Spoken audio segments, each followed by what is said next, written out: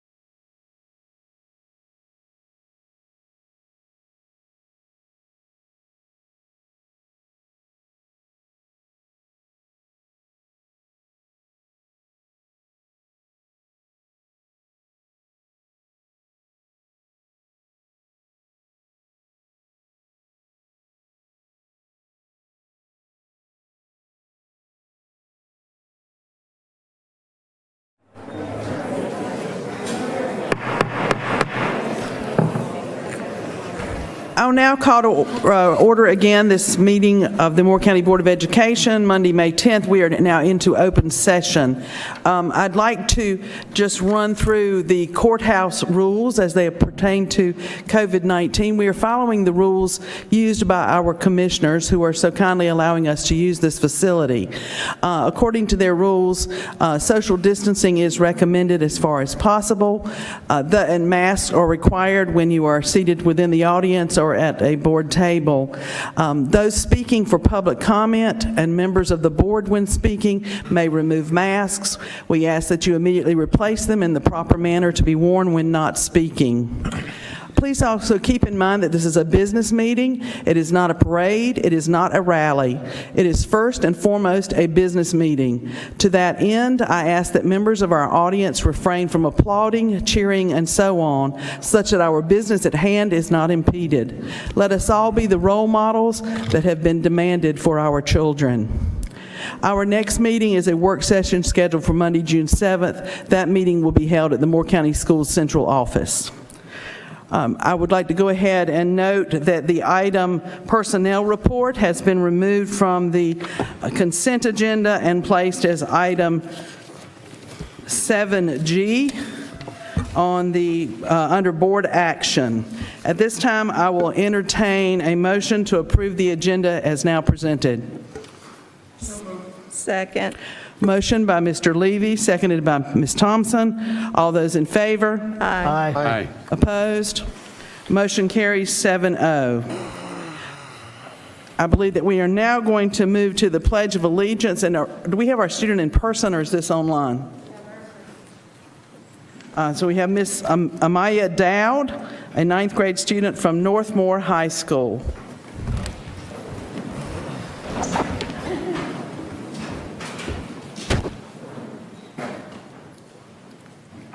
I pledge allegiance to the flag of the United States of America and to the republic for which it stands, one nation, under God, indivisible, with liberty and justice for all. And now our moment of inspiration, Ms. Tommy Hussey, who is a 10th grade student from Northmore High School.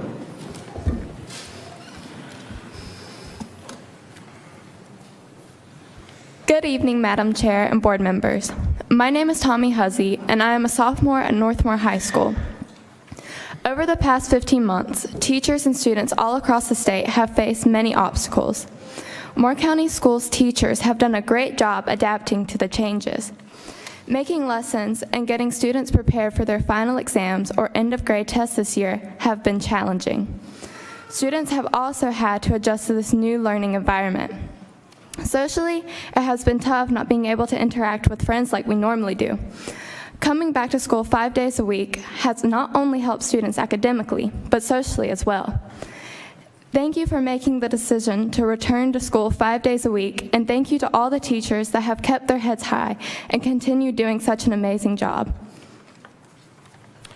Thank you. And good luck as you head to exams.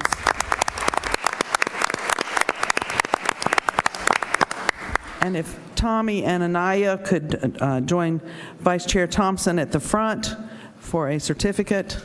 We appreciate you being with us. It is certainly a pleasure to have students back in person tonight.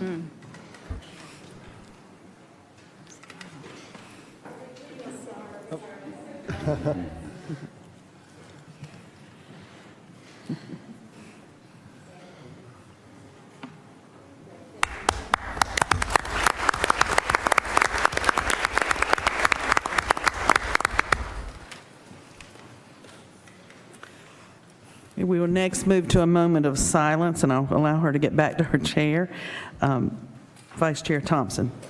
Thank you, Madam Chair. We had, a couple of months ago, we had a young student who lost his dad in a horrific accident. They had a fundraiser for him last weekend. So let's just keep the family in our thoughts as we take a moment of silence, please.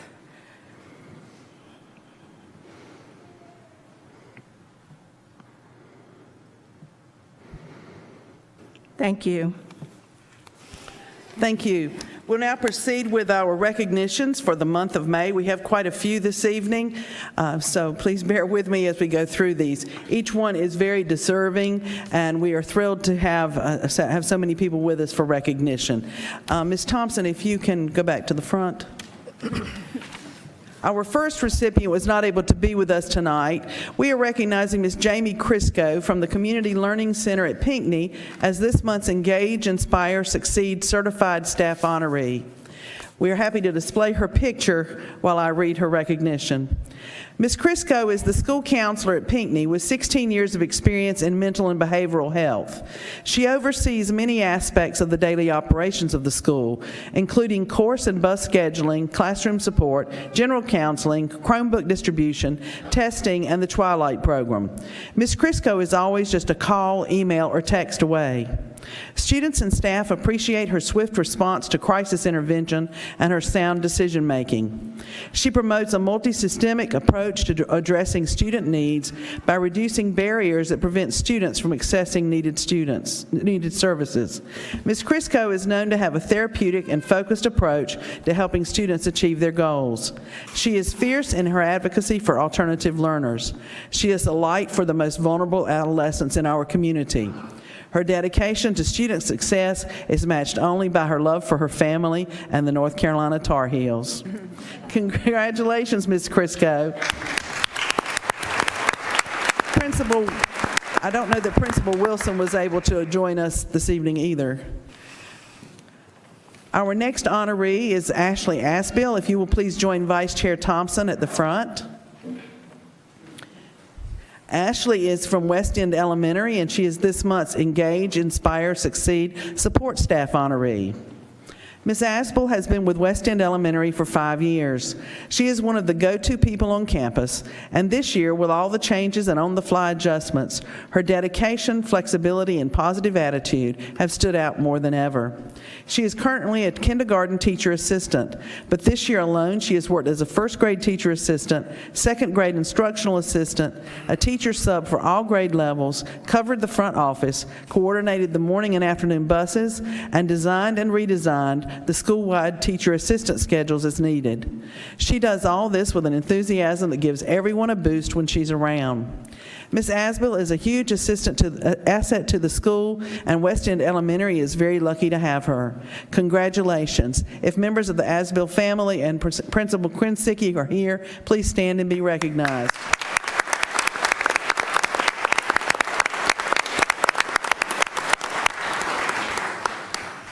Our next honoree is Tommy Hussey from Northmore High School.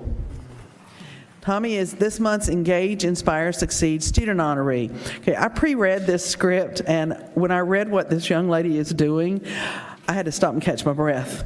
Tommy is a sophomore at Northmore and is an active member of the Random Acts of Kindness Club, Key Club, Future Farmers of America, History Club, Interact Club, Spanish Club, and is the Student Government Association's president of the sophomore class.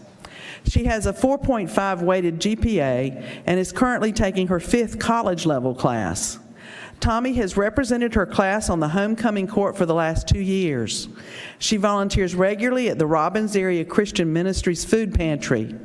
This past winter, in the middle of the pandemic, Tommy organized a coat drive and solicited the help of the Key Club and Random Acts of Kindness Club.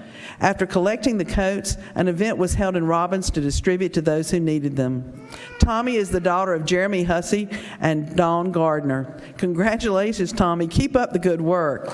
If members of the Hussey family and Principal Purvis, please stand.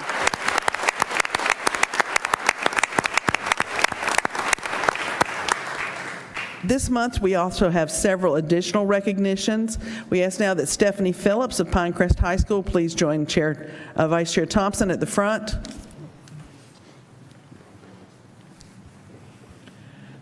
The Tar Heel Forensic League, the governing body for speech and debate in North Carolina, awarded Pinecrest High School Principal Stephanie Phillips the Administrator of the Year Award.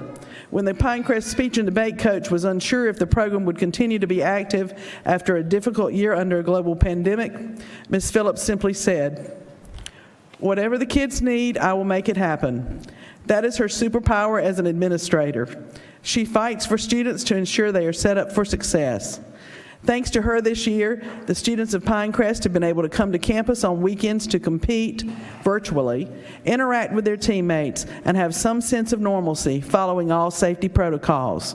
Thanks to her support, Pinecrest Speech and Debate has continued to remain active and competitive across North Carolina and the nation.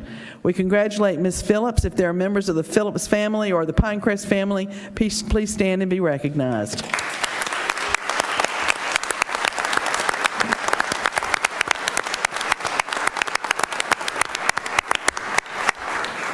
Would Brandon Criswell please join Vice Chair Thompson at the front? Brandon is the Tar Heel Forensic League state champion in program oral interpretation. Program oral interpretation, known as POI, is an event that uses sections of prose, poetry, drama, journal articles, newspaper clippings, and even song lyrics to help compose a 10-minute performance centralized around a theme of a student's choice. The performer is allowed a binder to keep their manuscript and uses that binder as a prop to help elevate the performance. For the 2021 school year, Brandon Criswell performed a POI entitled Bleached Faith that analyzed the role Christianity has had in colonization, slavery, and exploitation of African peoples across the globe. Though entry numbers were down in all events this year, Brandon managed to make significant headway in his POI, culminating in his win at the Tar Heel Forensic League State Championship in March. Congratulations, Brandon. Members of the Criswell family and Principal Phillips, please stand.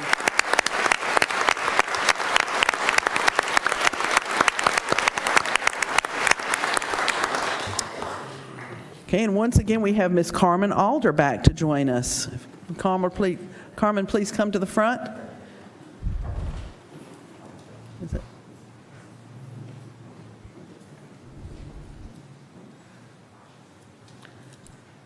Carmen, how many times have you appeared before us?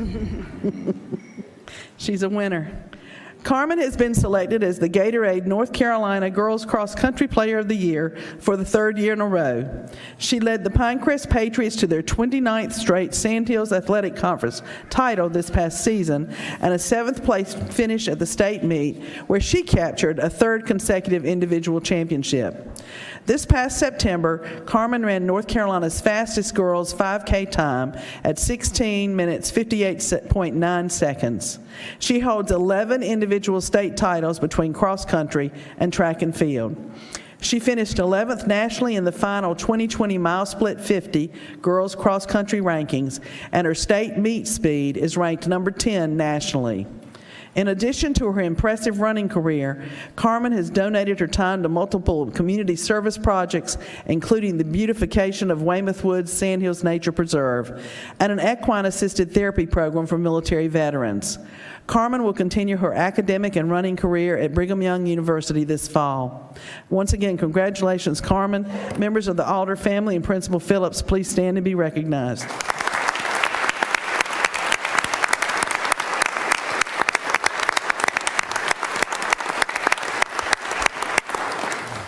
Would Leah Bartram please join Vice Chair Thompson at the front? Ms. Bartram is the 2021-2022 Moore County Schools Teacher of the Year. Ms. Bartram has been a special education teacher at New Century Middle School for 8 years. She has led district-wide professional development sessions focused on reading and co-teaching. She's also developed a course on the day-to-day challenges that special needs students face in academic situations. As a result, New Century has tracked significant academic growth among its special needs students. Ms. Bartram was appointed the EC Exceptional Children Facilitator in 2015. She is a member of the New Century Leadership Team as well as the Multiple Systems of Support Team. In 2019, she was chosen as the North Carolina Exceptional Children Educator of Excellence for Moore County Schools. Ms. Bartram has volunteered her time after school to tutor at-risk and special needs students. She also demonstrated her commitment to her community through sewing more than 450 cloth masks for her colleagues at New Century, First Health, and other local businesses and schools. Congratulations, Ms. Bartram. Would members of the Bartram family and Principal Metcalf please stand?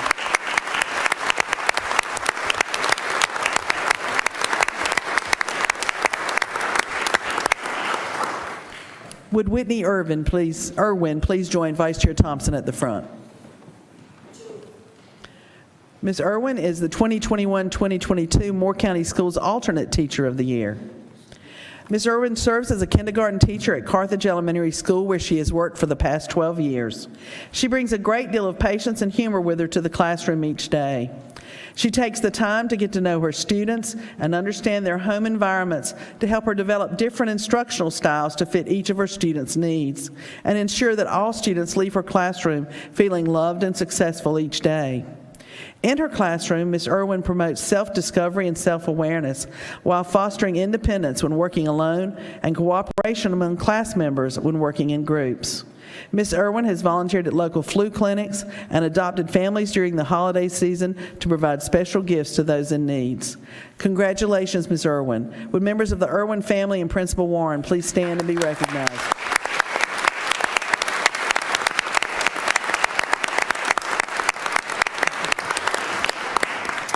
We now invite Dante Poole to join Vice Chair Thompson at the front. Mr. Poole is the 2021-2022 Moore County School Principal of the Year.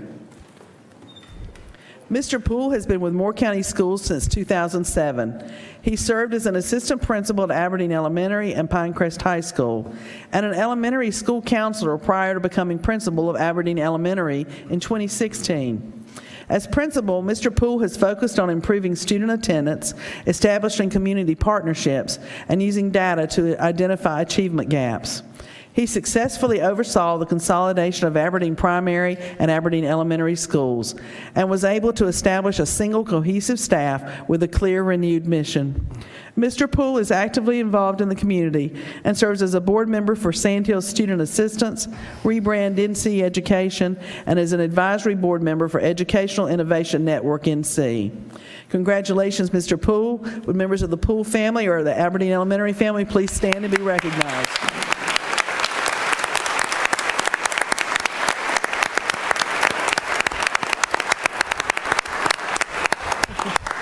Each May, at the meeting of the Board of Education, we traditionally honor certified staff who earned an advanced degree the previous calendar year. Because of the pandemic, last year we did not recognize those who earned advanced degrees in 2019. We would now like to take this opportunity to recognize staff who earned advanced degrees in both 2019 and 2020. Due to physical distancing and room capacity restrictions, we are unable to have them here in person this evening. However, on behalf of the Moore County Board of Education, I would like to congratulate the following individuals. First, congratulations to those who earned master's degrees: Kimberly Coe, Molly Walsh, Elena Aponte, Evie Hickey, Amber McKinney, Christopher Monroe, Luis Peralta, Catherine Hendricks Lockamy, Pauline Pierce, Liza Hunt, Selena McNeil, Michelle Cunningham, Sarah Minkus, Justin Blackburn, Ashley Dull, Virginia Priest, Allison Aaron, Melissa Novakovich, Jennifer Wolf, Amber Martin, and Ashley Priest. Second, we congratulate Rob Hill on earning an advanced degree. And finally, we congratulate those who earned doctorate degrees: Timothy Locklear, Kimberly Bullard, Lisa Scott, Rob Hill, Renee Portofio, and Caitlin Uris. Congratulations to these hard-working educators.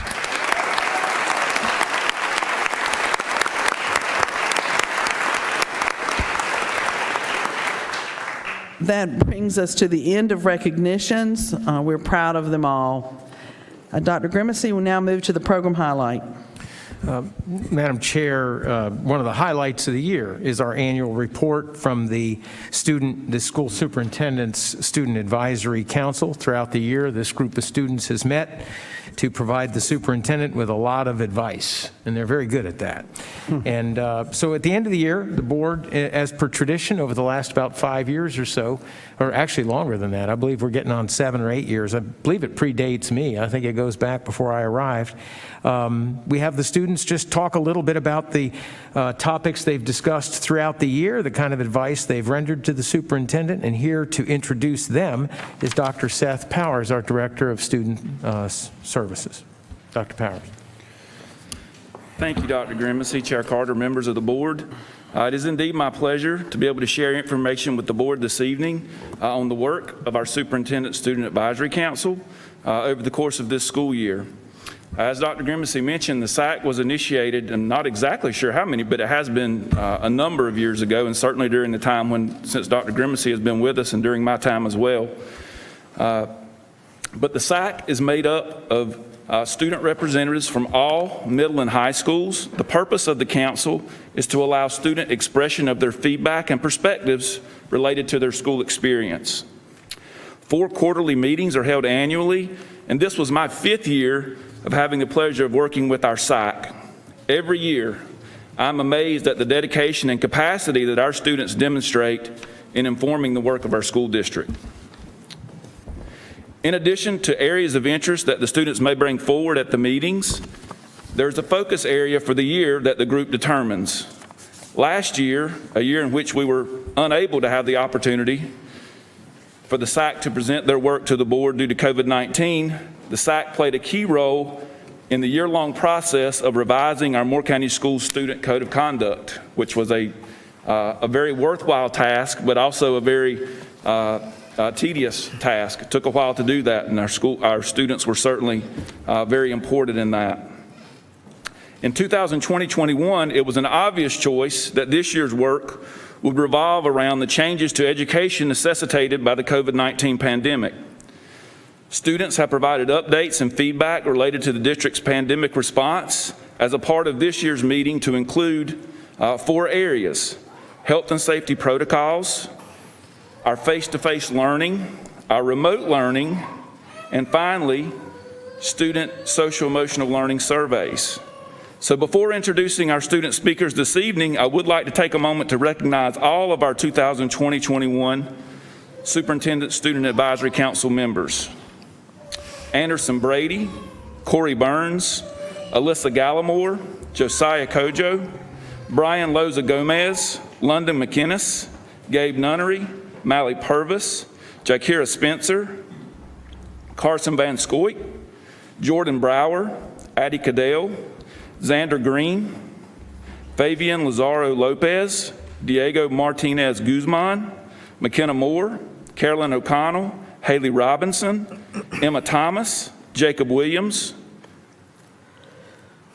Aaron Dowd, Ian Keown, Amy Lopez Zamora, Cooper McCrimmon, Jalen Morgan, Aiden Patterson, Melissa Salazar, Madeline Toohey, and Jasmine Tanner. So again, many thanks to all of those advisory council members who joined us this year and supported our work. At this time, I'm going to introduce 4 of those members who are going to speak to you on the 4 areas of focus for this year. And we'll start with Cooper McCrimmon, who's going to speak with you about our health and safety protocols. Good evening, everyone. Excuse me. As Dr. Powers said, my name's Cooper McCrimmon. I'm a senior at Pinecrest High School, and this is going on, I believe, my 6th year on the Superintendent's Advisory Council. This evening, I'm going to be talking about the health and safety protocols and what we thought of them as students. But first, I'd like to thank some of the other members of my group who weren't able to be here tonight: Emma Thomas, Kate Caudell, and Madeline Toohey. What we came up with isn't me, it's all of them. Wouldn't be able to do it without them. But as a group, we agree that there were many things that went well throughout the school year. These include social distancing. People kept as much distance as they could in the classrooms, walking to and from class and around the school. Wearing their mask, keeping it above the nose, even when they were socially distanced or outside. And the one-way traffic patterns where students did not cut corners, go different ways they weren't supposed to. They followed it correctly. But also, we argued as time went on, especially after more students returned to campus, a lot of the protocols weren't followed as strictly. People started grouping together more, hanging out with their friends. More masks were worn under the noses, or you'd see them falling down outside or in class, and people wouldn't necessarily pick them up. But the staff at Pinecrest and at Union Pines and all the other schools we agree, did their best to remind us what was at stake and to keep us following these health and safety protocols. And there were some things that could have been done better. One of those things was getting to school. There were long lines to take the temperature and ask the questions, and sometimes temperatures were not being taken and questions were not being asked, especially later through the week and through the school year. And in the bathrooms, you were only supposed to have 3 people in there. And as a consequence of that, you would have large groups of students in between class changes waiting outside the restrooms, grouped together, not being able to socially distance. In conclusion, all in all, things were the best that they could have been in this horrible situation. We persevered through it and made it the best that we could. School was understanding in the fact that sometimes we forgot or overlooked the health and safety protocols, but they were quick to remind us what was at stake and encourage us to do the best that we could. Thank you all for listening to me. And I'd also like to thank the school system for all the opportunities it's provided me my entire time through here. I wouldn't be the man I am today without it. Thank you. Young man, I have a question for you. So what are you doing after graduation? What are you doing after graduation? You say you're a senior. Yes, sir. I'll be going to the University of Mount Olive to major in agricultural education.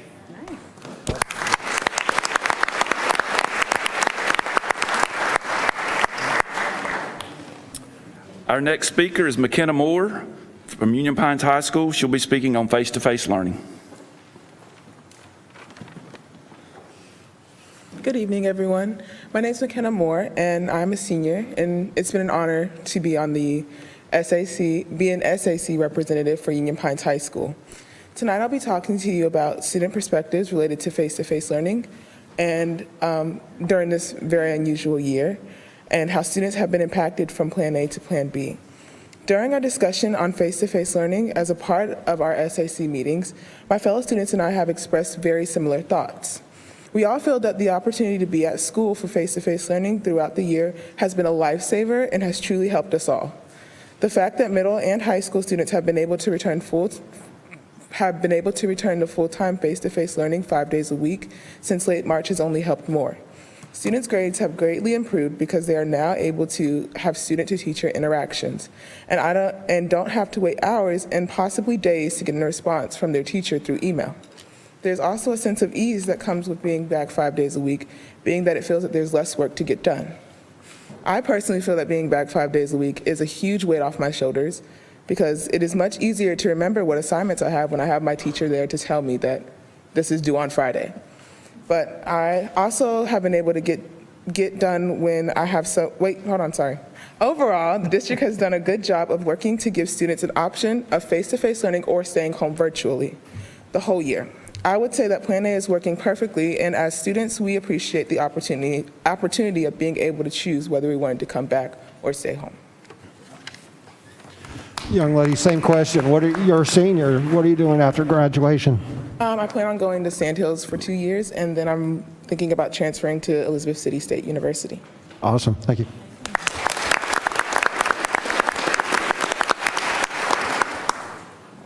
Our next speaker is Carson Van Scoik. Carson's going to be speaking on remote learning.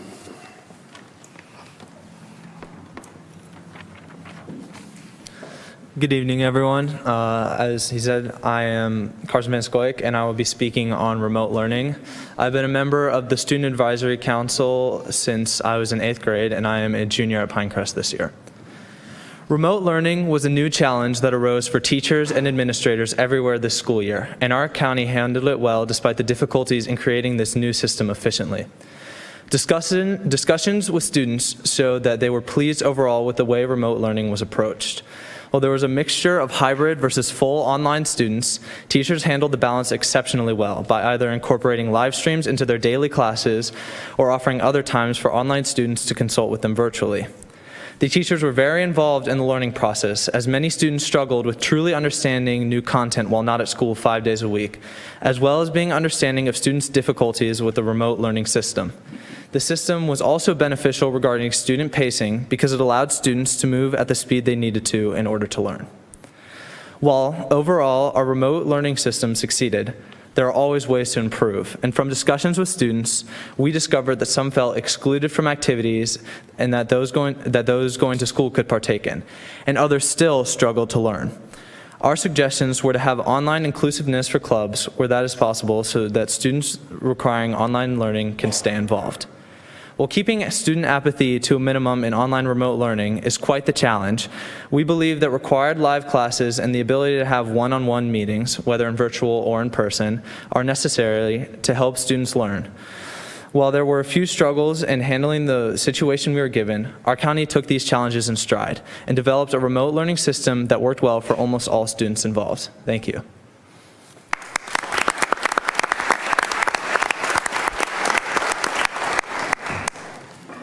Our final speaker is Haley Robinson from High Falls K.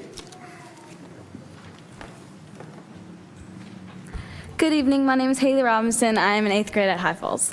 I've been a representative of the Superintendent Student Advisory Council this year, and I am pleased to share our thoughts about the social-emotional learning surveys that was administered to our students in 3rd through 12th grade in the fall of 2020. The purpose of the surveys is to give students a voice so that the schools know what they need. The following 5 areas are the feedback that the students have for their school. Number 1, caring relationships. All grades in the study believe teachers are building caring relationships with their students. This is representative with the highest score of 74%.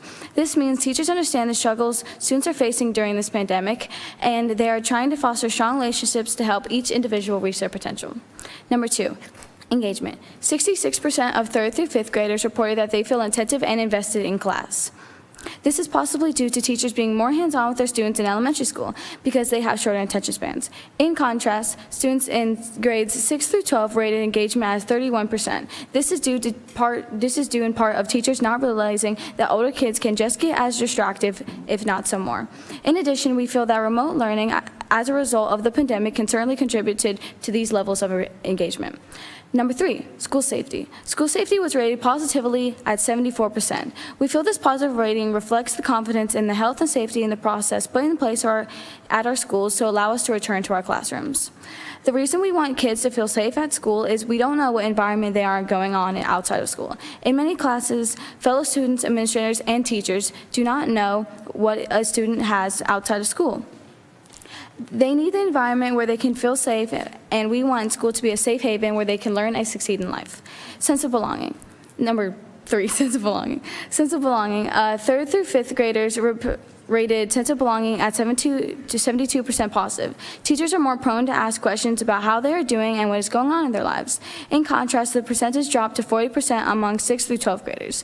Teenagers are trying to figure out who they are and where they fit in. During and after this pandemic, it is more important to more teachers than ever for teachers to help students find their sense of belonging so they do not go down the wrong path.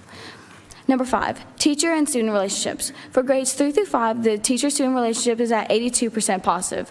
I think teachers are more invested in their lives. The more they communicate with the child, the more the child wants to share. The results of the 6 through 12 is at 64% positive. The teenagers are less likely to share what they're feeling and what's going on in their lives. But even then, students and teachers do not have much of a good relationship. This is partially due to teachers not asking how they're doing as much as they would for a younger student. Again, as we deal with this pandemic and moving forward, it is still extremely important for teachers to focus on building positive relationships with their students. In conclusion, the surveys are a great way to give students a voice to help them understand things that are going well and things that we need to change or improve. Based on these surveys, the one thing that we need to change is improving students' engagement. Thank you.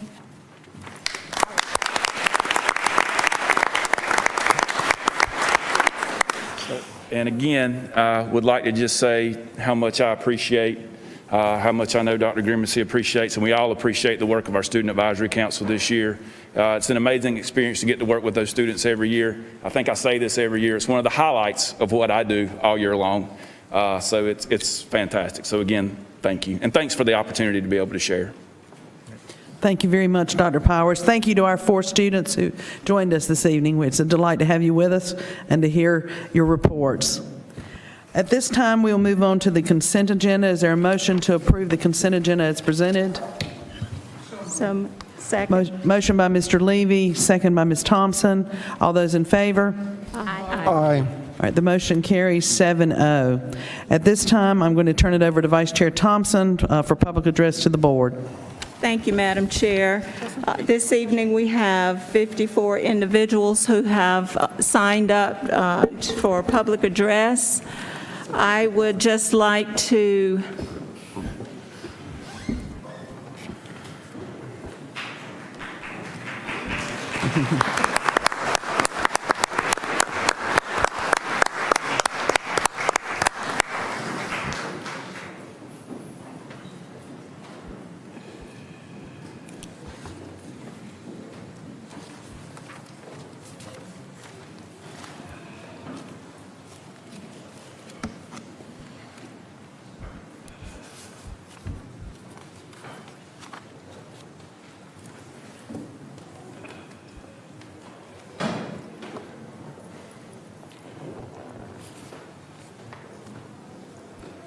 We have 54 individuals this evening who have signed up for public address. Just a reminder that each speaker is limited to 3 minutes. You will follow and watch the counter on both screens on either side. Please adhere to the 3 minutes. We've got so many speakers this afternoon, so we would like for you to follow our procedure. Also, we ask that you please not applaud. We will be calling several speakers at the same time to come forward, and they would just go one after the other, social distancing. So please hold your applause. And then lastly, I would like to apologize up front if I mispronounce any names. I will do my best to try to get your names correct, but if I mispronounce, please accept my apology. For our first 4 names, we have Ken Lewis, Kay Wilt, Pauline Bruno, and Ken Benway. If you could make your way to the front, please, beginning with Mr. Ken Lewis, followed by Kay Wilt, Pauline Bruno, and Ken Benway. Thank you, Madam Chair. I'm very privileged to be here. As far as I'm here to speak about critical race theory, I've heard an awful lot, but basically, the main objection is that people are afraid that history will be seen through a different lens. And they're equating that with Marxism. Civil rights was not based on Marxism, even though Martin Luther King, who they now revere, was considered a Marxist. He was not. But what's disturbing is that history has been seen through the white lens for so many years. And now that we have a generation that has come up since civil rights, that has advanced degrees and political office, they're not putting up with it anymore. Because basically, black and brown America does not trust white America. Because too many times, things were promised and taken away. Now it's voting rights, it's health issues, it's stop and frisk, it's putting black people in jail for 30 years and then they find out they had the wrong person. So this is never going to be resolved until we confront a shared history. Because we don't have a shared history now. We have a history that's given through lobotomy. We expect them to take certain parts and not other parts and accept that. And that's just childish. We don't raise babies, as one of the people has said. I knew about the civil rights and the Holocaust when I was 3 years old, because I lived at the UN housing.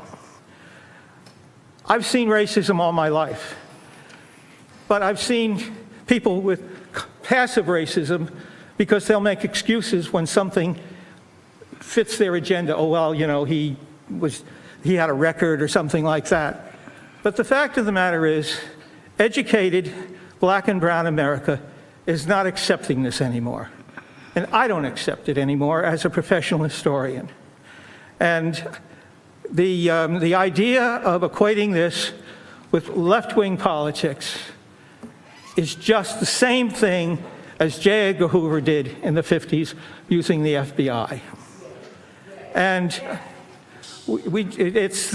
so just last week I had to hear a board member say on radio, oh, you know, Derek Chauvin was, that was a up job, they had to convict him. That is racism. Thank you, Mr. Lewis.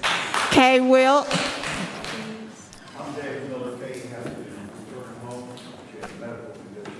I'm sorry, sir, you're not allowed to assume someone else's spot. If you'd like to leave her speech with the board clerk, we'll be glad to share it. Thank you. Pauline Bruno.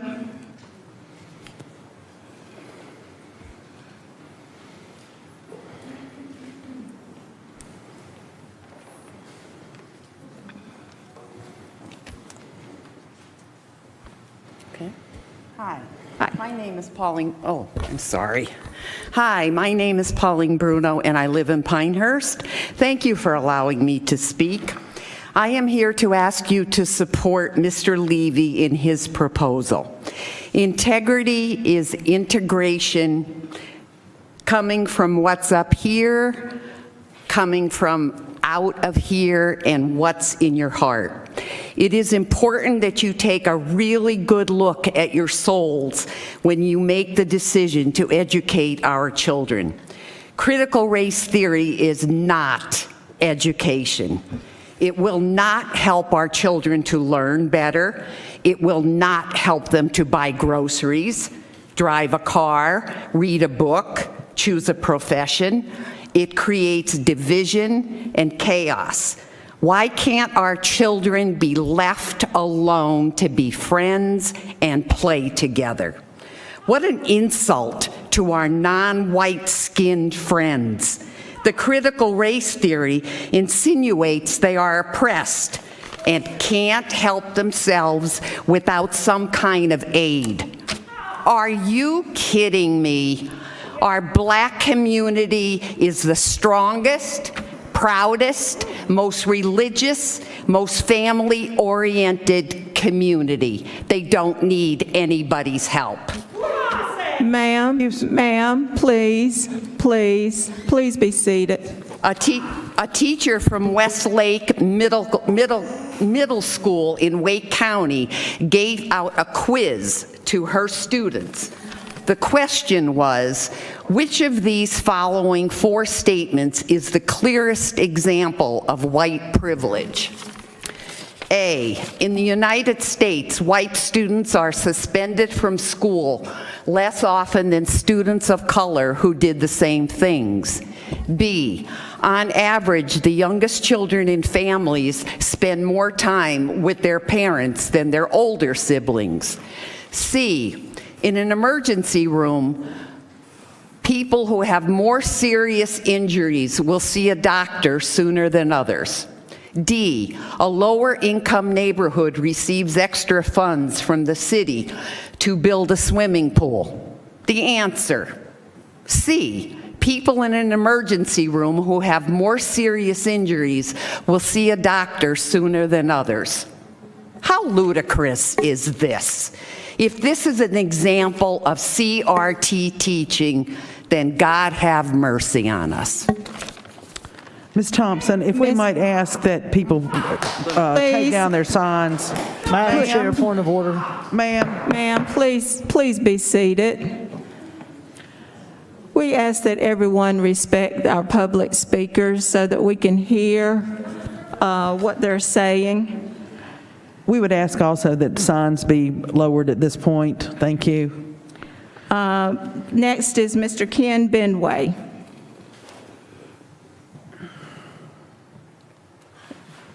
Number 4, Mr. Ken Benway. Benway? Is what I see? No.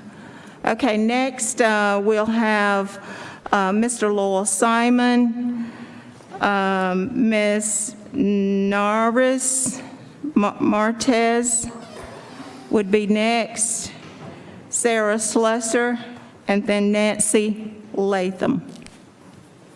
Mr. Simon. Thank you. I think it's finally time to reveal the dirty little secret that motivates the immoral policies of Mr. Hensley and Mr. Levy. The dirty little secret is that public education sector... Madam Chair, point of order. Could we stop the outburst in the audience, please? I'm taking care of it, Mr. And enforce the rules that were clearly announced before Mr. this. Hensley, I'm taking care of it, thank you. Would our SRO ask the lady, if she's not able to maintain her outburst, then we need to ask her to leave the meeting.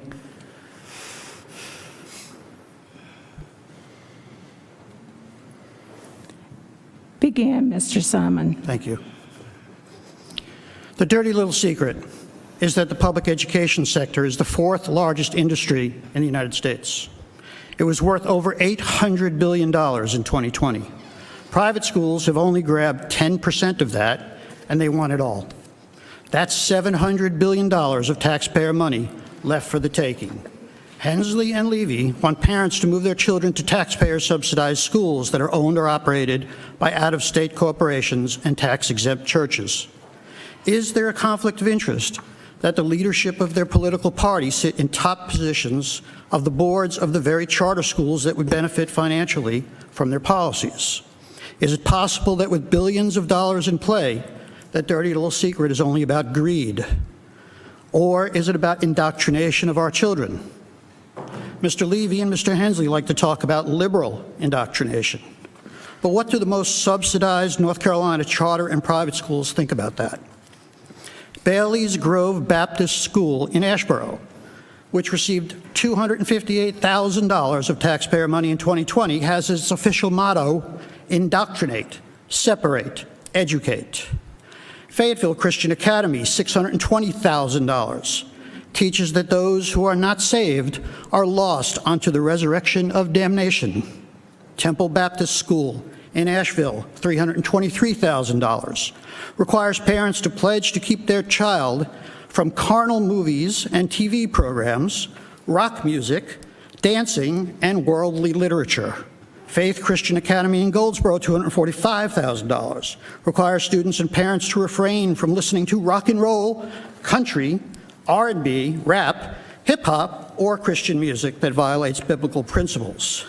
Victory Christian School in Elizabeth City, $288,000, assures prospective parents that their child will not be exposed to humanistic secular philosophies.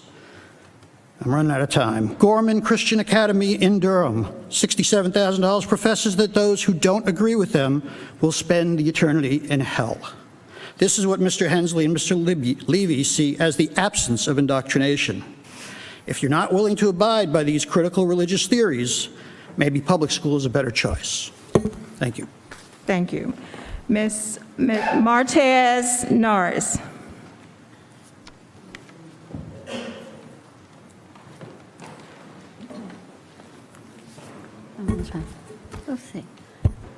Good evening. Mr. Levy proposed to ban critical race theory in the Moore County schools, and I believe several board members agree with that, and I hope that you will vote against such theory. As you could tell by my accent, I was not born in this country. I was not born in North Carolina, and I know what it's like to have racism, and I know what it's like to be treated with discrimination. It's also my understanding that two board members called Mr. Levy, because he wanted to ban critical race theory, they called him a Nazi. A Nazi. Go to the Holocaust Museum and then you'll see what the Nazis did to Jewish people.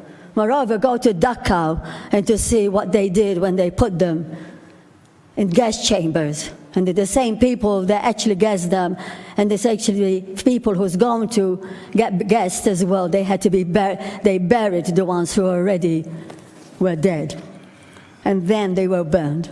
So you don't understand what it is when you start calling names to one another. When we're coming here with the theory that we are pretending that this discrimination does not exist, it does exist. We need to teach children that we are all equal children of God, regardless who you are and where you're from. It does not really matter. The only country in the world, and there's something it is said that we don't teach in this country, that returned Africans back to Africa. Their country is called Liberia, and a lot of Africans who were born, a lot of black people who were born in this country don't even know that. I told somebody a long time ago, if you think you have it bad, go to Africa. Go to Liberia and see what it's like to be living over there. And then come back and be grateful that you are born in this country. This country, part of the civil war of this country, was to try and give liberty to black people, to Africans at that time, to slaves. A lot of them went to Liberia. And they were glad to actually come back again because they realized how bad it is. Liberia has the same constitution of that of the United States. And I'm concentrating on this because also when we're talking about the critical mass theory, we're talking about discrimination that's still continuing. History is a teacher, and we cannot pretend or walk away from history. We only can learn about our mistakes, but we need to teach honest history, and that is the only way we can learn and to be a teacher. Thank you. Thank you. Ms. Sarah Slusser.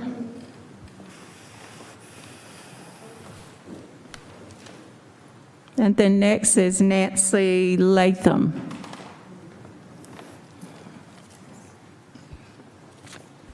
Thank you for allowing me to come speak here today.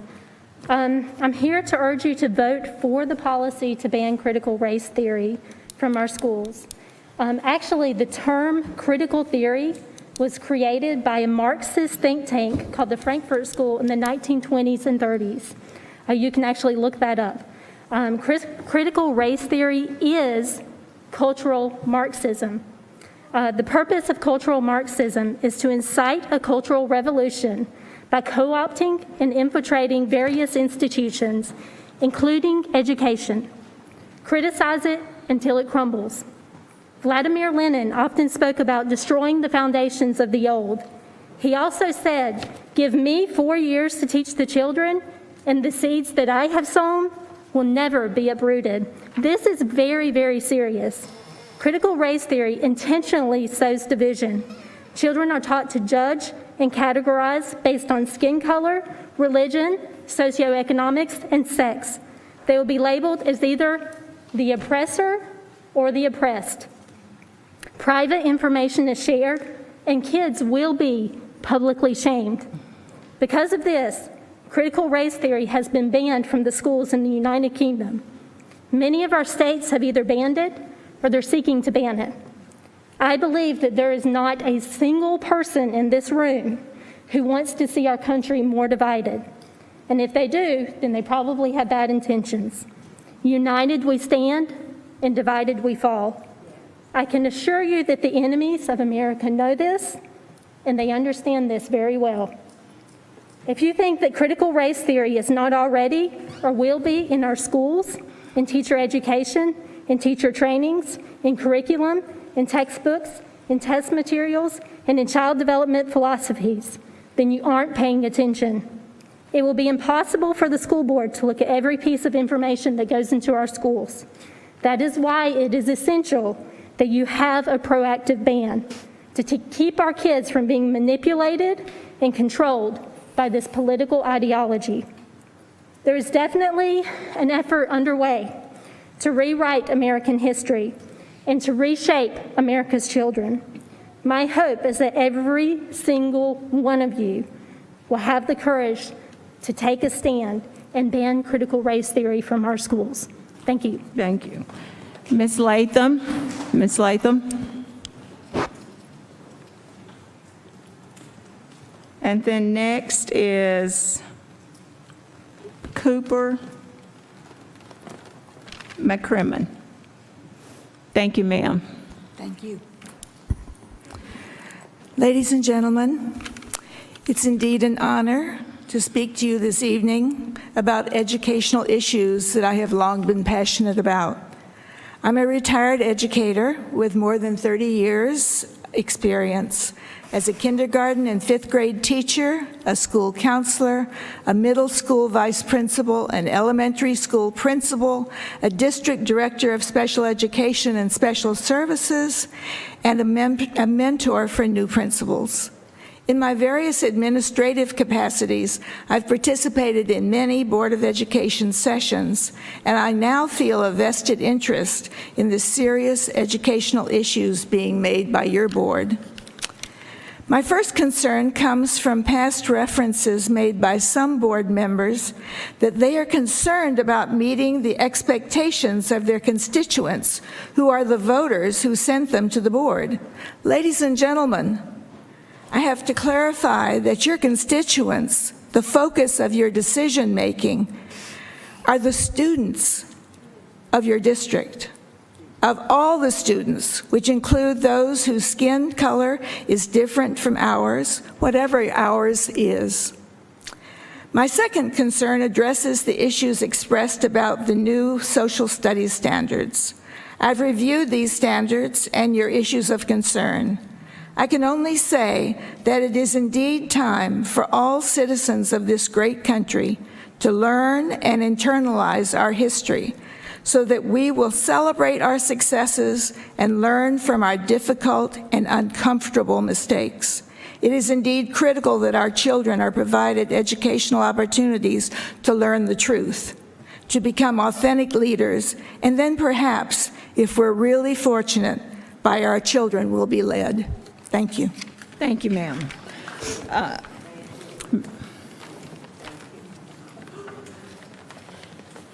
Good evening. Good As I evening. introduced myself before, my name's Cooper McCrimmon.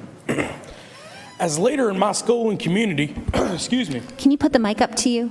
Yes, ma'am. Thank you. As a leader in my school and community, I enjoy having difficult discussions with students, faculty, and community leaders regarding issues as a citizen of Moore County.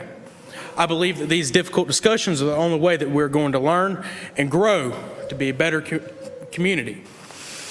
One of the discussions I've been having recently are regarding some comments some board members made recently on a radio show saying that they want to be bored by numbers and statistics in meetings. As a student, I believe I am more than just a number and a statistic. I'm an Eagle Scout. I'm a volunteer fireman. I've been on the Superintendent's Advisory Council. I'm the president of the FFA, and I'm the manager of the greenhouse at Pinecrest. Does that sound like just a number and a statistic? I am more than that, and I think that all students of Moore County deserve to be thought of as more than that. Mind you, the numbers and statistics, they are important, good things to look at. But you need to look at the bigger picture. You need to take a more personal look at it. Numbers and statistics won't tell you about all the students in a mental health crisis right now. They won't tell you about all the students, all of my friends, all of my colleagues that are facing depression, having suicidal thoughts. The numbers aren't going to tell you that. Being personal and getting to know the students is what's going to tell you that. During my discussions with community members, I came up with a list of things that I believe that the board would benefit from. Thinking before you speak. Realizing actions and words have consequences. Be passionate about your position. Be compassionate about it. Take pride in what you do. Remember, you're here to make Moore County schools better than you found it. Take time and try to get to know each school's cultures and traditions before making harsh pronouncements of them. And I applaud all of y'all. I would not want your job. I realize that being a leader is difficult. You're going to be judged from every angle. And I realize that. But as a student, your decisions ultimately affect me. And they will affect my friends and my baby sister. Thank you. Have a good evening. Thank you. Mr. Jarrett Dent.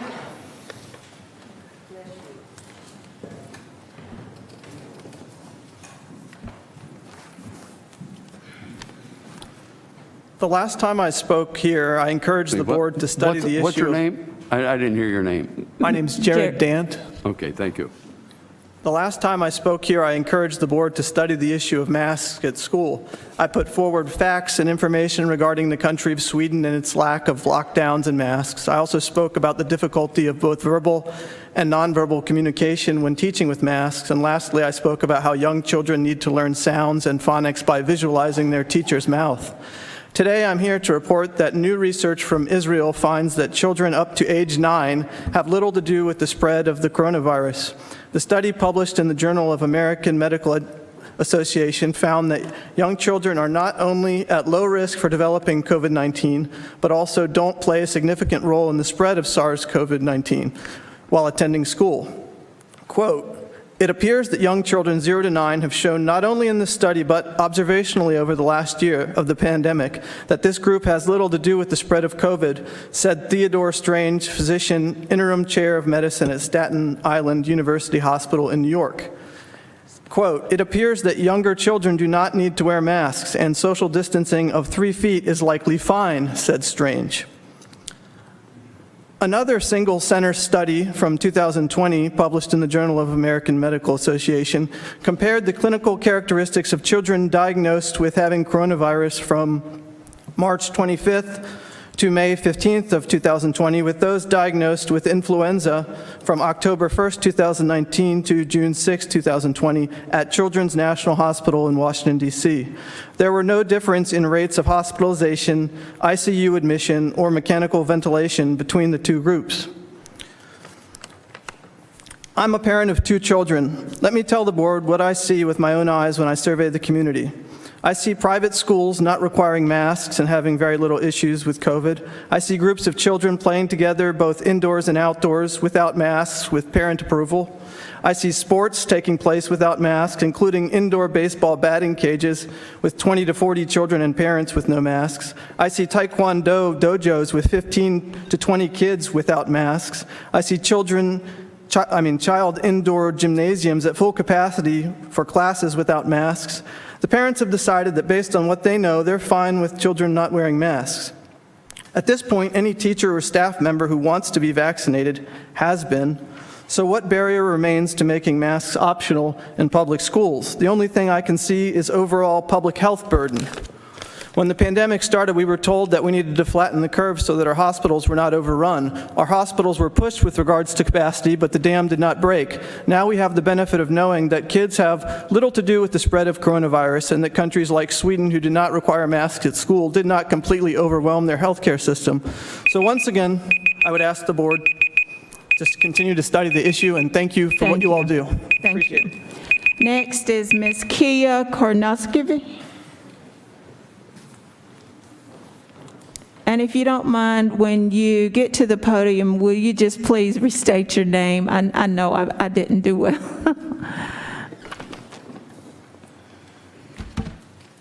My name is Kia Korsunskaya. No one can say it. It's fine. Good evening. I'm a 10-year resident of Moore County. I have 2 kids in school here, and when I heard that critical race theory was being proposed, when I saw social agendas creeping into the curriculum, we started looking at private schools and homeschool. Some would have you believe that this is a black or white issue, us versus them, where you should be afraid to stand on the wrong side. That's a distraction and a deflection. Either critical race theory is a good idea or it's not. There is no black America, white lens on history unless you choose to view the world that way, through the prism of race. Minorities don't all think the same, so it'd be nice to discuss the facts instead of the validation by race. My husband came to America as a teenager who did not speak English, and he still knew more math and history than was taught in his high school classes here. My best friend from the Dominican was the same.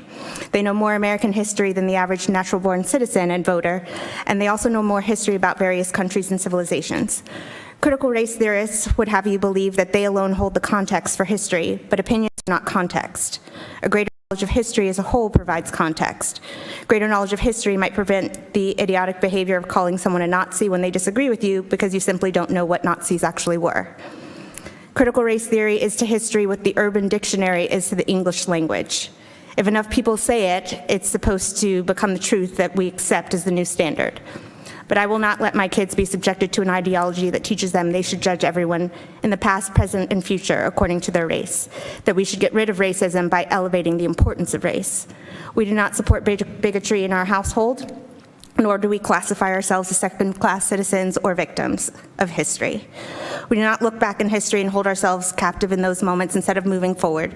Doing so shuts down debate because there becomes a right way and a wrong way to view history, decided by people who never experienced it, and God forbid you say something that's not on the approved list of correct opinions. To be so ignorant as to think that one could subjectively judge a history that they did not live is mind-boggling to me. It's just as ignorant as thinking no one can disagree with someone's beliefs for any reason beside their supposed racism. Instead of critical race theory, it seems we could use a little more critical thinking. Last year in school, my daughter brought home social studies homework that was factually incorrect twice. My son just completed his first year at Sand Hills Community College and doesn't want to waste his money or time on another one, but because it's simply one long gender theory lecture. Social justice engineering of education is not education. It's not improving education. It's not inspiring students. Still, it is slowly moving in. If we don't remove critical race theory and agendas like it from our schools, they will continue to spread unchecked. And it may satisfy the loud voices in the crowd or the bullies on social media, but it does nothing to help our students or our community. Thank you. Thank you. Christina McCall, Holly Frank, and Mr. Antoine. And again, when you get to the podium, please repeat your name. Thank you. Hi, my name's Christina McCall. Mine's going to be super quick. 6 of you have already said that you don't agree with critical race theory. You don't want it in our schools. You don't think it's there, and you don't want it there. So why not just ban it? It's pretty simple. If you don't ban it, then you're, in my eyes, you're for it. So please consider banning critical race theory today. Thank you. Holly Frank.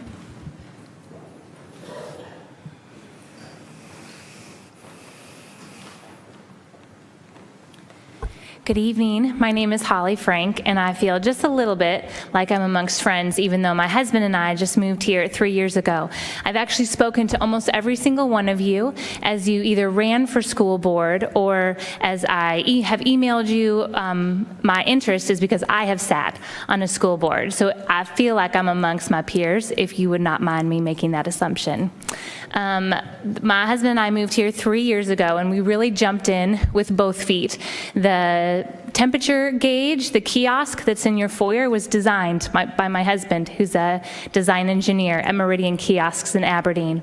We quickly joined preschools and kindergartens and got involved in everything like that. And so I just wanted to share my thoughts on your ideas of critical race theory and what you have gone on the record with. As Christina stated before me, 6 of you have gone on the record to say that you're not for it, but that you won't vote against it. And I'm confused by that because your constituents and us as parents want very much to draw a line in the sand for Moore County that says critical race theory will not come here.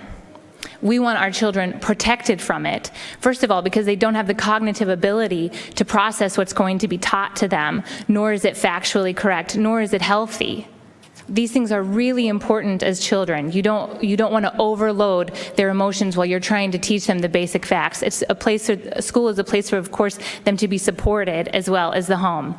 The other reason is because your authority on the school board was given to you, a few of you, since I've only lived here a short time, by me, because I voted for you. But I hold the majority responsibility for my children, which means I hold the majority authority. You're borrowing it when you sit on the school board, and we are pleased to have you, and I commend you, and we're glad to have you here. There's no disrespect meant at all, but just to establish that the authority is in the home with the parent. And I want you to know what's being talked about on the playgrounds and in the hair salons and in the Facebook groups, and as we go to each other's birthday parties and that kind of thing. The moms and the dads are ready, based on your vote, to allow or not allow critical race theory into our schools. We are ready to pull our children into private schools and to homeschool. And that's not a threat whatsoever. I just want you to know that we're aware, that we know the names of the school board members that are for and against critical race theory. We know the names of people that are in charge of the curriculum and that will be planning it throughout the summer, and we are watching with both eyes open, and we will, because of our responsibility and our authority, we will choose to protect our children, and it may be to pull them out of school.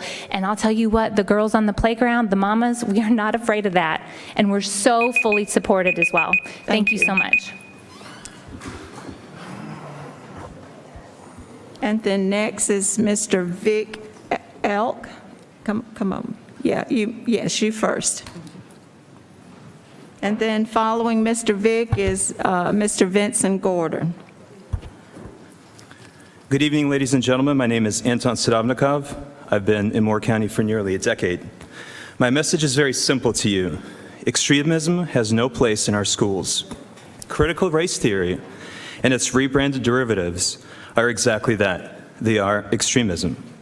What's frightening about CRT is the fact that it is neither factual nor historical. CRT only deprives our students of education grounded in fact.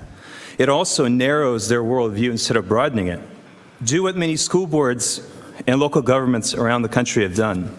Have the courage to reject critical race theory under whatever name is currently being peddled. Let's make sure our students are proficient in the basics, math, science, history, and let's leave radical politics outside the classroom. Thank you. Thank you.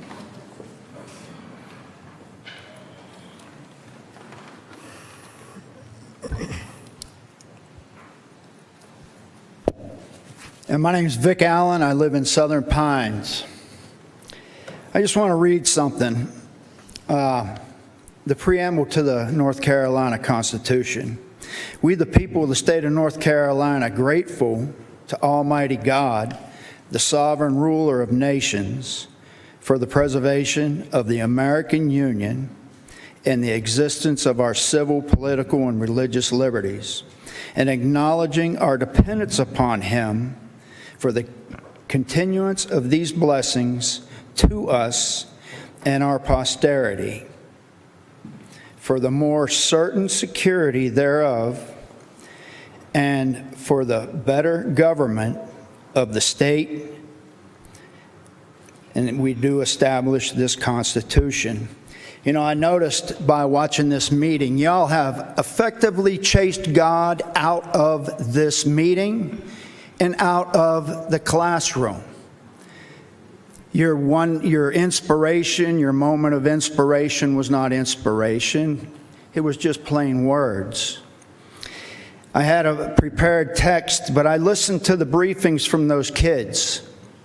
Did you hear that little girl say that 25% of the kids in this school district don't feel safe? 25% is a bunch of kids that don't feel safe in the school. Now, other than critical race theory, what you teach there is secular humanism. It doesn't matter if you get rid of critical race theory. You're going to teach secular humanism, and you're not going to teach anything about God. The government school system is a failure. I have evidence. Remember last summer when they were tearing down statues in Raleigh? That those kids learn that at home? Where did they learn that they can just go willy-nilly tearing things up, destroying? Raleigh's still boarded up right now. There's still plywood on the doors up there. Where did they get the notion that they can tear down a statue that is mine? I paid for that. I paid for the maintenance.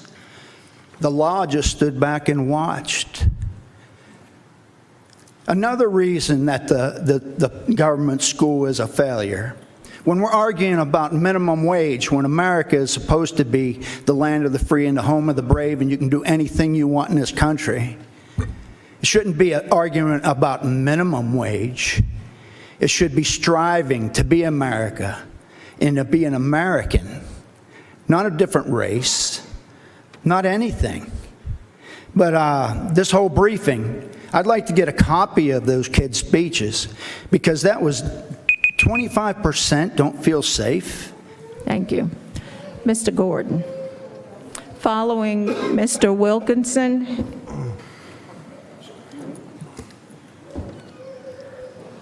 Good evening. Vincent Gordon, Chairman of Land and Housing Trust.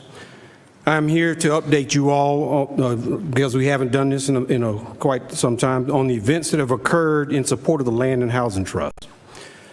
I also want to inform you of our support, the support that has grown stronger and has increased in size and support and by donations. One of the first donations that was received by a gentleman, I received from a gentleman, was about $50,000. He recently apologized to me, and I said, for what? He stated, had I known the newest members of the school board would have made the purchase process so difficult, I would not have voted for them.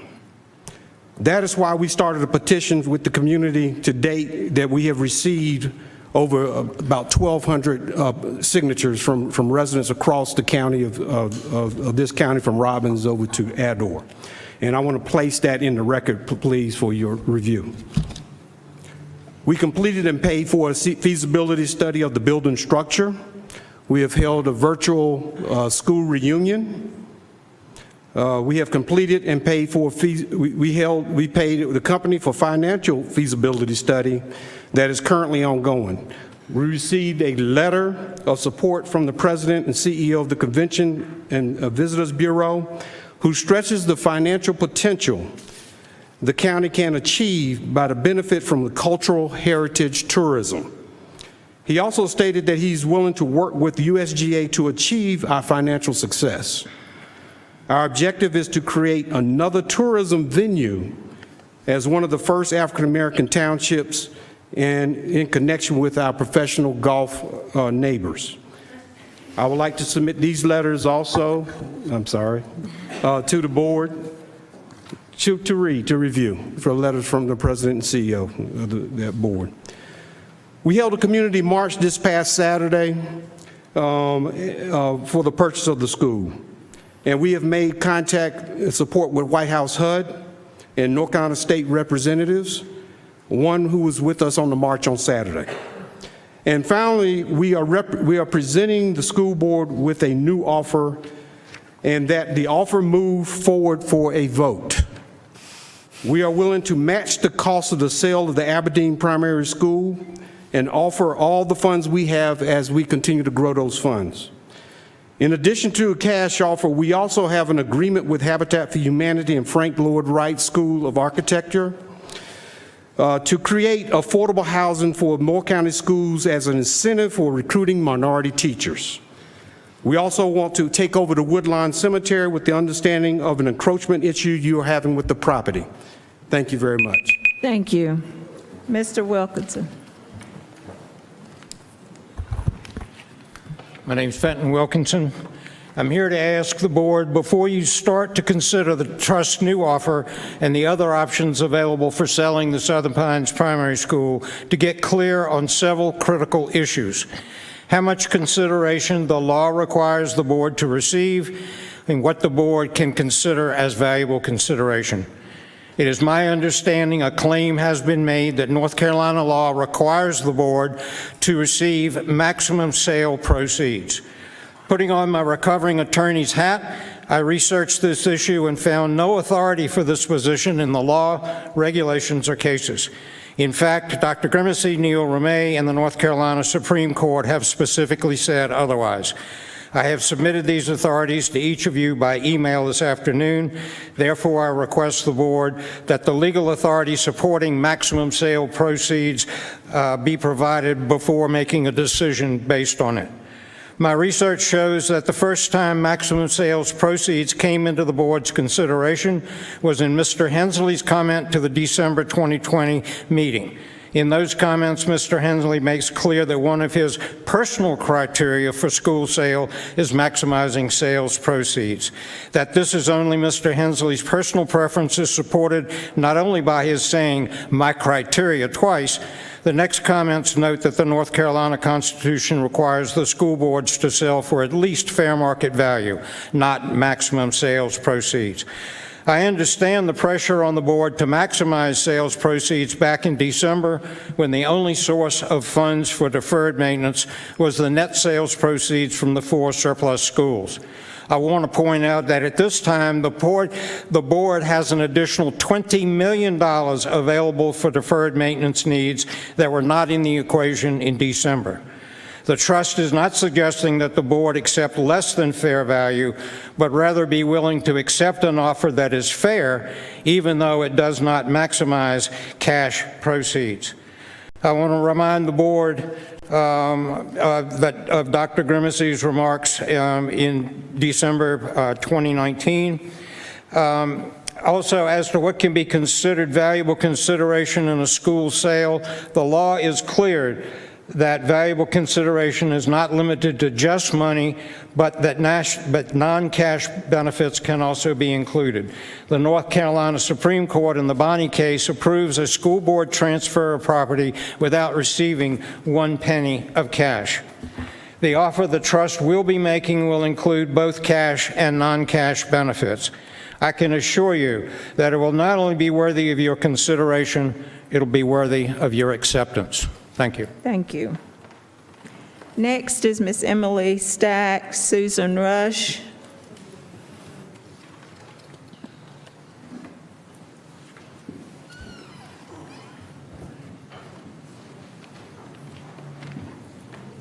Hi, my name is Emily Stack, and I'm from the Pinehurst area. And today I would like to talk about Mr. Levy's recommendation, supplemental addition.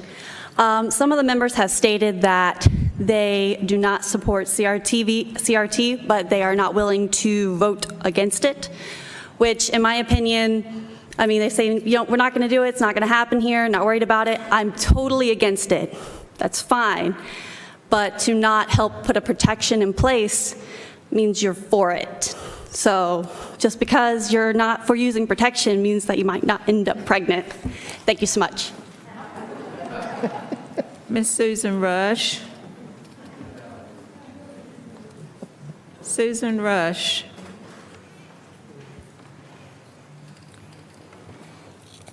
Next is, I think I'm going to spell the last name, M-E-B or H-O-V-A-R-N. Does that name sound familiar? M-C or E, B-O-V.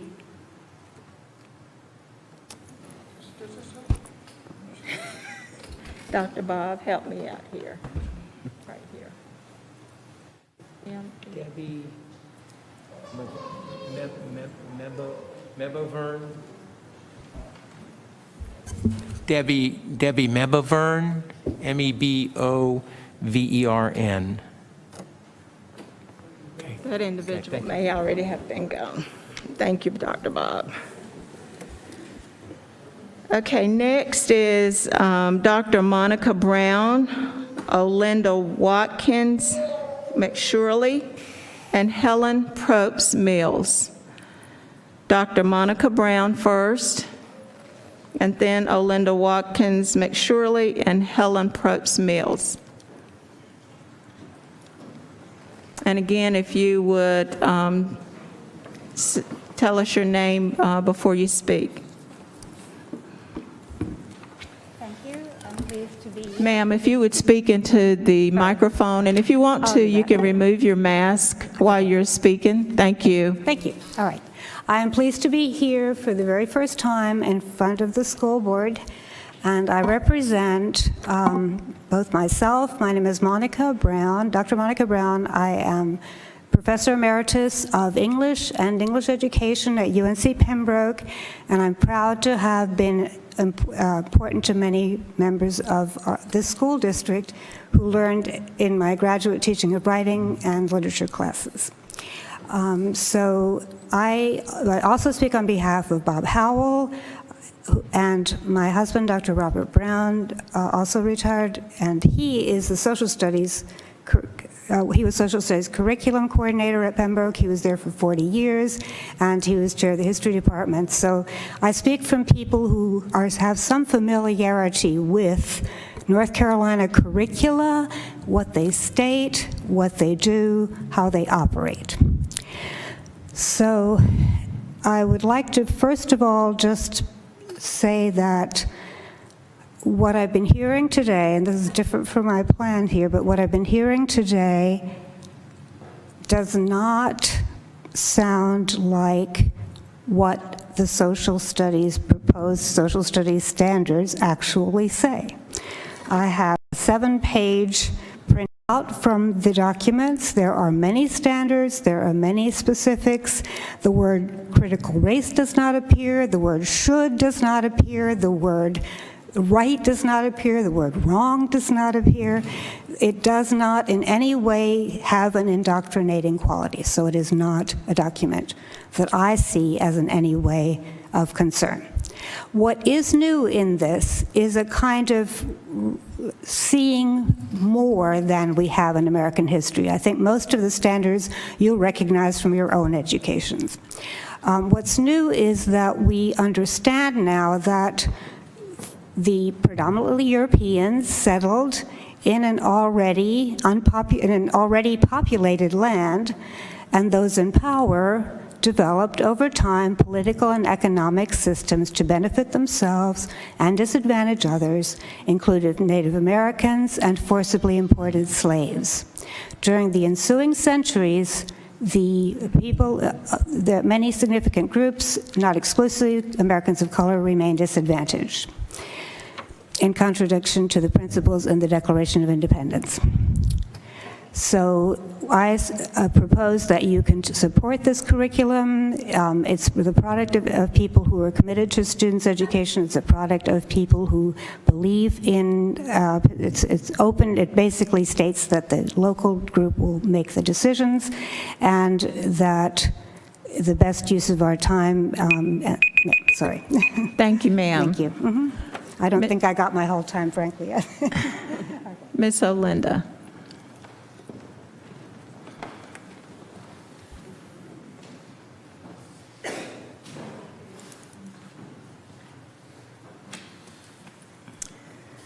I am Olinda Watkins McShirley, President of Moore County NAACP. I know I cannot say anything profound enough to cause any scales to fall from your eyes, to convert you to join the historic moment led by the NAACP to eliminate discrimination and complete the task of dismantling Jim Crow. I just have a few modest goals with this statement. I want to inject some spirit into this phase of the long struggle we face for justice. I want to provide a reference for members of the board concerned about the source of the weird theories that are popping up all over the country to replace our classroom teachers' good judgment. I want to get everyone to read May 7, 2021 Atlantic Monthly article called The GOP's Critical Race Theory Obsession, theatlantic.com. As a graduate of MCS, a very proud mother of 2 graduates of MCS, and a proud Black woman, I have been taught to respect classroom teachers unless it was evidence that they did not respect our family and me. Today, your meeting has been hijacked by 3 men with a prescribed agenda. Their aim is to spread distrust and disrespect for our classroom teachers. Hear me clearly. We are all just coming out of the pandemic. Our teachers, our school staff, and our children are anxious to be reunited to share love, knowledge, skills, and safe places for young people with abiding adult care. I trust other justice seekers will support our teachers as much space and flexibility as possible. By definition, classroom teachers are created intelligent people with common sense. If the Tea Party insists waging war against the growing movement for equality, so be it. It ain't the first time, and it may not be the last. The NAACP and its friends wants to turn on the page on hate. We won't take their bait. We attend another coalition meeting to build the movement to support our teachers and school employees. Stop obsessing about theories. Our children are not theories. They are God's gift. They are all like the mothers we celebrated yesterday. They are like our teachers we celebrate every day. Thank you. Ms. Mills?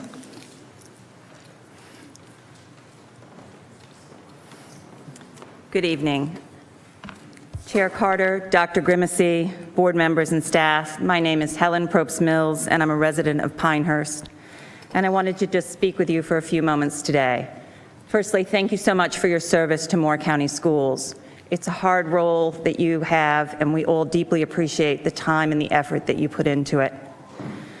Very small piece, but on the Code of Cooperation, would you please consider adding the word staff to item 6? I recognize this is a brand new sentence, and this could simply be an oversight. However, as many board policies, budget decisions, and other actions impact staff, I ask you to ensure that they are clearly included in item 6 of your Code of Cooperation. Second, and I say this as a politician, I ask you to please stop politicizing the school board. National or state political agendas really have no place on this nonpartisan board. To hear certain members espouse that they're bringing, quote, conservative values to the schools is not what people voted for. We voted for you to bring your knowledge, your skills, your expertise, and your willingness to work together for the collective good for our students here in Moore County. I would also like to remind you about the fantastic work, note the bond shirt, that you all did a couple years back when the bond referendum passed at almost 80% in this county. That's astonishing. Can you please, in the same spirit, move forward as a board and work together? And lastly, I would like to let you know that I wholeheartedly support the sale of the school to the Southern Pines Land and Housing Trust. This is a unique opportunity for Moore County to be in the forefront, to be leading. I believe Vincent and Fenton presented in their letters a letter from the Convention and Visitors Bureau. There's a massive explosion in dollar amounts in African American heritage tourism. Moore County would have a unique opportunity to have a facility here that would attract dollars that we don't currently have. I ask you to consider this. Thank you so much. Thank you. Next is Mr. Mason, Ms. Johnson, and Ms. Laura McNeil. Mr. Mason first.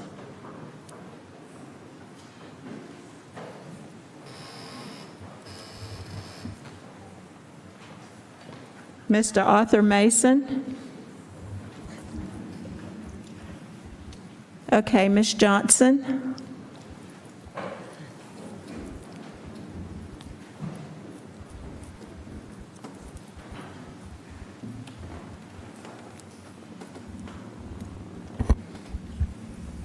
Madam Chair, members of the board, and Dr. Grimacy, thank you for the time to speak as a parent and an educator of over 20 years.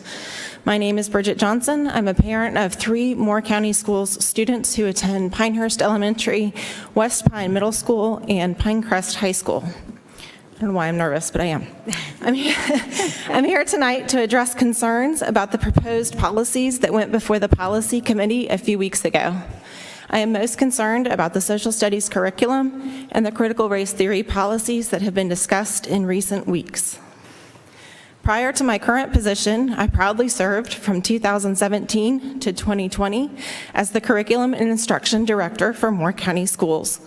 I worked closely with the district's expert in social studies, Ms. Diane Fay, whom you heard from last week during your board work session. During our time together, the now adopted standards were in their infancy of being revised and redrafted multiple times. This process included 2 years of revisions and at least 4 drafts that were sent out for public review and comment multiple times throughout 2019 and 2020. My question for a few members of this board is, where were you when the Department of Public Instruction was seeking feedback on the standards. Your time to make changes and raise concerns has passed, and now our teachers are legally obligated to teach the standards, none of which contain critical race theory. Please do not put our central office staff, our administrators, and our teachers in the difficult position of not following the laws of which they are held responsible for. One point I would hope that we can all agree upon is that we want all our Moore County graduates to be critical thinkers. Students who are able to read a piece of text and decipher if there is bias in the writing of the text and understand others' perspectives. It seems as though members of the board are concerned with teaching students history through perspectives other than the perspective of the white middle class. When people state that they want a colorblind education, we are dismissing the past and current realities of our non-white students and staff. Finally, the assertion that learning about different communities is un-American is false. Students can learn different perspectives from different communities and at the same time learn patriotic ideals and pride in their country. It does not have to be an either-or statement. Students can learn both. After all, we do live in a wonderful country that has made progress, but still has work to do. We learn different perspectives in history because when we know better, we do better. Please vote against the critical race theory policy because the policy is unnecessary. Trust our central office staff, our administrators, and the professional teaching staff, and allow them to do their jobs. Thank you. Ms. McNeil?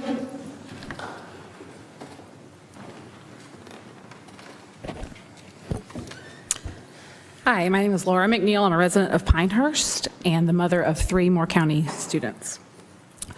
Moore County Schools doesn't have enough teachers, and our class sizes in grades 4 through 12 are bursting at the seams because of a mandate from the North Carolina General Assembly years ago to reduce class size in grades K through 3, which remains unfunded to this day. This board is silent. Teachers and staff members are forced to spend hundreds of dollars out of their own pockets every year to buy classroom supplies because of budget cuts, and this board is silent. New teachers and school employees are no longer eligible for state retirement benefits. This board is silent. The General Assembly has removed financial incentives for teachers to earn advanced degrees. And aside from recognition here tonight, this board is silent. Teachers are accused of indoctrinating our children instead of educating them. Suddenly, this board has a lot to say, not in defense of those teachers, but to join the chorus of criticism. Teaching is a difficult profession. Our teachers are trained professionals doing an incredibly hard job amazingly well. They deserve our respect, they deserve our support, they deserve our thanks. They do not deserve to be second-guessed, demonized, and bullied by politicians using them to score cheap political points with dog whistles and unsubstantiated accounts of bias. Moore County has always supported our educators. We trust our teachers. It's a shame that this board refuses to do either. Thank you. Thank you. Dr. Giazio, Jane Barnett, Alexa Roberts.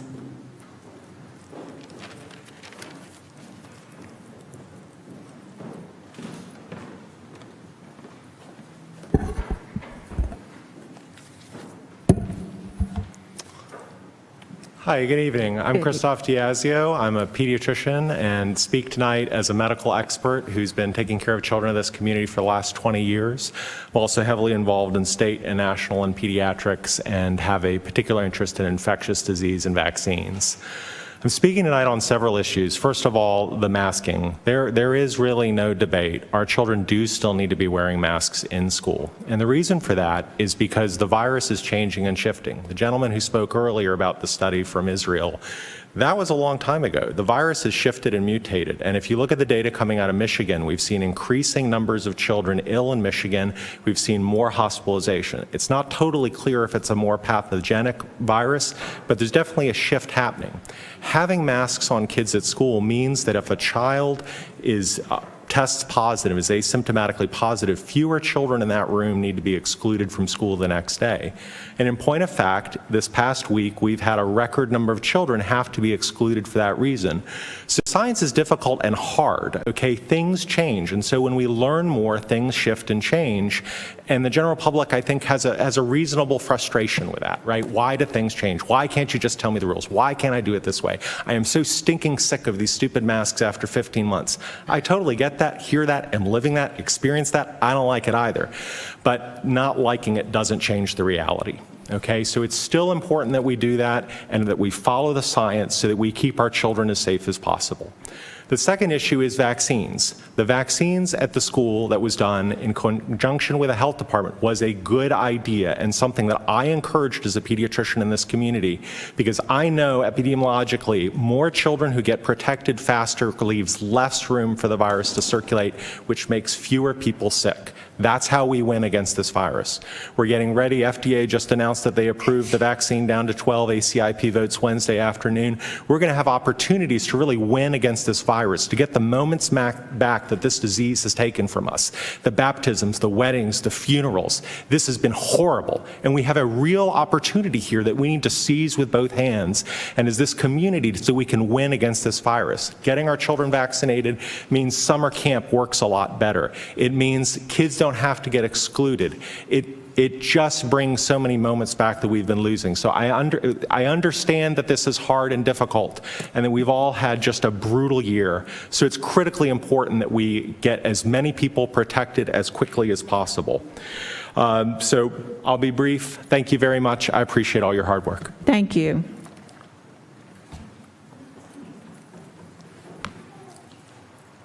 Jane Barnett. And then Alexa Roberts.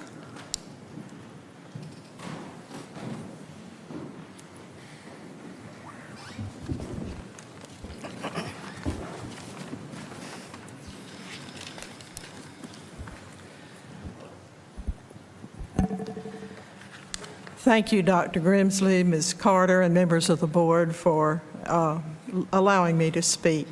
I'm a retired teacher. I live in Moore County, and I taught in high schools for 34 years and in the North Carolina Governor's School for 16 summers. I participated in curriculum development for the state in 3 courses at the state level and created test preparation questions for the state website for students preparing for their exams. I say all this to say that I have a fair understanding of how the new standards are developed. And before they have been recycled 3 times to get everybody on board, thousands of people have been involved in this process. And on top of that, it is a framework so that your local curriculum people and the teachers in the classrooms developing their pacing guides and developing their lessons, they have a great deal of credibility when it comes to doing that. So to say that somehow critical race theory, which has now become a slogan and is fairly complex, and it's being bandied about as Marxist and socialist and all of that.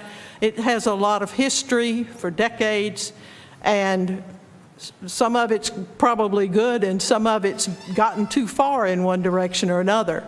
But nowhere in the state curriculum does it tell you that that's what you're teaching. What you're teaching is honesty. What you're teaching is the truth. And what you haven't been teaching when the children were studying at Thanksgiving is when the Pilgrims and the Indians got together, that's the way the indigenous community was treated in this country, and that the slaves were singing soul music to each other and happily working in the fields. All of that is not history. And what we need to do is be sure that we are actually educating people who are wise enough and educated enough to make good decisions and to not allow things that have lasted way too long in the way of people being marginalized and disenfranchised. It shouldn't happen, and we should do better. Thank you. Thank you. Ms. Roberts?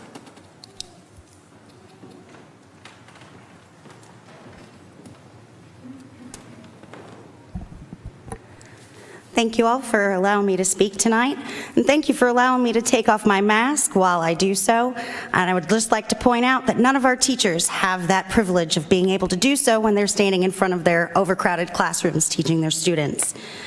Speaking of teachers, I had something else to say tonight, but after hearing the presentations honoring our teachers, I just wanted to say a few words about them. Our teachers see the needs of our society through the eyes of their children. They work for advanced degrees, knowing they are not going to be compensated for advanced degrees. They plan their instruction daily, and then they revamp their planned instruction daily. They have materials that are paid for by teachers so that they can provide their students hands-on, real-life experience in their classrooms. They do whatever they can to meet every need of every student in their rooms, and those needs are not always academic. They're social, emotional, and sometimes even financial, because society has come to expect and demand teachers meet every need. Our teachers are sacrificing their families, their personal care, their administrative demands to ensure the kids are getting what they need. And our teachers are the ones who are spending 7+ hours a day with our kids, watching their metacognition in practice. Now that I've said that, back in 1962, Carlton S. Kuhn decided that there were 4 races in anthropology. He put forth the idea that human species is divided into distinct groups on the basis of inherited physical and behavioral differences. He divided them into African, Asian, Mediterranean, and Negro. The late 20th century introduced genetic studies, which refuted the idea of biogenetically distinct races. And that's where critical race theory comes in. Now, when critical race theory found out that anthropology race theory was incorrect, you didn't see school boards around the country banning anthropology, because they understand that teachers are trained professionals and are able to meet the needs of their students because they understand that they are teaching facts, not their opinions. If there are teachers that parents have felt that aren't doing that, there are administrative recourses that people can follow up on. This is not a policy decision by a school board. If you want to ban critical race theory, what other ideological frameworks are we going to ban next? Are you now the thought police? I don't think so. I just ask that you please remember our teachers and honor their professionalism, because you are not the trained educators sitting up here. Thank you. Next is Ms. Jackie Brown and Ms. Brenda Murphy.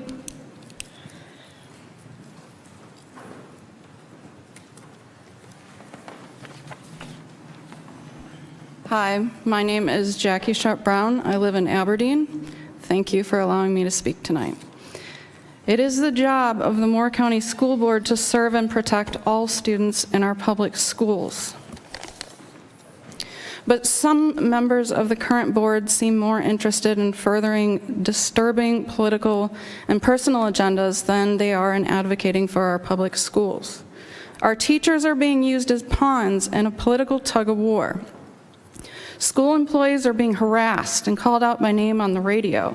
Students are having their personal identifying information being exposed on social media. It is both shameful and terrifying to hear repeated attacks by members of this board on specific minority groups in our schools. Transphobic and racist language should never be used by members of the Moore County Board of Education. Certainly, policies that promote discrimination against and marginalization of certain students based on their race, gender identity, or sexual orientation have absolutely no business in our school system. Mr. Levy's proposed policies are an attempt to normalize and institutionalize racism, transphobia, homophobia, and broad discrimination of certain groups of students. This cannot be allowed to happen. Please vote to reject all of Mr. Levy's proposed policy recommendations.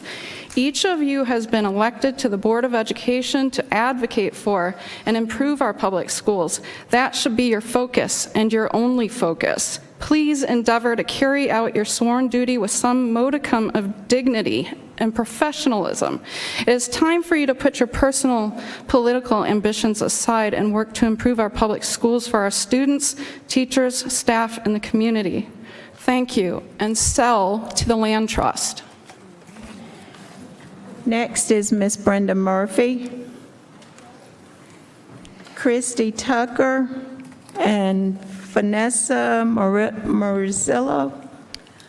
Hello, my name is Brenda Murphy. I'm a resident of Southern Pines, and I have been so for about 4.5 years, but before that, my family lived in this area for the previous 40 years, and I was here visiting often. So I lived in New York City, and I met someone at a party. She was married to a jazz musician, and that's why she was at the party, because the person giving the party. But anyway, his wife was from Southern Pines, and she loved Southern Pines. And she was a nurse at St. Luke's Hospital, then it's now Mount Sinai at Morningside Heights. And I brought back to Southern Pines this great feeling for what a great community had brought up that woman who was a nurse in New York City. And as I've lived here in the last few years, I've been active in a small way in West Southern Pines. And that is a community with a great tradition, a great history of moving forward and being there for themselves, and they have been set back in some ways by the co-optation of their community and so when they say that they bought the school and the school belongs to them, and the property should be used for those purposes which they are talking about using them for. I just want to say that I find that to be very true, and I encourage you to cooperate with the Land Trust, which has put in a large amount of effort to bring an asset to our community, an asset that most other counties will not have. A large asset, and I hope their work will grow and expand to our great personal and community glory in the future. Thank you. Thank you.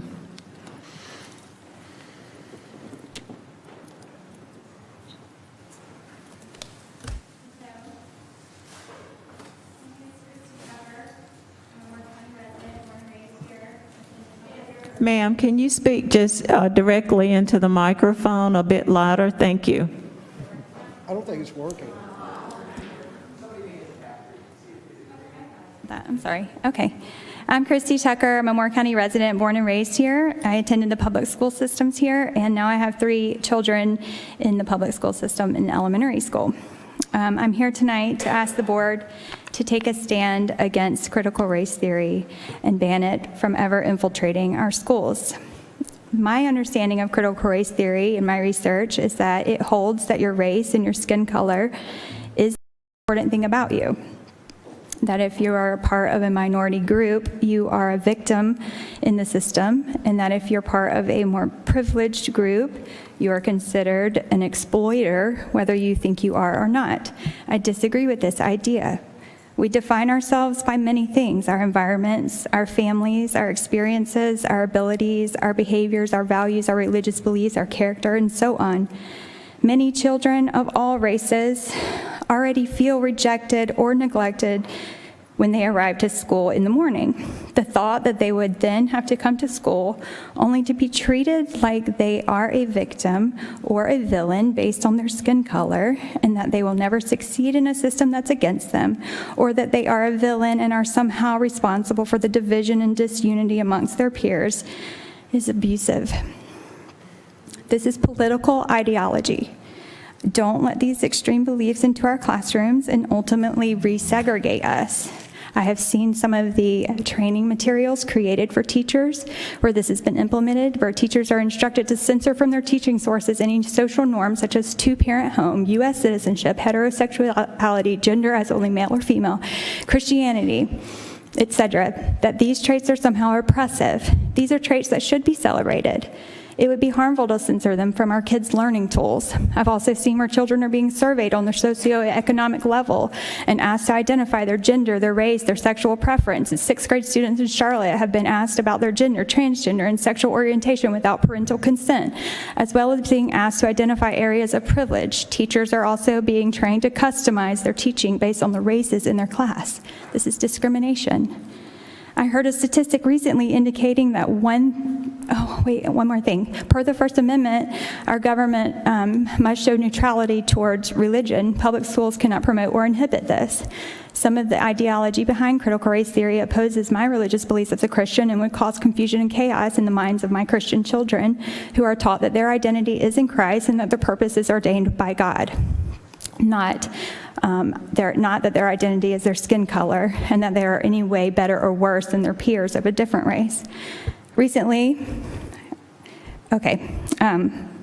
please don't allow our children to be conditioned and politicized in the classroom. Please Thank you. refuse to accept this. Thank you. Next is Ms. Vanessa, followed by Matt Horsley. Good evening. I'd like to start by giving you two different word groupings that we're hearing a lot of today.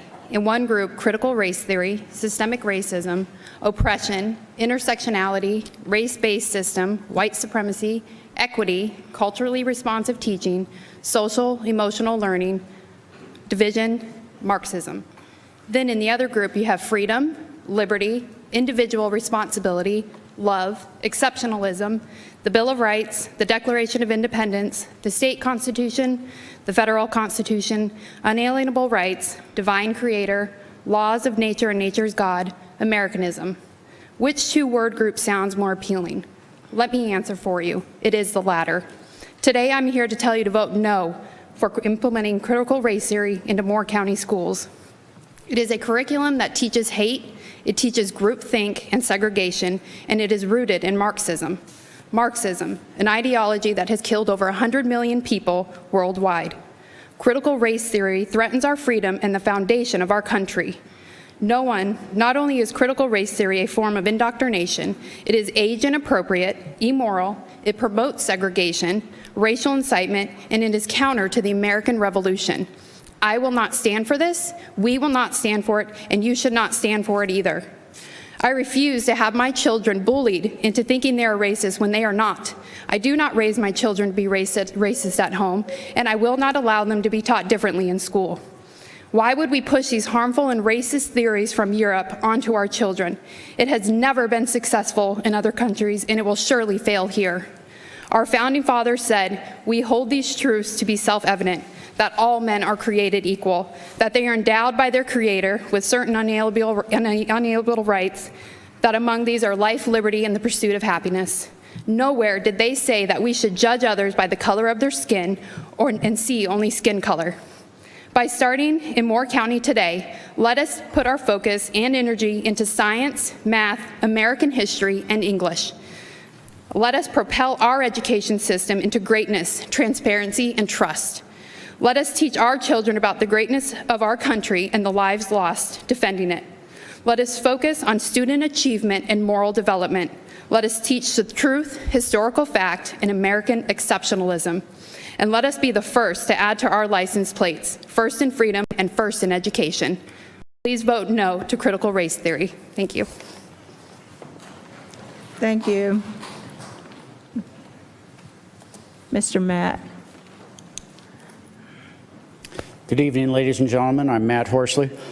Mr. Levy's proposal, or the proposed supplement to the board policy, is in keeping with King's ideal of judging people by internal content and not skin color.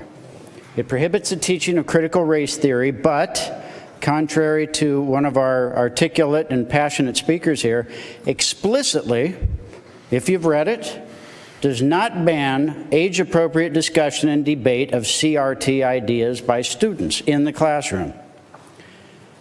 Is critical race theory poisonous? Well, consider that Oregon's Department of Education is dabbling with it, and one of its online courses cited as a sign of, quote, white supremacy culture, end quote, a focus on getting the right answer, that's a quote, and requiring students to show their work.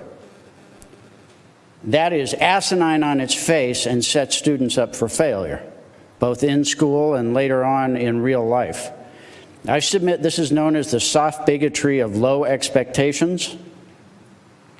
It is demeaning and despicable to look at children and say, well, you're black or Latino, so you don't have to meet the same standards as your Asian or white classmates.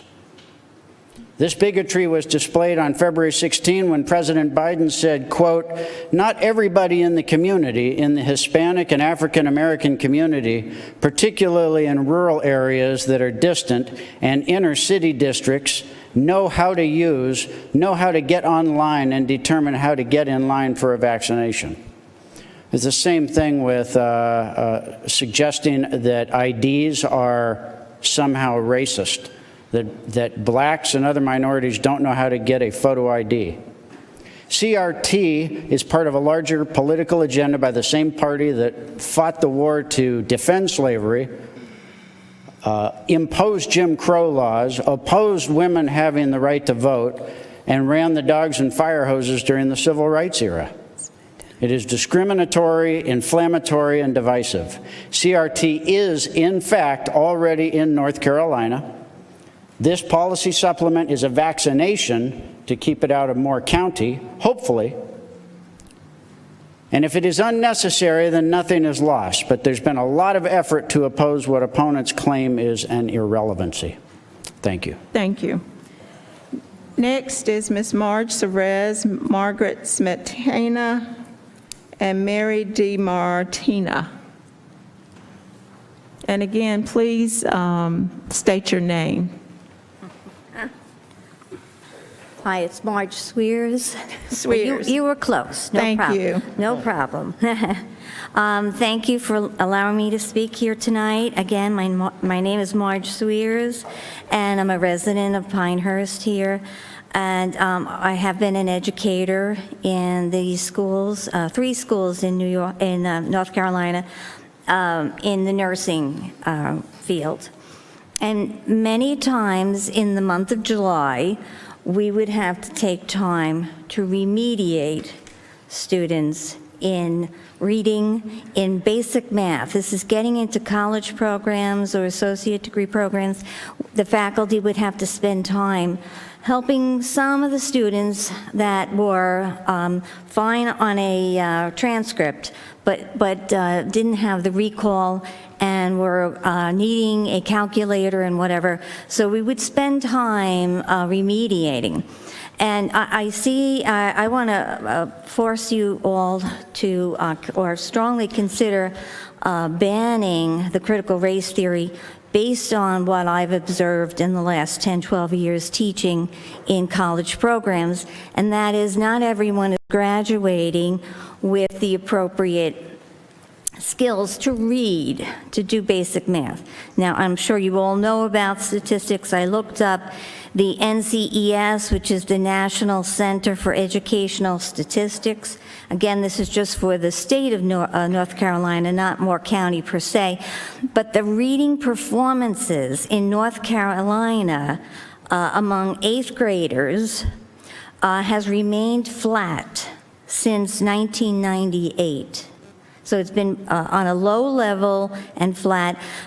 In 2019, it was documented that black students had an average score of 28 points less than other students. Hispanic average scores were 17 points less, etc. Females were 13 points higher than the males. That's a subject for another time, I guess. But I'm trying to get at the fact that statistically, we're not doing well across our nation in reading, math skills. I'm sure you're all aware of these things. So I'm concerned about putting on for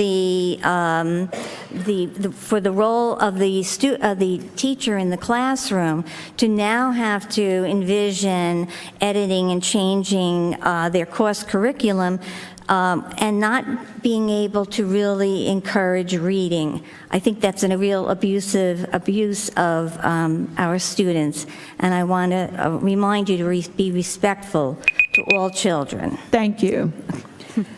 Next is Ms. Margaret, and again, please state your name.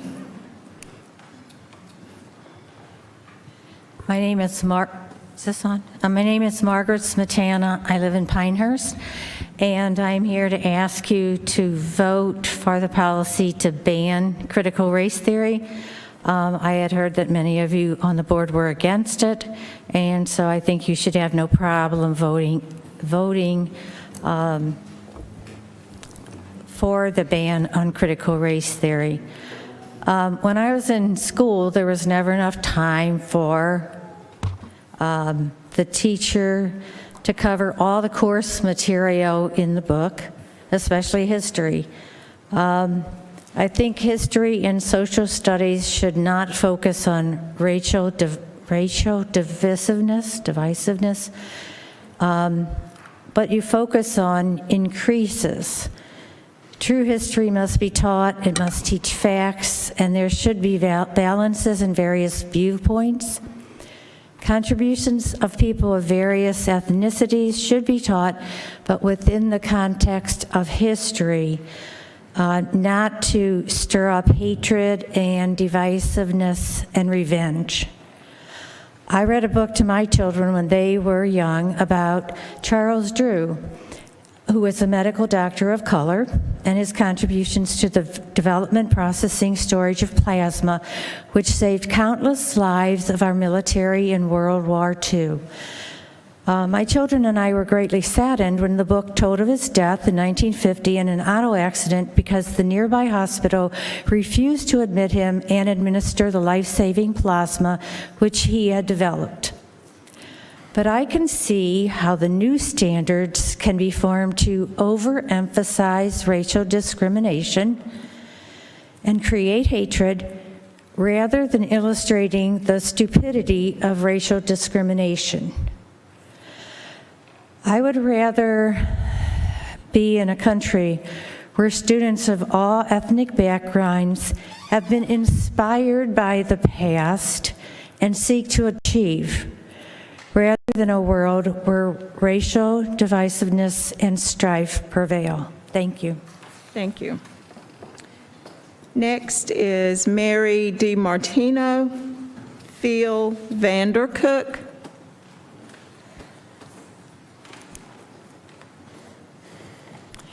Good evening. Mary DiMartino, thank you. There is a radical philosophy that focuses on all subjects, pre-K and up, being examined through the lens of ethnic background, race, religion, income level, sexuality, and now gender identity, and it is gaining traction in primary schools throughout the nation. It teaches that the United States is an inherently racist country, and it pits whites against everybody else. It's called culturally responsive teaching, or critical race theory. This year, Columbia University had 7 different graduations, one for everybody, and 6 other separate graduation ceremonies based on income level, race, ethnicities, and sexuality. Thank you, critical race theory. You have really inspired unity. Not. Last summer, the Philadelphia Public School System released a statement declaring the following: race is the social construction that set the foundation and built the infrastructure of the United States we know today. Racism is the root of all other forms of injustice and provides the nourishment needed for other systems of oppression to thrive. Buffalo, New York announced a new curriculum which centered on Black Lives Matter. Here's a portion of BLM content. We are committed to disrupting the Western prescribed nuclear family structure requirement by supporting each other as extended families and villages that collectively care for one another. This was 5th grade, people. In case you missed it, that is Marxism and is an instrument to tear apart the traditional family unit in order to put it together the way the Marxists can control it. Critical race theory is central to accomplishing those goals. At the Shipley School in Pennsylvania, it's a private school, costs $40,000 a year in tuition. Parents are asked to decenter whiteness at home and in their family and are asked to consider if their own interactions with other children have come from a white-centered approach. And this is not considered racism, it's equity, we are told. But what this actually is inciting a whole new level of racism, segregation, scapegoating, and anti-patriotic, hate-filled feelings towards America in general. Critical race theory should be called collective retribution tactics, because that is what it is. It is angry individuals who have decided that they need to take down the United States, even though we were becoming unified racially. Only 12.4% of the U.S. population was African American when Obama was elected, twice. And they have a skewed idea that racial unity is a bad thing, and they want to make sure every young person grows up knowing that. And they can only do that with the help of the school system and the evils of critical race theory. If you don't vote against this, no matter what you say, it means you are for it. Thank you, The ma'am. seal above your head says, "In God we trust." Ma'am. Do that. Thank you.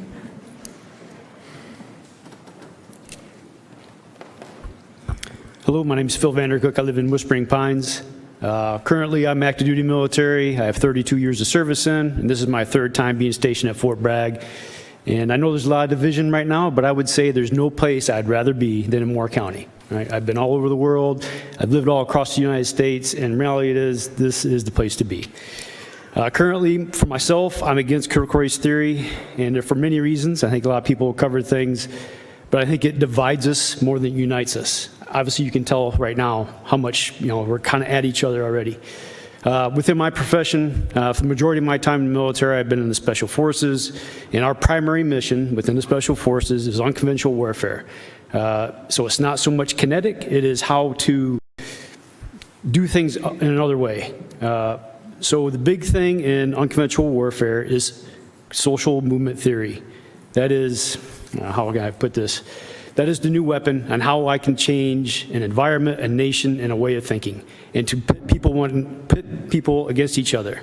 And right now, that is exactly what is happening to us. So think about the things that happened in Crimea, things going on in the Baltic states, Latvia, Lithuania, Estonia. It's the exact same thing. How Russia is using ethnic Russians against those people, saying that, hey, we're being mistreated, this is wrong. I can go on.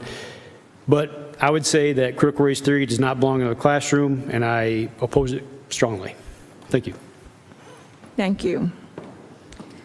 This next name, I will spell the last. The first name is Michael, B-L-E-G-G-I. I'm sorry. And then Luke Arno.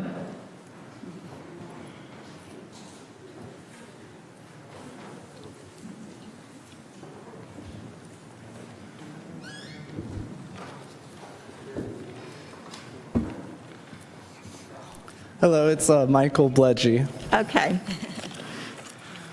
Well, hello everyone and Madam Chair. My name is Michael Bledgy. I'm a resident of Pinehurst, and I'm the Executive Director of Sandhills Pride, which is a local LGBTQ organization, and we seek to build bridges between the LGBTQ community and allies in our area.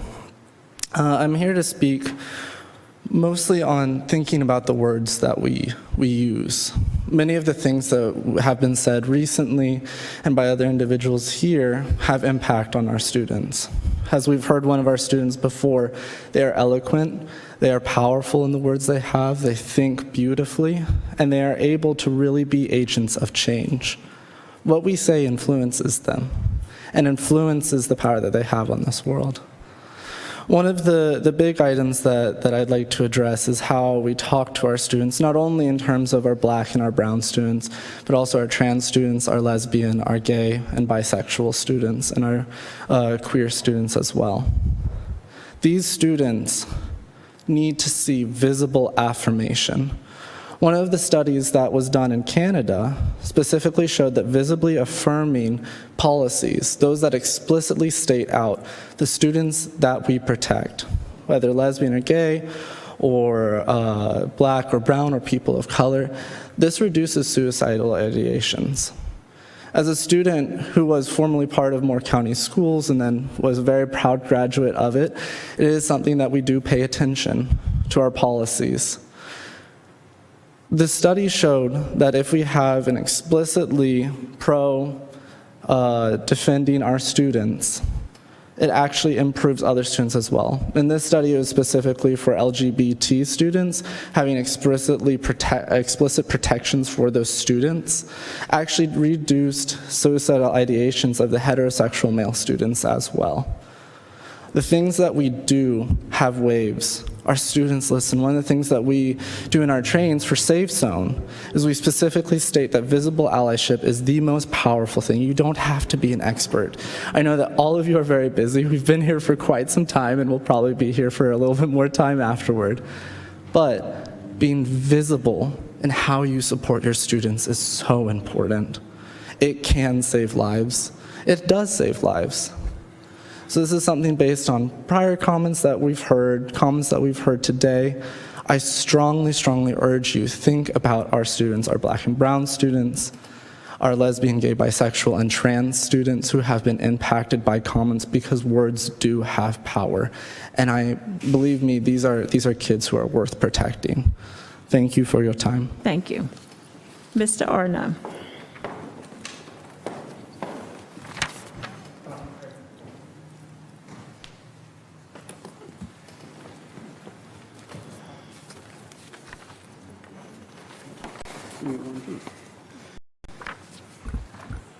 Ladies and gentlemen of the school board, Dr. Grimacy, thank you for the opportunity to speak with you this evening.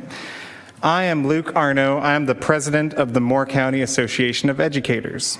I, along with the over 70 Moore County Schools staff members, students, parents, residents, and community supporters on the attached paper, urge you to pass the resolution before you. This nonpartisan resolution shows your affirmation that the legislators representing Moore County and those across the state vote for legislation that funds our schools the way they deserve. I'll just read the action items of the legislation. Be it resolved that Moore County Public Schools urges each legislator representing Moore County and each legislator in the North Carolina General Assembly to co-sponsor and vote for legislation that increases North Carolina's per-student spending in order to more equitably support student learning throughout our state, including in rural and less wealthy districts by enacting the reforms listed below, expands funding for districts to hire more school nurses, counselors, social workers, psychologists, and instructional assistants to support the academic, social, and emotional well-being of students, provides education support professionals with a living wage by guaranteeing $15 minimum base pay for all NC school workers, and adjusts the relevant pay scale accordingly to avoid wage compression, reforms the salary scale to provide a 5% salary increase and subsequent cost of living adjustments for active and retired educators, and to restore longevity and master's pay to improve educator recruitment and retention of experienced educators, approves a statewide K-12 school construction and renovation bond that provides local education agencies with much needed funds, restores state health care benefits for school workers who retire after a lifetime of service to our school students, including individuals individuals hired after January of 2021, reduces barriers to student learning by expanding funding for broadband, high-speed internet access in North Carolina with an emphasis on rural, lower wealth, and communities of color that lack access, and freezes funding for the NC private school voucher program at current levels until the policy objectives named above have been achieved, and requires any private school accepting vouchers to meet the same academic, financial, and transparency standards as other institutions receiving public funds. Many of these items are already included in the Moore County Schools budget under local funds. By passing this resolution, we can demonstrate our need to free these items from local burden so we can fully fund other top priorities. Thank you. Thank you. Next, we have Dr. Bob, I need help.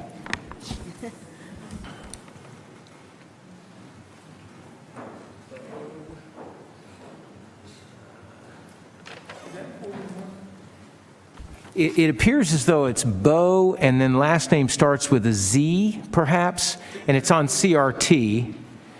Sheldon Lane, 40 Sheldon Lane, West Spring Pines. Okay. Yes, sir. Thank you. Yeah, number 41, right. Thank you. Oh, it's Bob. Bob. Bob Shockey. Madam Chair, Madam Vice Chair, members of the board, I'm Bob Shockey. While I'm an elected official in Whispering Pines, I'm here tonight as an individual. I am not representing the Village Council. The Council has not taken a position on this issue, although it is on their agenda Wednesday evening for discussion. I support the inclusion of Policy 5041, Critical Race Theory, in the policy manual. Why am I doing that? Imagine your horrified reaction if your elementary-age child came home and said, "Mom, my teacher said I should be ashamed that I am white." It would be equally horrifying if a child of color were told to be ashamed of their color. What happened to the teachings of Dr. Martin Luther King? What happened to the 15th Amendment? The proponents of critical race theory do not care about Dr. King's teaching. They do not care about the Constitution. They seek to generate hate and discontent based on skin color.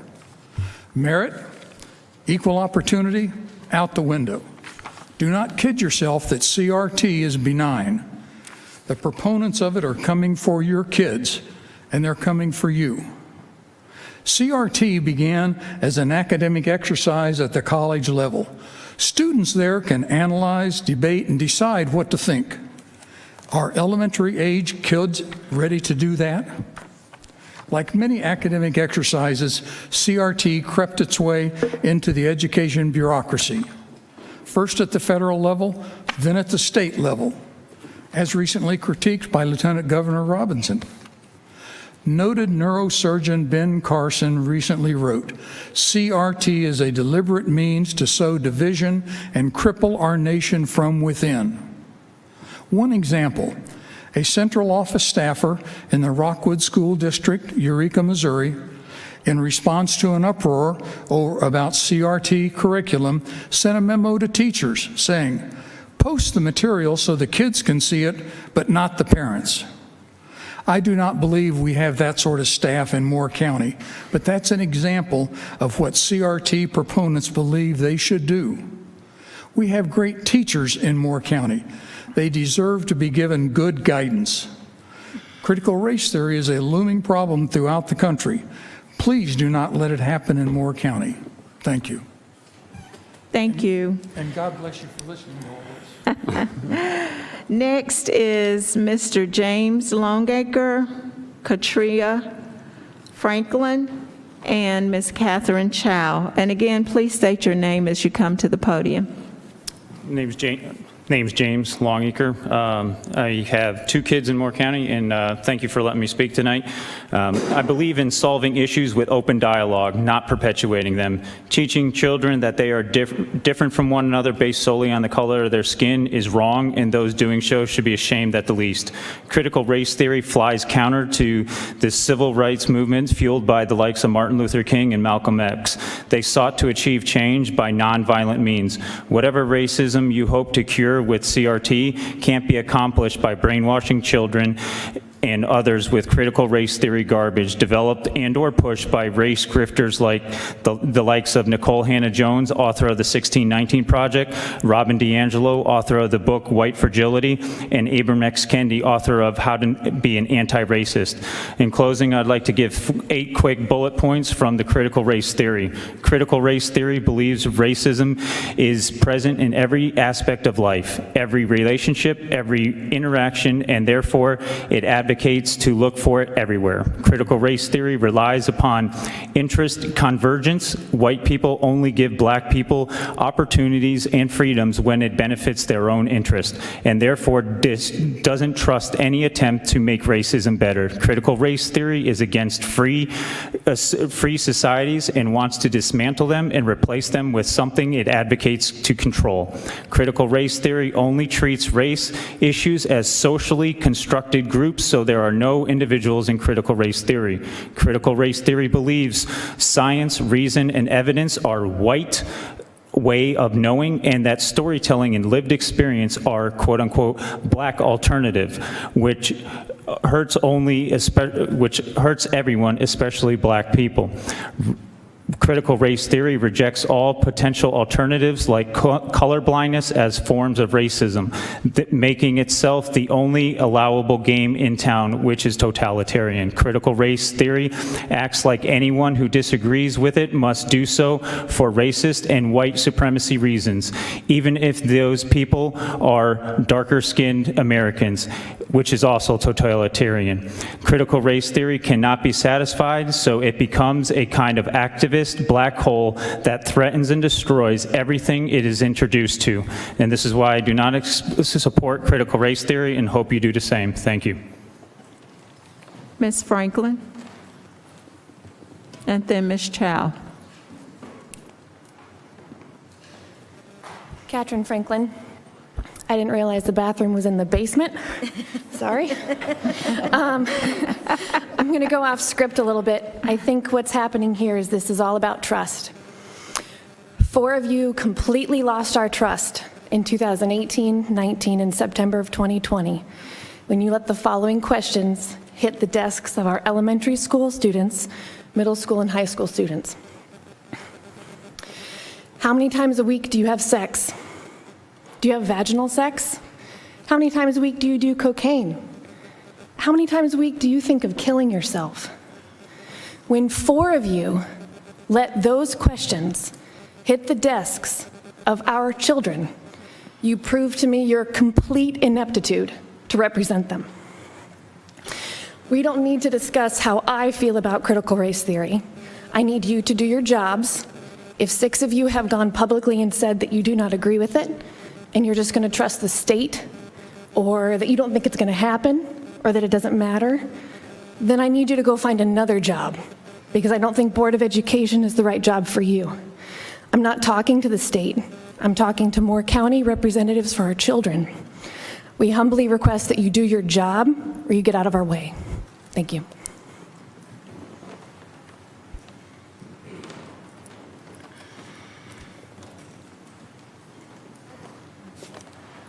Good evening, my name is Catherine Chow. Here are the words of a Moore County Schools teacher whose voice matters.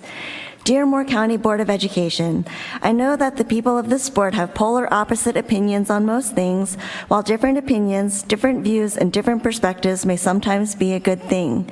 In this case, you are greatly hurting the Moore County school system.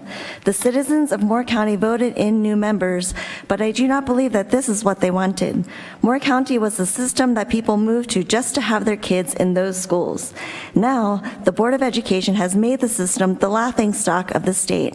The arguments, the rude and repulsive comments, and the childish behavior are being spread like California wildfire. The sad part is, guess who is hurting? It is the students and the teachers. You are trying desperately to put teachers in a spot that they will not be able to win unless they leave this county. Trust me when I say teachers do not go out and look for curriculum to teach. The county does not look for standards for the teachers to teach. The state, however, does make a set of standards that teachers are mandated to teach. Now, I know that most of the board members do not have much, if any, background in teaching, but I hope dearly that most of you have common sense. Like we tell our students, put your thinking caps on and then imagine if every county in North Carolina made up their own set of standards and taught what they wanted to teach. First, imagine a student that moves from one county to another. Then imagine what the state test would look like. How could anyone possibly have a state test when everyone is teaching a completely different set of standards? Does that make any sense to any of you? I am begging you to walk into the board meetings each and every time with your ego checked at the door. Now with that thinking cap on and your politics left somewhere else, and make decisions based on not only your students and teachers, but within the limits of the laws. Stop putting the teachers in between the rock and the hard place and realize that your authority only goes so far on the board.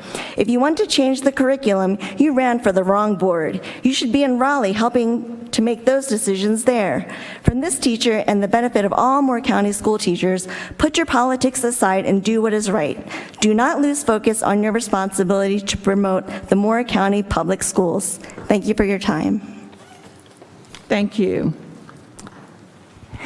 Next is Mr. Garr.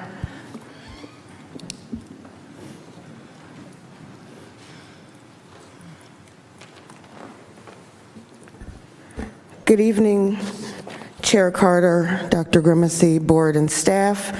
My name is Ariadne Degar, and just as last time we met, I came planning to speak on certain things, but have sat here through the roughly 44 people in front of me, and that has all gone out the window. I learned something in elementary school. Give me your tired, your poor, your huddled masses yearning to breathe free. Does anyone know the rest of that? Then I shan't go on and waste my time. The point being that this is what America is about. Learning history does not mean that you're rewriting history. It means you're learning the truth about all of the people that came here. It means that you're learning about Africans, you're learning about Asians, you're learning about East Asians, you're learning about Irish, you're learning about everyone. Everyone has a past. Everyone here, I dare say, has a past.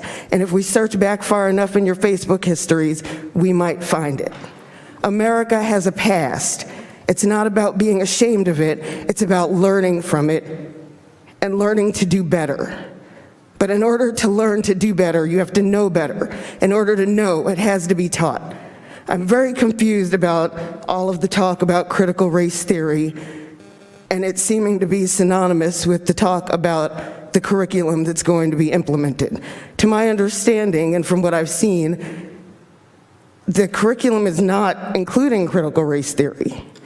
What I do want to see is critical thinking taught, and I'm sure, Chair Carter, you would agree with me. My grandfather taught me to think of things like I was in a debate class. In order to see things from all angles, you have to know the facts from all angles. So I've heard here that critical race theory won't help them learn, will not help them buy groceries. I believe that was Mrs. Bruno. What it will help them do is understand their fellow human beings and where they're coming from. America's the boiling pot, so to know where people are coming from is important. To know the truth about what happened in slavery is important. Whether you argue it was our original sin or not, it was our sin. I heard one woman speak and say, go to the Holocaust Museum and see what Nazis really are. And I support that. But if they erased the Holocaust from their history and their teaching, would there be a Holocaust museum? So please trust our teachers. Please support the facts from all angles for all people. And trust that they will not make our children feel ashamed, but make them aware and have their eyes opened. And to that end, please sell to the Southern Pines Land and Housing Trust so that we can start bringing different heritage museums here too. Thank you. Thank you. Next is, I'm going to spell the last name, Espinel, Espinel, living in Rayford, address.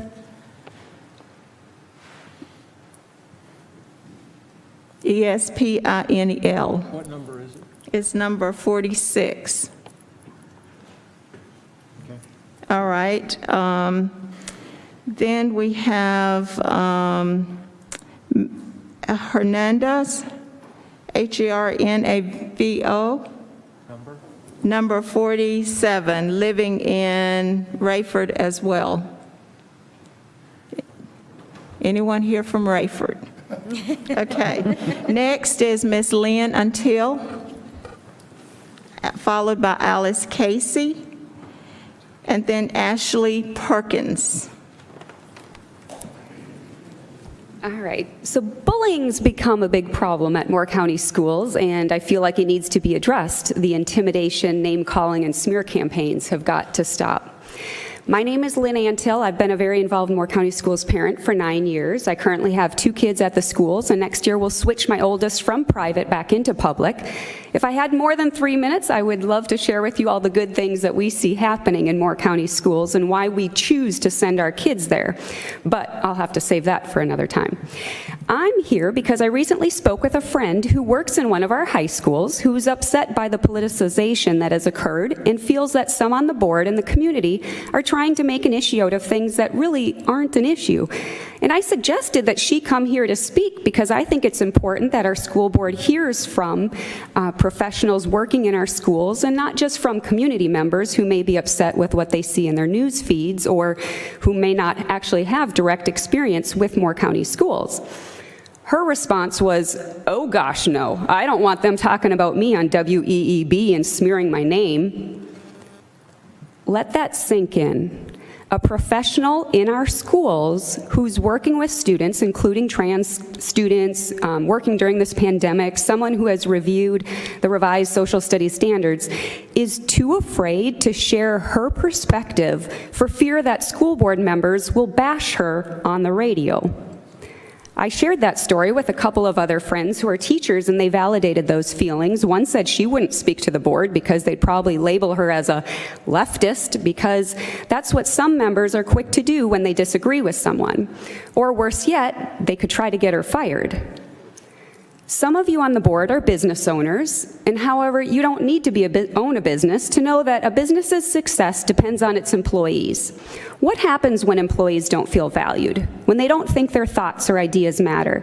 When they're being micromanaged? When they're being told how to do their job by someone who is unqualified to do their job? Well, one of 2 things happen. They leave and find a job elsewhere, or they go through the motions of their job but no longer give 110%. Why bother? Well, this is a problem. When good teachers leave or don't feel valued, it's the kids who will suffer most. And as a school board, your number 1 priority needs to be our students and then our teachers and staff who have direct contact with our students. It's not the taxpayers.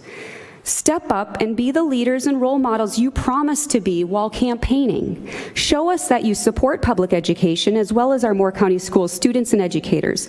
Show decency and respect for all, even if you disagree with someone's view.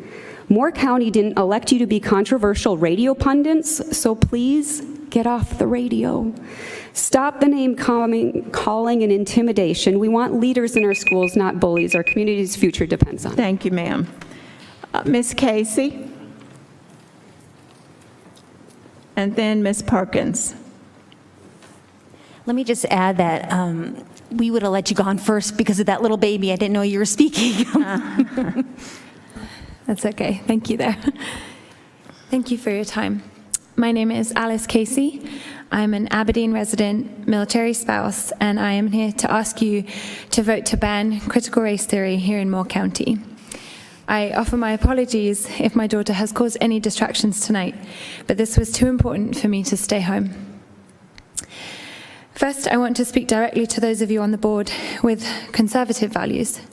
In contradiction to an earlier statement, those are exactly why we voted you in. And we expect you to make decisions based on those convictions, and we will hold you accountable for any decisions made in opposition to those values. As a mother of 3... Sorry. As a mother of 3, my calling and responsibility is to keep my children safe, to teach them to be kind to others, to raise them to be productive members of society. As a Christian and born and raised Englishwoman, I recognize that part of that responsibility is also to teach them their identity in Christ. Not by skin color, not by race, not by parental income, not by the latest cultural whim, but in the unchanging and unfaltering truth that they were fearfully and wonderfully made by a divine creator, and that all their friends and peers are equally valuable and precious. There are many right and honorable ways to teach about diversity that aren't divisive. There are many right and honorable ways to teach uniqueness that don't cause disunity. CRT is not one of them. We did not vote for you to divide our children. If you do not vote to ban CRT from being taught in our schools, that is exactly what you are doing. We voted for you to protect our children. We voted for you to fight for our children.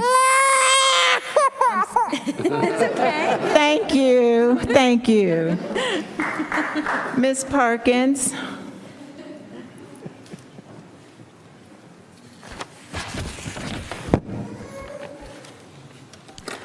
Good evening. My name is Ashley Perkins. I have a 4th grader at West End Elementary, and I am a TA at West End Elementary. John Lewis said, when you see something that is not right, not fair, not just, you have to speak up. You have to say something. You have to do something.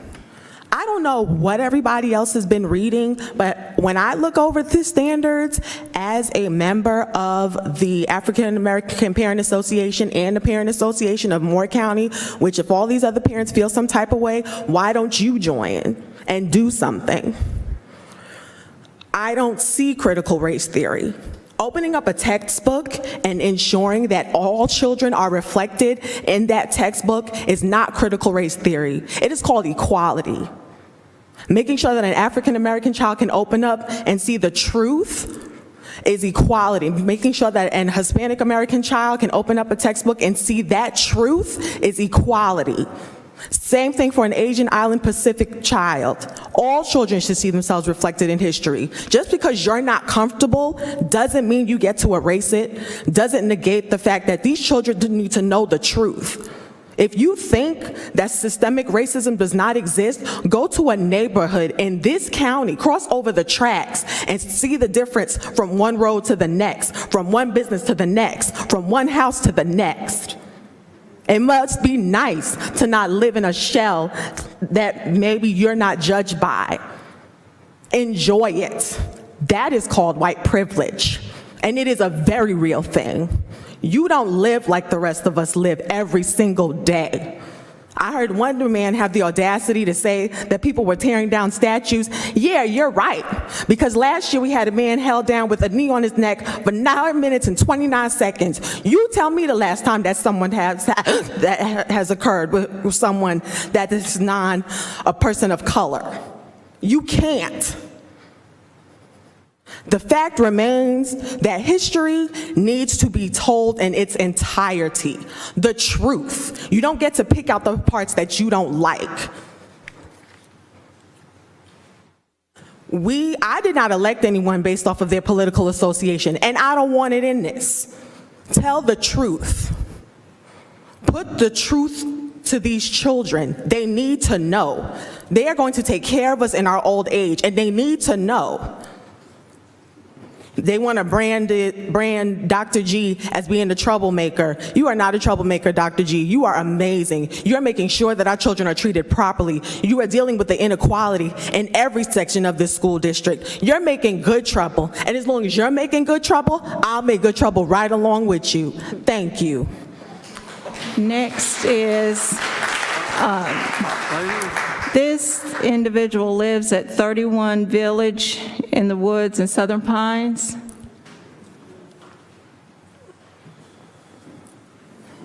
Dr. Bob. Right here. Madam Chair, point of order. While we're waiting for the next speaker, can we have the rules of no outbursts enforced? Certainly. Just a reminder, please hold down your applause or eliminate your applause. Sarah Jane Harmon. And the signs as well. Thank you. Ms. Harmon. There she comes. Thank you, Dr. Bob. Following would be Alex Patty and Daryl Howard. And then how many more after that? Ms. Thompson? Yes. How many more after that? We got 3 more. Okay, 3 more speakers, and then for those who have requested a break, we'll take one at that point. We were just talking about that. We've asked that you not hold signs up at this point as a distraction to the speakers. Thank you. Yeah. My name is Sarah Jane Harmon. I live in Southern Pines. I appreciate the opportunity to speak this evening. I appreciate all of your work as our elected representatives and advocates for excellent education for the children of Moore County. I feel that the decision, a vote on the CRT issue is extremely premature. I think for the sake of the integrity of your decision-making, again, as representatives of the voters, taxpayers, parents, and children of this county, I think you're doing yourselves a grave disservice in terms of the structure of the decision-making of this in regard to this serious issue. You've heard from quite a number of parents who are very, very concerned. They're raising very legitimate issues with it. And I think at the very least, a parental survey should be done. I think you're not allowing yourselves and you're not allowing the teachers a reasonable time frame to gather information and make a considered decision. It's my understanding that the timeline basically is that the teachers are going to work on this up until, I believe, June. They're going to submit updates then to the board, I believe, by August. I mean, and in fact, this is inconsistent with the time frame on the NCDPI website in regard to implementation of these standards. On the website, there's a statement that says typically installation of standards is a year-long process, and then there is a timeline, and the timeline actually shows, it's actually a 5-year timeline, and it shows no implementation until August of 2022. So I'm basically asking that you reconsider taking a vote this evening. I think it's compromising the integrity of your decision-making, which we have huge respect for. That's why we elected you. Again, this is a very obviously, based on the comments that have been made this evening, this is a very serious issue. Thank you, ma'am. Thank you. Mr. Patty?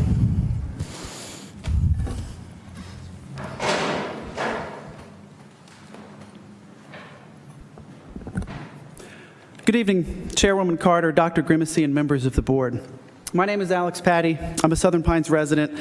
I'm a 2010 graduate of Pinecrest High School, and I'm also a local teacher.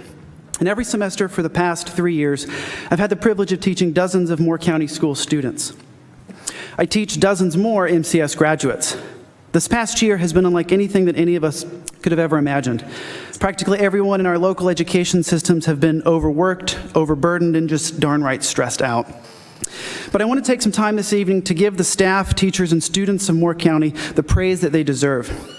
As members of the board, it's your responsibility to oversee the large body of work that encompasses over 20 schools and 12,000 students. And I'm not being hyperbolic when I say that I can hardly recognize this school district now, 11 years after my graduation. It's a testament to what MCS has made in a few short years, especially under the leadership of Dr. Grimacy, previous board members, and of course our teachers and staff. So So I'm incredibly honored that I have the privilege to be involved in the education of so many current and former Moore County School students. It's because of their incredible teachers that students come into my classroom prepared, engaged, and most importantly, curious. And we hire and retain incredible teachers because MCS is a great place to work and a great place to teach. So you see, we teachers are tasked with what educational philosopher Deb Britzman calls the impossible profession. Teaching isn't impossible because we fail, but rather because teaching is always incomplete. We're limited in what we know and what we can do. See, we have our students for a brief moment of their lives, and yet so often we leave an indelible impact. In the age of Cliff's Notes, YouTube lectures, standardized tests, worksheets, rampant deprofessionalization, and so on, it's the teacher who is important. Because it's that person who may surprise us and awaken us to things in this world that are so much larger than us as individuals. We teachers strive to get the point across to our students that they exist in the world, not in the center of it. So anyone who has spent meaningful time in a classroom knows this. So there's always work to be done. There's work needed to ensure equality and equity, inclusion and representation, fairness and justice. And it's my sincere hope that this board commit to the tradition of trusting our teachers and supporting public education. So thank you to those of you who actively support our teachers and create opportunities in a school climate where they can thrive. Thank you to the teachers who have done the doubly impossible task of teaching during this pandemic. Moore County School students come into my classroom, and I can definitely tell. And I'm grateful for that. Sell to the Land Trust, Trans Lives Matter, Black Lives Matter. Thank you. Thank you. Mr. Darrell Howard. Darrell Howard.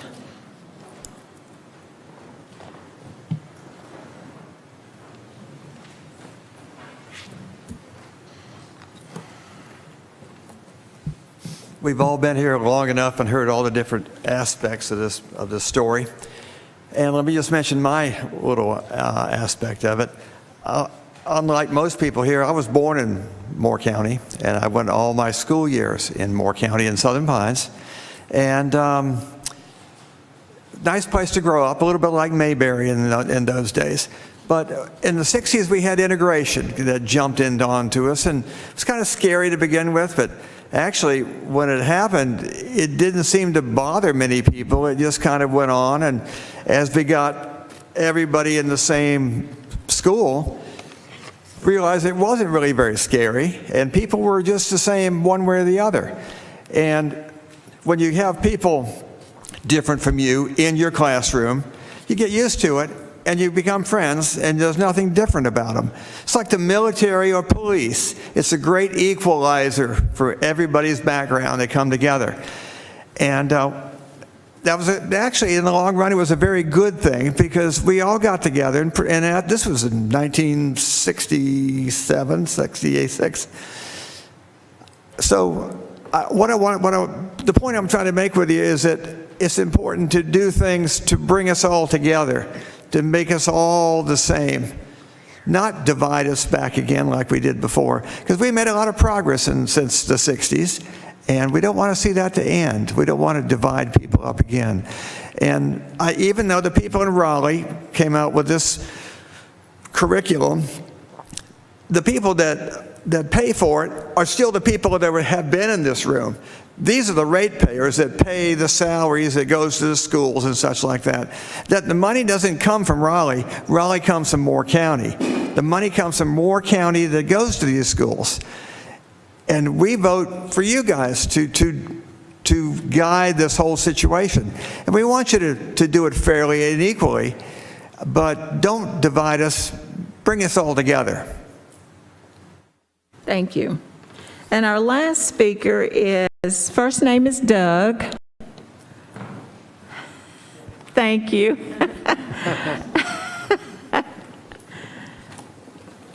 I started to say good afternoon, but I guess it's good evening now. My name is Doug Gerchens. I'm a retired school principal. I currently live in Pinehurst. And yes, there have been a lot of things talked about, and I appreciate the patience of all the board members here.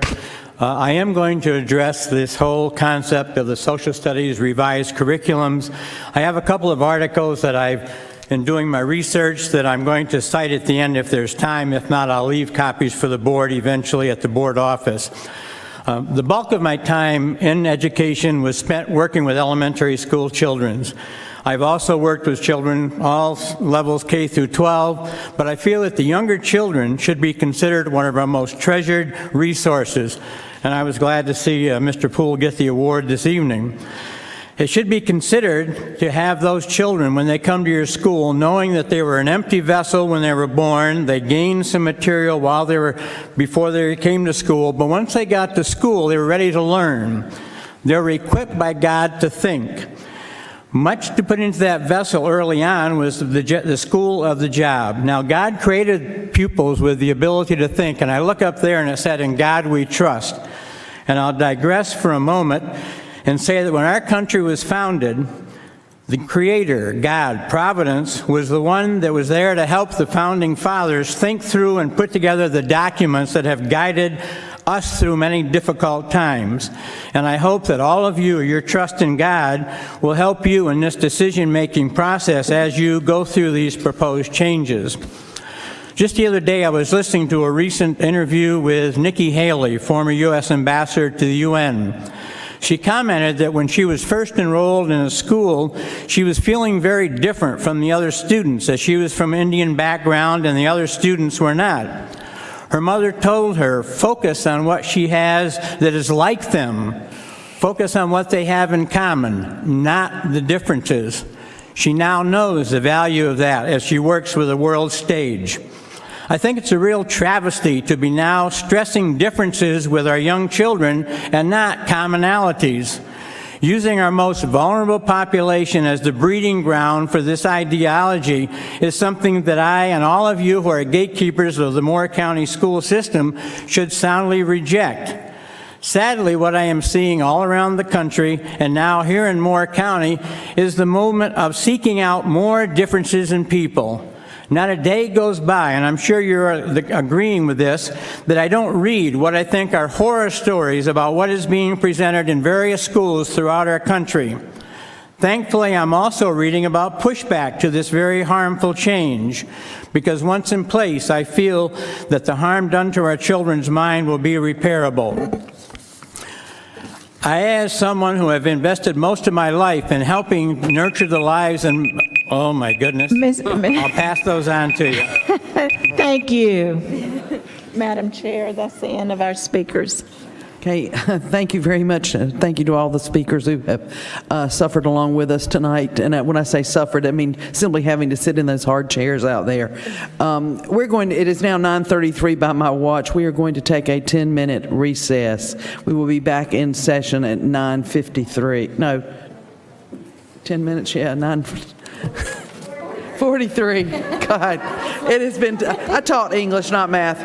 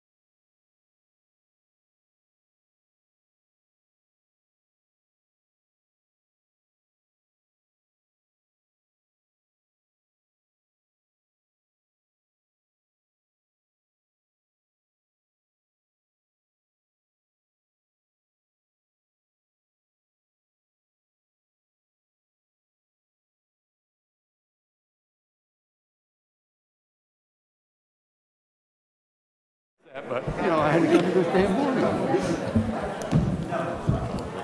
Okay, we'll now call this meeting back to order. We'll move on to items under board action.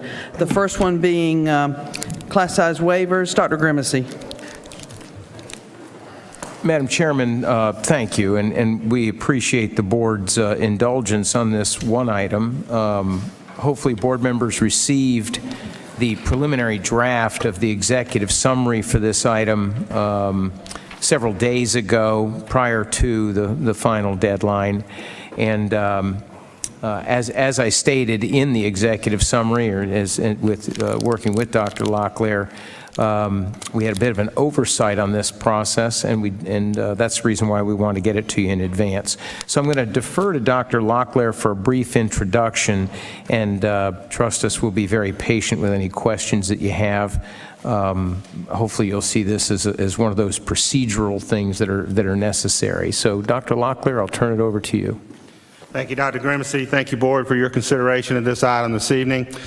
As Dr. Grimacy noted, per state law 2017.9 or House Bill 13, each district or local education agency must comply with the class sizes that are mandated by that law. This has been in place since 2017, and the chart that's included on your executive summary includes what the maximum class size for grades K through 3 was this school year. Maximum class size of 21 students per class. The law requires that there's a reporting process that's led by the North Carolina Department of Public Instruction. That happens twice yearly, once in the fall, once in the spring. Part of that reporting process is an affidavit that's signed by the superintendent that notes that the district is doing all they can to ensure they're in compliance with that. It also allows for the opportunity to submit waivers if you have a class that's over that maximum class size. In 4 years of managing this, Moore County Schools has not had any overages. We have not had the situation where we needed to submit a waiver. But as a result of managing the dynamic nature of the COVID-19 pandemic this spring, we do have 5 classes that are over that class size maximum of 21. We have 4 of those that's over by 1 student, and 1 of those that's over by 2. And in each of those schools, there wasn't the opportunity to transition a student or move a student to another classroom because all of the classes at the time of the report was at the maximum. And so we knew that we needed to go over there. And we also knew that because of feedback we'd gotten from the state, how other districts had utilized waivers during the COVID-19 pandemic, we felt like we could submit a waiver based on one of the areas that you can on a waiver, which is for emergencies or acts of God that impact the availability of classroom space or facilities.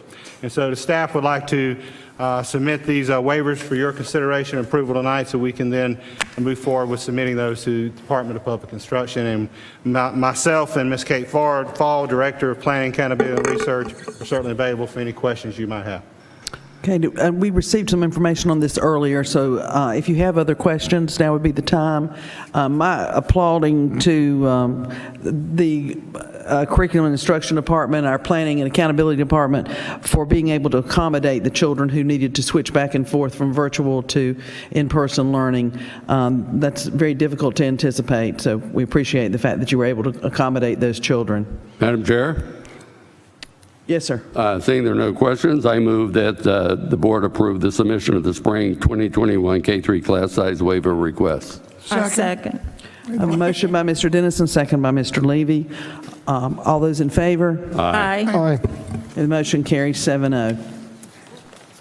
I do have one quick question. I was going to ask this during the discussion. I agree that this is a force majeure type incident, but there's one thing that was discussed here earlier this evening where someone said that the class size mandate was unfunded.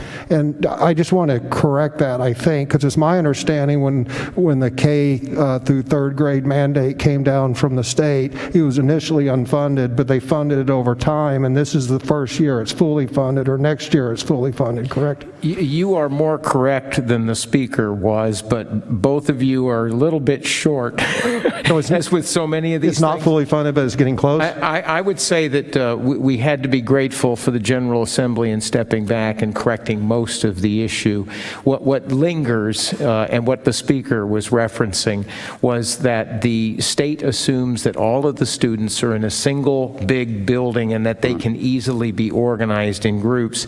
And when you look at it that way, in order to comply with the state requirement, there's issues of rounding, which every year result generally to the disadvantage of the locality for anywhere from 3 to 8 positions, okay?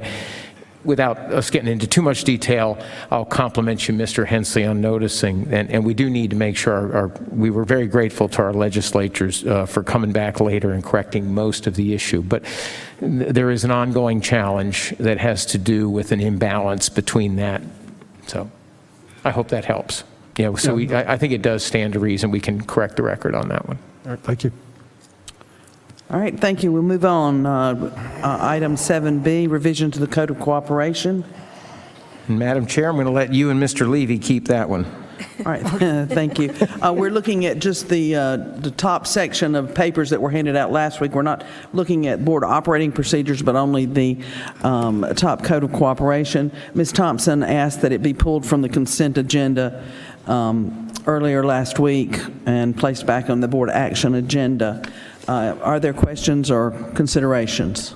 Madam Chair, I would just like to add a comment on one of the reasons I felt like this needed to be pulled was that I think this statement, if we begin with always act in the best interest of Moore County schools, the students and employees, I just feel like employees need to be added to this statement and not necessarily the residents of Moore County. The parents, guardians, absolutely, but I just think employees need to be added in with this statement. All right, so you are asking to amend the I'm asking document. to amend the statement as written and read something similar to always act in the best interest of Moore County schools, students,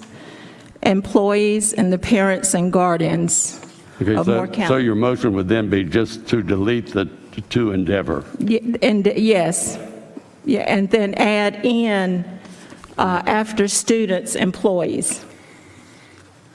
Yeah, Ms. Thompson, I second that. Well, are you also asking, just for clarity, to delete "and residents of Moore County"? No, not necessarily. I just think that we need to add in employees after students, just to make sure that they are inclusive in this statement. Well, may I speak, Madam Chair? Yes, sir. Okay. I have no problem because, first of all, it's our committee that proposed this, and I have no problem adding in employees, although I think I like the term staff, Second that one. which seems to me to flow a little bit better grammatically, if you would accept that. The one thing that I do not agree with is to get rid of the words endeavor to. And let me explain to you why. I don't want to be here saying that some other board member did not act in the best interests of the students. I don't want to make that judgment call. I believe that every single member of this board, whether they agree with me or they disagree with me, and there are certainly many of them who disagree, I believe that they are endeavoring and doing their best to act in the interests of our students, staff, parents, and the like. I believe that I don't think that anyone elected to this position would ever endeavor to do otherwise. But I do have the feeling that if you say you get rid of the word endeavor and you say simply always act, then you're asking us to make a judgment call, asking all the other members of the board to make a judgment call. Did you vote for or against critical race theory? Well, are you doing what is in the best interest of the students? I would argue that whether you vote for it or against it, you are endeavoring to do it. And I think endeavor is very important. So here's what I'd like to do. I would like to amend the amendment. Let's see if that's proper under Robert's rules.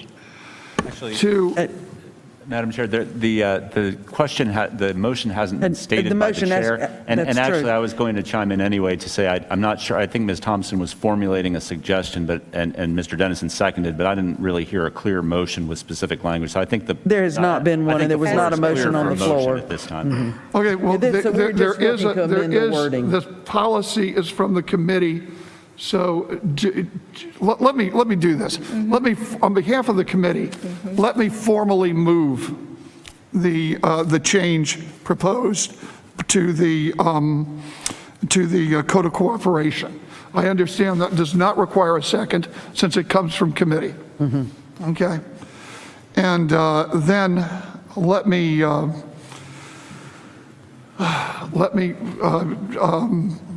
let you make your motion or whatever. To amend, you'll be amending his motion. Yeah, I just want to, I don't want to steal your thunder because I think that's what you want to do, and I want to be courteous.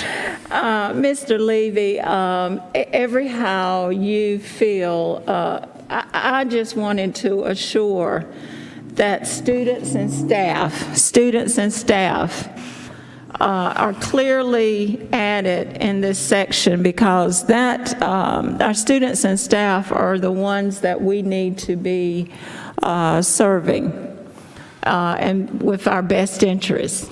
So if you're saying that we endeavor to always act in the best interests of Moore County schools, students, employees, their parents and guardians, and the residents of Moore County. Just add the term staff after the word students. Yes. Okay. I would suggest we move staff after their parents and guardians, or we're going to sound like we're acting in the best interest of the parents and guardians of the staff. Okay. But either way, it was an egregious error to leave the employees out of this statement, regardless of where we insert them back in the sentence. Exactly. Well, that's fine, but that's fine by me. So what are we going to have here? You can even put them before Have we made a motion to approve it as it is right now? No. Well, there is a motion. Need to do that before we make amendments? Mr. Dennison, there's a motion on the floor to approve the Code of Cooperation. Ms. Thompson is in the process of moving for an amendment to the wording currently there. And that motion that she has made, the original one was to remove the words endeavor to and to add the word staff following students, comma. Right. Now, Ms. Thompson, is that how you want it left?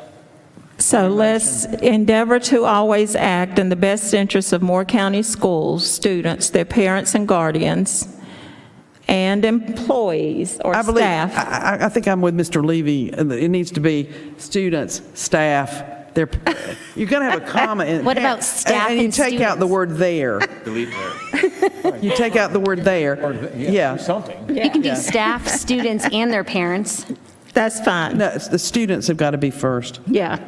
Students is first. I agree with that. How about Students, staff, parents and guardians, and the residents of Moore County. That's to get rid of the word there, T-H-E-I-R? Yeah. Yes. If you would Students, make staff, that, parents, guardians, and the residents of Moore County. if you would make that as an amendment, I would second it. I move that that's an amendment. Okay, and I would second that. Okay, motion by amendment by Ms. Thompson, seconded by Mr. Levy. The wording would be endeavor to always act in the best interest of Moore County school students, staff, parents and guardians, and the residents of Moore County. Thank you. Yes. Madam Chair, I have some comments on that because I think to use the words to endeavor to always in our Code of Cooperation It's just not good enough, in my opinion. It's too weak. I feel that we need to always act in the best interest of our students, parents, staff, and that. And I think it needs to be always. Too weak, or to endeavor is give somebody an excuse not to do something, as far as I can see. I agree with that. I was looking at that.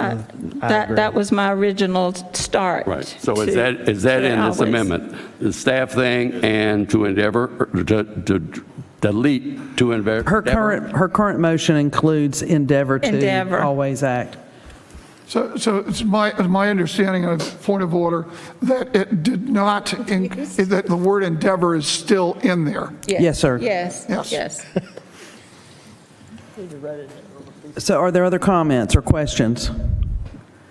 We just need to make sure, what are we saying? Okay, so the current motion includes a change to the wording, which would be endeavor to always act in the best interests of Moore County School students, staff, parents and guardians, and the residents of Moore County. Okay, so Okay. if Mr. Dennison wanted to change that, he would just, after we voted, he would amend? I can make an amendment after this passes. Okay, okay. Okay, so we can, I'm going to get tangled up in the motions. The current motion is to amend the Code of Cooperation as presented. There's a motion to amend. There hasn't been a motion to approve anything yet. Just a Correct. motion to, this is referred to from committee, as Mr. Levy pointed out. You don't need a motion to bring it before the board. It's Right. brought before the board by the committee. There's been a motion to amend it. There can be one more motion to amend if board members wish to make another motion to amend, or you can just vote the motion to amend up and down. All right, Mr. Dennison, do you want to make a motion to amend? You can only have two motions at most, and to be honest, I'm not 100% sure if this is correct under the rules of procedure, but unless you want to take a break for me to research Robert's rules, and I think it's okay to have one more motion to amend if Mr. Dennison wishes to make one. Mr. Dennison, did you want to make a motion to amend? I do. I make a motion to amend the words to endeavor. Okay, it's endeavor to, I believe, as it's printed. All right, so Mr. Dennison has moved to strike the words endeavor to. To endeavor. I think it is, isn't it? It's endeavor to, sir. Endeavor to. Endeavor to, okay. Yeah, endeavor to. Yep. Is there a second? Second. All right, the motion has been made and seconded. So at this time, we would vote on the second motion, which would just be Strike endeavor. striking endeavor to. All those in favor of striking the words endeavor to as presented, say aye. Aye. Opposed? Nay. Nay. All right, I believe that was a 5-2 decision to strike the words endeavor to. The next motion Madam then. Chair, who are the 5 that voted to strike it? I did. Fair enough. Thank you. Thank you. Now, how many voted to delete it? 5 There to were 2. 5. Five, okay. That's what, Yes. okay. All right, so now we return to the original motion, which now reads, or the original amendment, which is always act in the best interest of Moore County school students, staff, the parents and guardians, and the residents of Moore County. Move the amendment and move the remaining amendment, I guess is what Okay. it is. Is there a second? Well, I don't think we, Well, this is recommended by the committee, but we'd still need a motion to do it. So do we need a second on this one or not? No, you have a motion to amend, so there's been a vote on the second motion to amend. Okay, did I skip the one? We still need Okay. a vote on the first motion to amend, which is to so that the. Add the what word you would- staff. Right, so to add staff and to strike the word there. And. Okay, so But the words endeavor to are gone now. Okay. Correct. The prior action. Okay, so all those in favor of adding the word staff and striking the word there, say aye. Aye. Aye. Opposed? All right, that motion carries. So now we are back to the adoption of the Code of Cooperation. And I'll read one more time that one change because it is the only change. It will now read, always act in the best interest of Moore County schools, students, staff, parents and guardians, and the residents of Moore County. And Mr. Ramey, we'll leave it to you to check the exact punctuation that we need within that statement. Madam Chair, so move. Second. Any other comments or questions? All right, the motion is to make that change. All those in favor? Aye. Aye. Opposed? All right, the motion carries 7-0. So therefore, it's adopted. Am I correct? Yes, sir, it is Okay. adopted. We now go to the rules or process for appointment to the Sand Hills Community College Board of Trustees. We have one position open for our appointment. The position is currently held by Mr. Gary Evans, whose term will end in June 2021. And a position will be then open for appointment. That term of office would be from July 2021 through June 2025. Each term does begin on July 1st. Mr. Evans has asked to be reappointed. However, at the request of Mr. Hensley, we are working on a process to allow for applications and have developed the following process. A notice inviting nominations from the public will be posted on the school district website and social media platforms for the next 2 weeks, which is May 11th through 24th. The pilot is also here, so they will have the same information. The notice will request that each nominee submit a letter of interest and a resume to Board Clerk Sonia Potter at spotter@ncmcs.org by the close of business on Monday, May 24th. The school board will then review the nominations and related materials during its June 7th work session and vote on an appointment during its regular business meeting on June 14th. Is that clear? Do you have questions about the process? Madam Chair, so move. Second. Motion by Mr. Dennison, second by Ms. Thompson. Point of information. Yes, sir.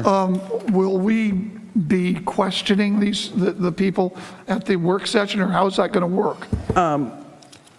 Unless it appears, my intention is that all board members will receive the nomination materials and have the chance to review.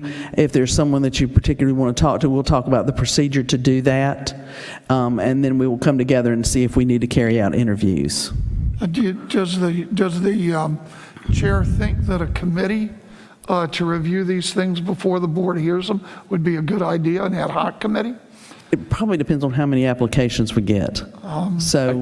For new board members, everyone got the application, all board members. Mm-hmm. I would figure that someone should probably interview or talk to them. Yeah.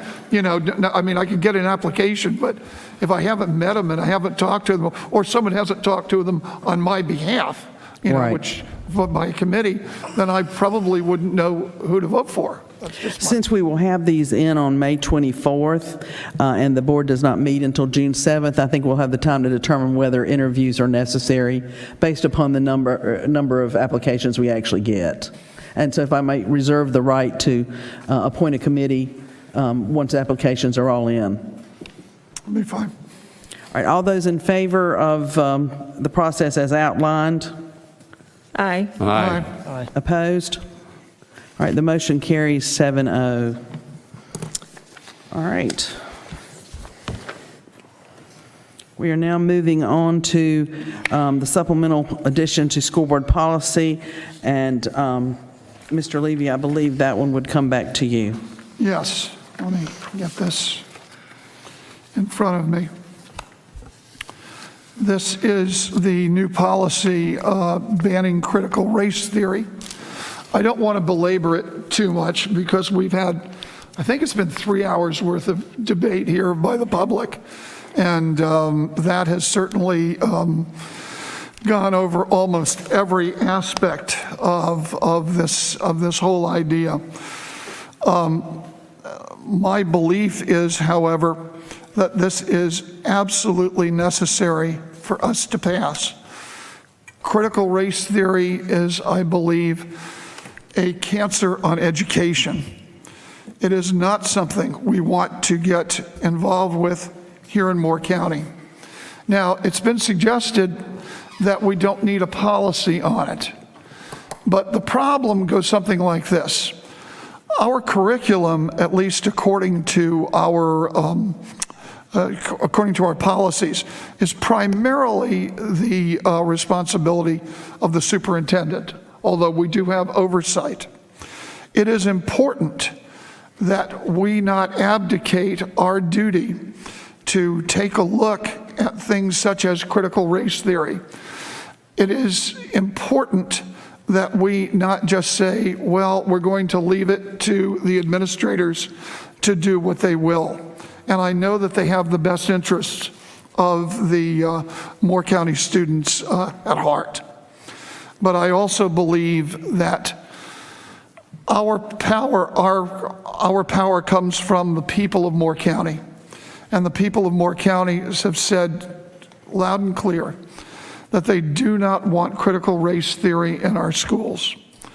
I think we need to set this policy to our administrators as they create our curriculum. And we also need to assure the parents of Moore County that we will not have this in our schools. It is based on if we look at even the pilot article on this subject, even the pilot says it is based upon Marxism. And Marxism and communism is something that this country has fought long and hard against. I know that most everyone on this board has said they are against critical race theory. But this gives us the opportunity to put it into policy. To say that you're against something, but you're not going to do anything about it, is not something that the public will take lightly. The people are very, very smart. They understand that we need to place in policy what is our aim. And I do believe what the one speaker said, which was very, very, very important, that people will withdraw their students from our public schools if they believe that we base our curriculum on things such as critical race theory. Our job is to bring forth the idea of e pluribus unum, from many one. And critical race theory tries to divide us into many, many different camps. That is not what we want to do here in Moore County. And we need to take a step, a concrete step, to tell the public, to tell our staff, to tell our administrators that we will not have critical race theory here in Moore County. I would submit. Madam Chair? Yes, sir. I have a point of order. We cannot have a motion to vote on a policy that the policy committee never approved being brought to the board. We simply allowed Mr. Levy to bring this issue to the board for discussion. If I could speak to the point of order. Was that a point of order? Yes, sir, go ahead. That would, to say that first you have to have something approved by a committee before you bring it before the board, would say that the power of the board is given to the 3 members of the committee. And that is contrary to, that is contrary to law, as a matter of fact. This clearly, we don't get to, we don't get the idea that it's brought forth by committee. I can't say to this board that the committee approved it, because the committee did not. Okay?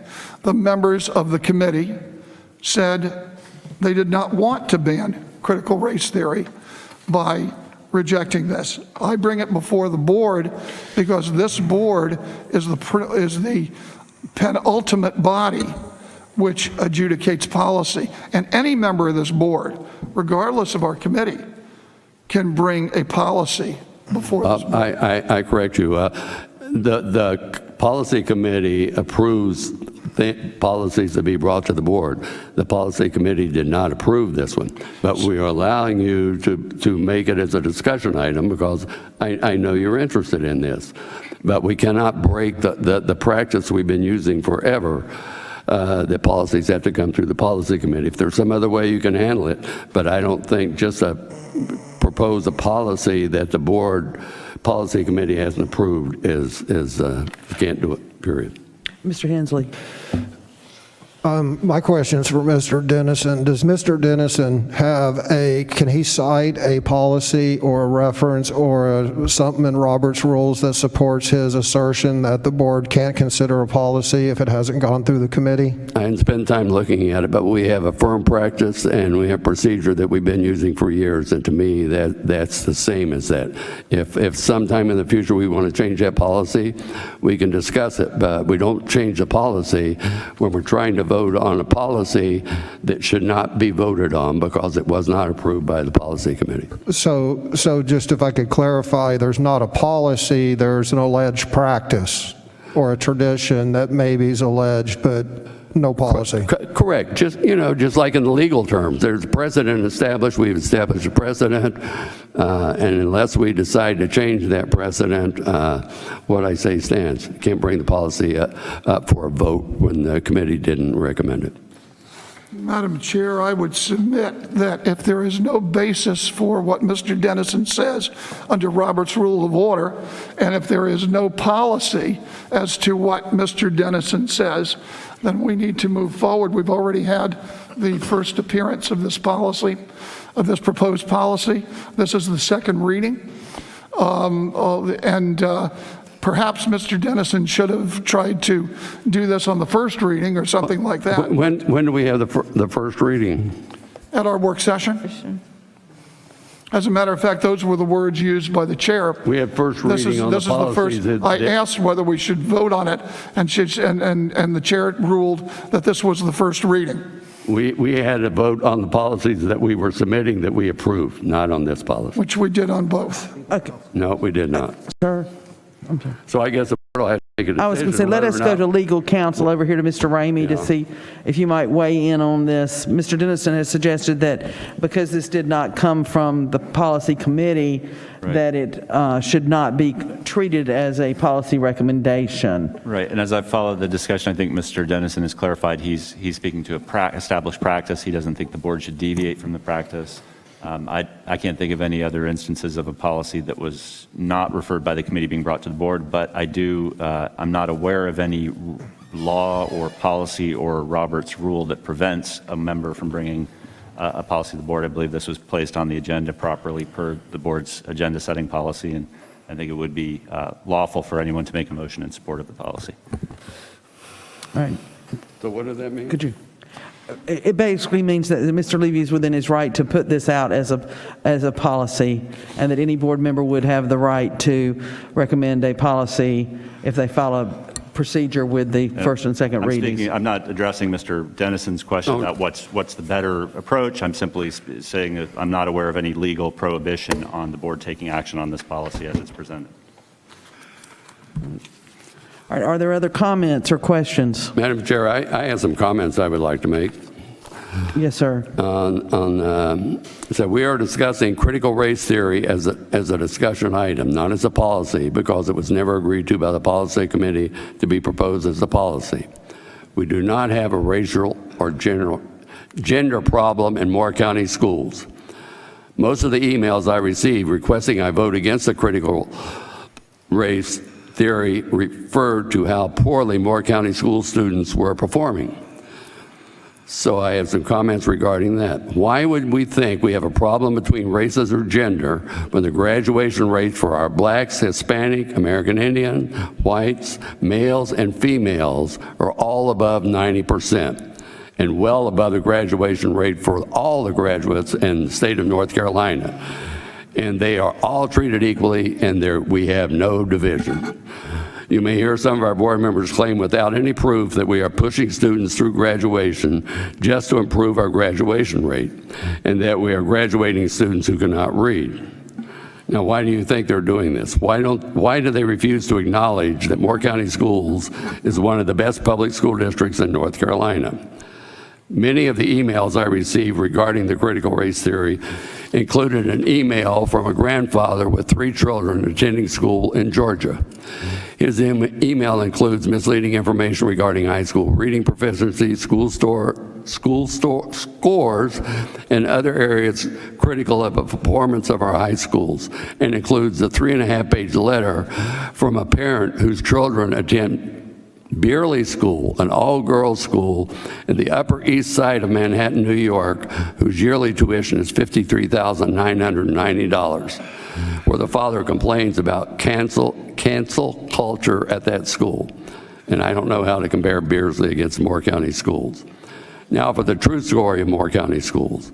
Our 93.5 graduation rate is the highest it has ever been, and 6.7% above the average state graduation rate. We have the 12th highest graduation rate in North Carolina. We have the highest graduation rate among the 42 districts that graduate 700 or more students. Our dropout rate is 0.12 and 1.41% below the state average. 80% of our graduates receive college acceptance letters. 1,044 of our students earned 2,875 college credits with a pass rate of 92.7. Our students earned 3,285 career and technical education credentials, which was 515% above the number received in 2015-16. Our CTE program is one of the only 2 districts that met or exceeded every one of the student proficiency areas on DPI's score report. Our 2020 graduates received over $19 million in scholarship offers, and in January this year, 101 of our students completed early graduation requirements. 370 of our 2020 graduates received 2-year scholarships to Sandhills Community College through the Sandhills Promise Program. Moore County schools met the NC Read to Achieve standards and was 20% above the state average. Now you may wonder why I'm giving you this information. Well, this is why. It appears the theory is based on race and that you think we have racial problems in Moore County, which we do not. All our races and genders are doing well. They are all treated equally, and we do not have divisions between them. I'm getting tired of people criticizing our students, employees, and schools for political or other reasons, and the public needs to know how well Moore County schools are doing in fulfilling our responsibility of ensuring all students graduate well prepared for college or a career. Thank you. All right. Are there other questions or comments? Madam Chair, before we vote, I just want to make a comment similar to what I made in our work session. And just reemphasize that our educators, our teachers, are expert professionals who teach, and they do not instill their own beliefs on our children, our students. They leave that up to the parents. And we need to allow our senior staff and our director of curriculum and our teachers to develop the content as they discussed at our work session and laid out the plan for the summer months coming up and how that would be done. We need to allow them to do their work and to develop the curriculum so that our teachers are all on one accord. Thank you. Ms. Caldwell. Yes, hang on. Okay. I am against critical race theory being taught in the classrooms. We are one race, which is the human race. Our history is the pathway to our future. That's what makes history so amazing. For the record, critical race theory is not in our school systems. Our teachers are not teaching this. With that said, making a policy to ban critical race theory would open the door to so much more. For instance, if the governor or the state assembly approves critical race theory and says we have to teach it, does this mean we lose state funds because we're going against state laws? There are so many factors that the public may not know of that would have to be solved before we could put a policy in place like this. Making CRT a policy gives me or anyone else on the board the right to create more policies on something that we may or may not believe in.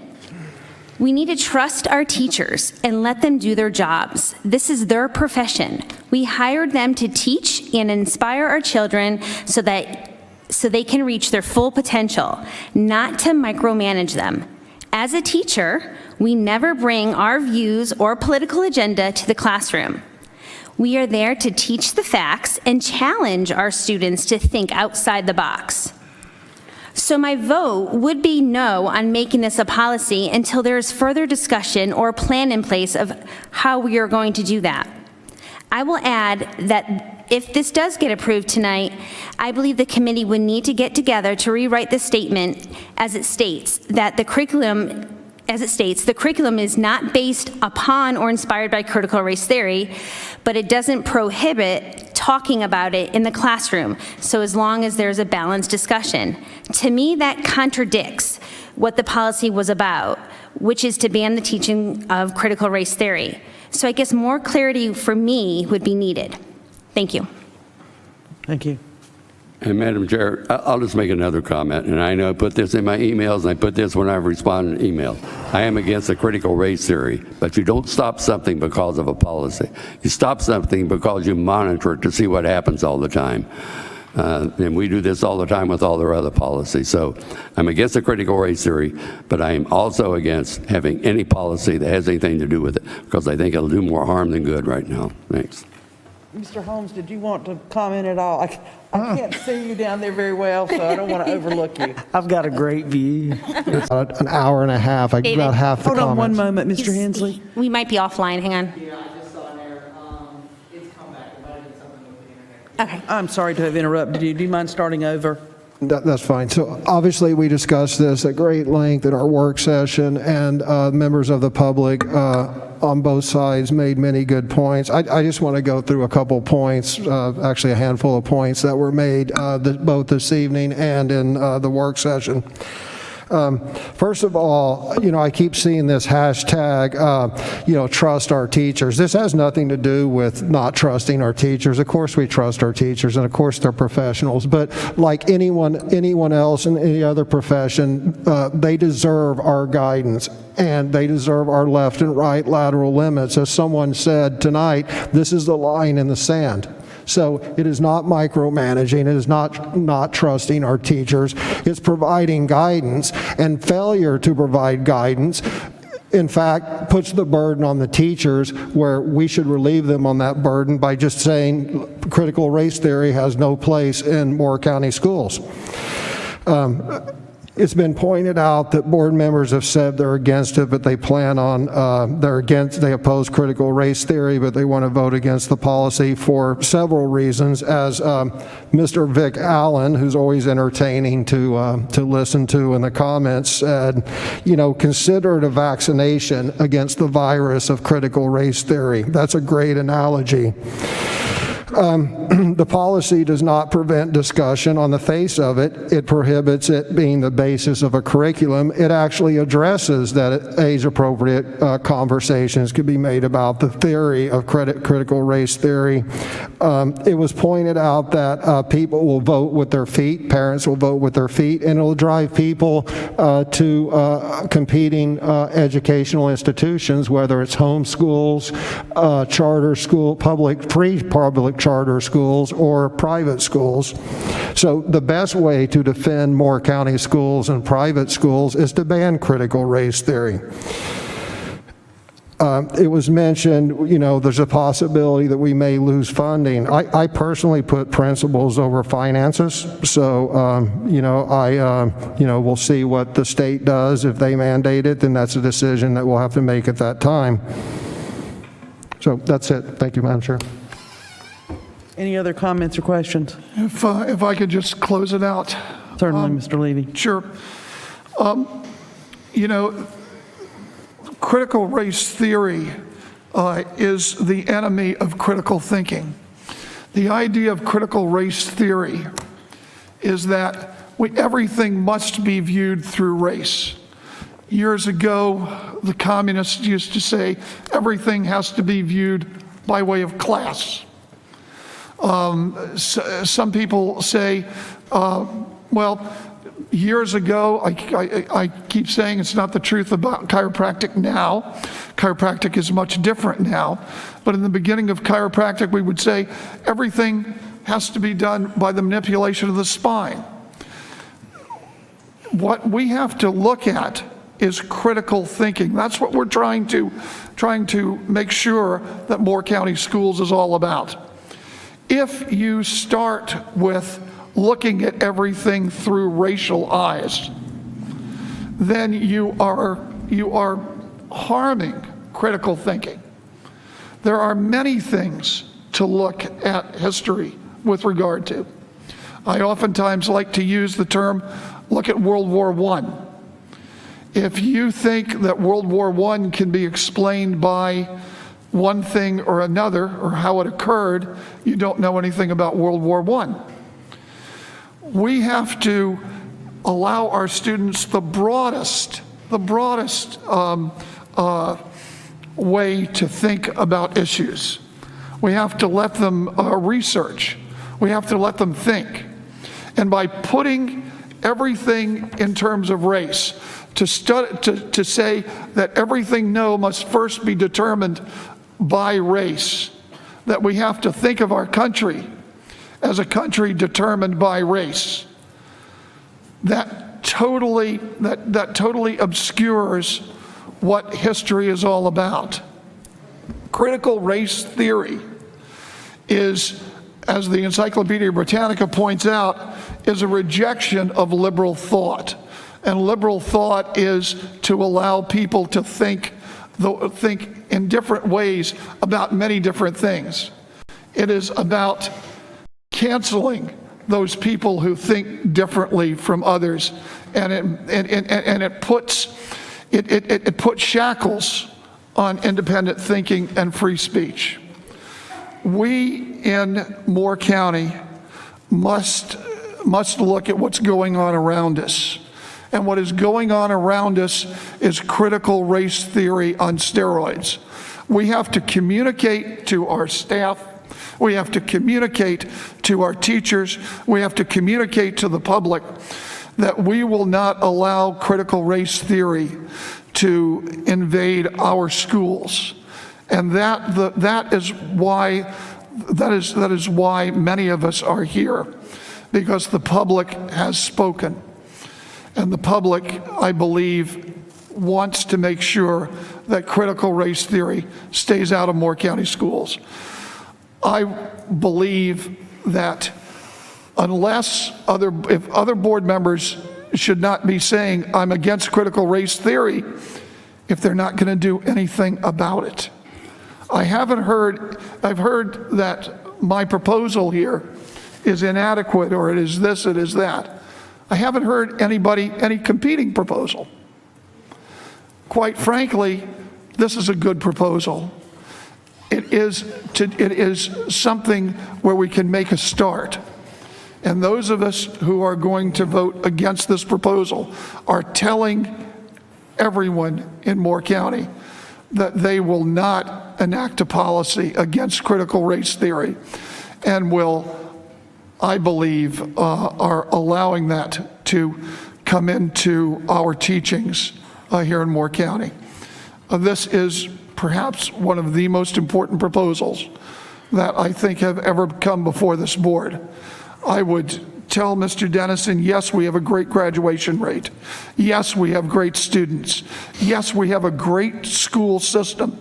And I want to keep that school system great. I want to keep our students graduating at high numbers. And I want to graduate the best critical thinkers possible in the state of North Carolina. And that's the reason why I want to ban critical race theory. Submit. Madam Chair, I'd like to make some other comments. One is that we will not look at everything by race. We look at our students as human beings, not what color they are or anything else. And to say that this will happen in Moore County schools, when absolutely, of all the letters I've gotten and all the people I've heard talk, I have not heard one single person give me an example of where this is happening in Moore County schools. I hear about all these other things, but nobody in Moore County. And if you have some evidence of something happening in Moore County that shows that we are using critical race theory, please let me know. I can't be there. And I don't want to hear examples. I want to see documentation. Okay. Madam Chair. Mr. Hensley. I make a motion we postpone this till next month because I'll provide the evidence that Mr. Dennison wants. I'll provide the video evidence that Mr. Dennison wants of critical race theory training being trained in Moore County schools. Well, okay, you know, I don't mind you doing that, but when you Then I'll get your vote if I provide you evidence. No, you will not, because will you ask for have evidence? to prove that it's happening, and I'll provide that evidence. All right, there's a motion on the floor. Is there a second for such motion, which would require tabling this? Second. All right, there's been a motion and a second to table the policy on critical race Madam theory. Chair, I withdraw my motion. All right. Okay, the motion has been Mr. Dennison withdrawn. said if I provided the evidence, it wouldn't change his vote, so why would I produce the evidence? well, if one teacher out of 1,700 or whatever. Well, you know, anyway. Mr. If I could Okay. speak, if I could just speak one more thing. I will tell you what we are about to do is we are about to implement new standards. And as we implement these new standards, and as our teachers are being trained in these so-called new standards, and by the way, I guess I will go ahead and say, I've had conversations with the superintendent of public instruction who believes, who can see the critical race theory creeping into these standards. It's our job to tell those people who create our curriculum for these new standards, we are not going to have a curriculum. And by the way, that's the reason why I use the term curriculum in this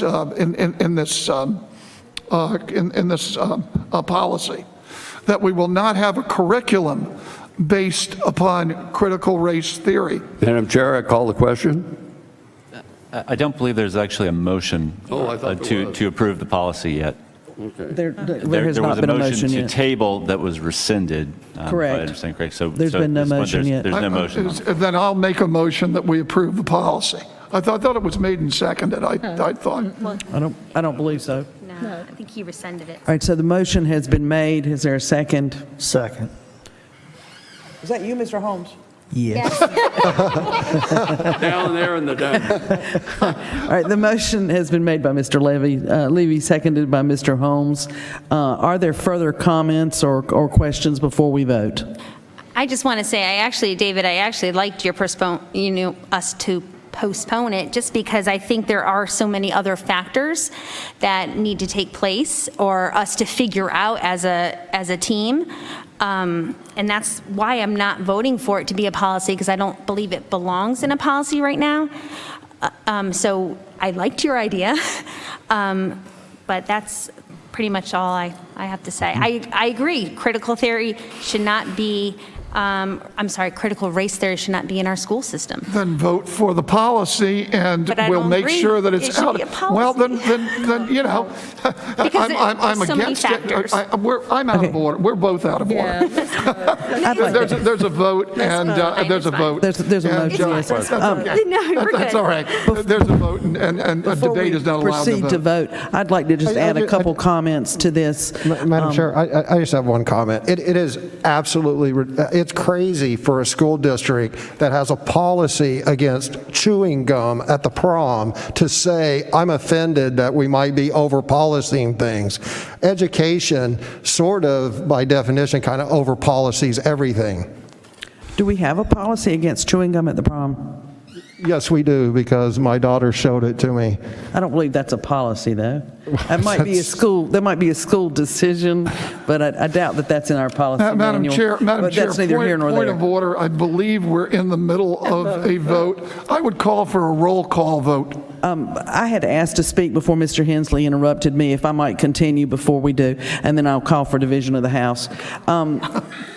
As we talk about this, and we're so very emphatic about not having critical race theory taught within our social studies standards, I'd have to say I have never heard Dr. Grimacy, Dr. Locklear, or any other MCS representative utter one word that would suggest that any social studies or history curricula will in any way be based on or inspired by critical race theory.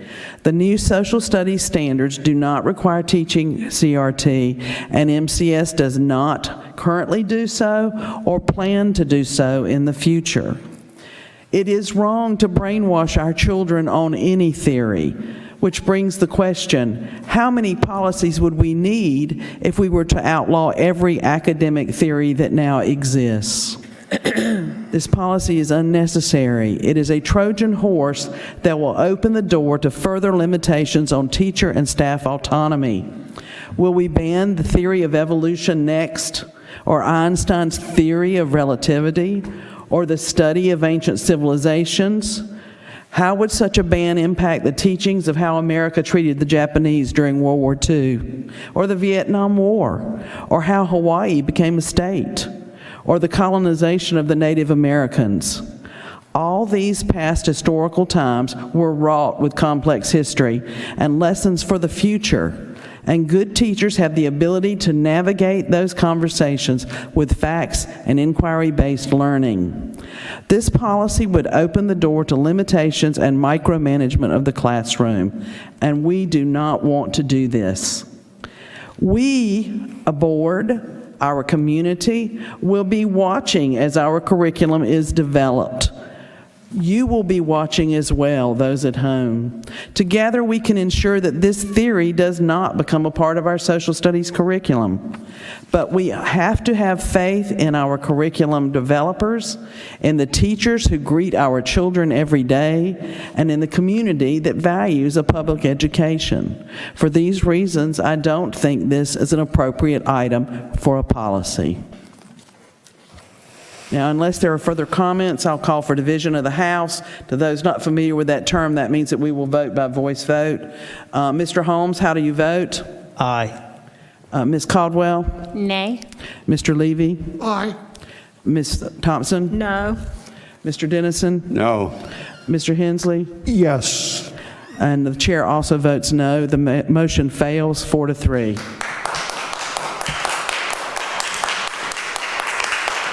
Madam Chair, can you enforce the rules and have these people removed? Mr. Simon, Calm down. point of order. Calm down.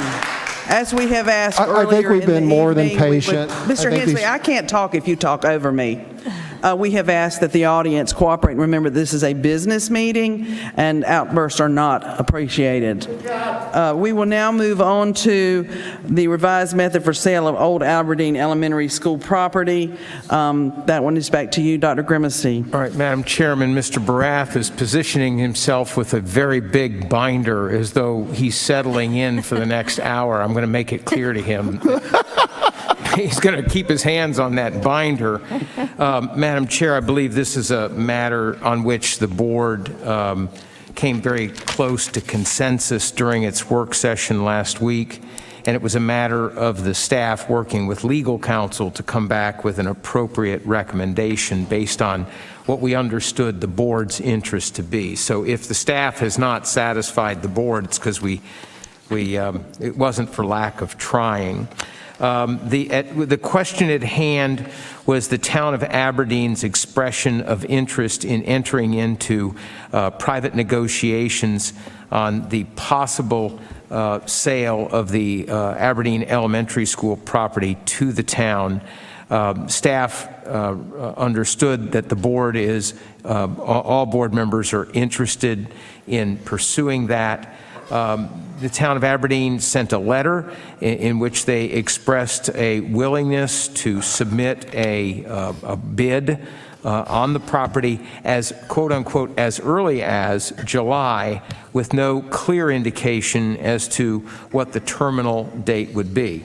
So I say that only to outline or sort of set the stage for the recommendation, which by virtue of the number of words, you can tell that Mr. Ramey has certainly scrutinized it carefully. I'll let you read into that any way you want. And that's a compliment, Mr. Ramey. You got everybody covered. We have pointed out that it is legal for the school board to enter into direct negotiations with the town as long as the board votes to amend a previous resolution in which it had made commitment to an upset bid method. So the superintendent's recommendation reflects the staff's and legal counsel's review. I offer that to the board, and between Mr. Barath, myself, and Mr. Ramey, we're happy to answer any questions. Should the board approve this, then I would envision Mr. Barath making a phone call to Mr. Sabiston, the town manager, to let him know that there would be a brief letter coming from the chair that Mr. Barath and I and Mr. Ramey would assist the chair in writing to get to the town, and then as the opportunity presents itself, we would have the same committee that's been working with the town, Mr. Hensley, Mr. Chair Carter, and Mr. Barath would continue to engage with the town. Now, John, is there anything that I've left out? No, sir. Okay. Mr. Ramey, anything that you can think of? Okay, so the superintendent's recommendation stands. We're happy to answer any questions. Madam Chair, I submit. Are there questions concerning this? We did discuss it at pretty great length last week. The only thing I would say is that I would hope that we don't, that we're not going to make any decision to sell it to the town of Aberdeen, that will simply be negotiating with the town of Aberdeen. And I assume that we're not locked in, because I think as time goes on, I believe we're going to know a little bit more about whether we're going to get funding for a lot of pre-K for not next year. I'm sure it's not going to be 21, 22, but probably 22, 23. And we may need facilities for the pre-K if universal pre-K occurs. And by the way, I'm not in favor of that. I just am looking at the political scene as I see it in Washington, and saying if it's going to come, we're going to probably be the people to implement that. And I would caution everyone that having sold the Southern Pines Elementary School, the May Street School, to one of our charters, which I believe is a good thing, they do have a lot of excess capacity for pre-K students. And if they bring in pre-K students and they bring them in at pre-K, they are likely not to be in our system. Just inertia will keep them outside of our system through elementary school. So having capacity for pre-K, as well as thinking about what we can do about overcrowded Pinecrest High School, is something we should look at, and not just totally foreclose the idea of keeping this school as our own property.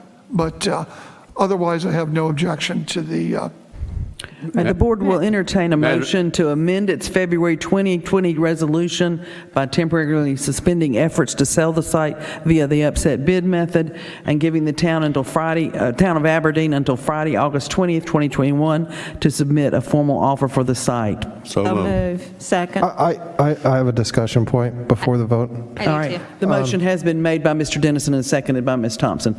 Mr. Hensley? I was just afraid we were going to vote real quick. Yeah. So I just go back to what I said during the work session. I support this. I think this is a good course of action. I'm happy to be involved in it. But I just want to reiterate to the town of Aberdeen, and hopefully in discussions that you all may have with them just to set their expectations. They expressed willingness during this extended contemplation time that they would maintain the grounds and whatnot. So they should carry through with that. And secondly, the appraised price is the price. So I think it's $1.3 million and not 1 penny less. And that also included, did that include the utilities as well, the maintenance on the outside as well as utilities monthly, or? That's something that would be negotiated between the attorneys when an offer comes back, I do believe. Okay, all right.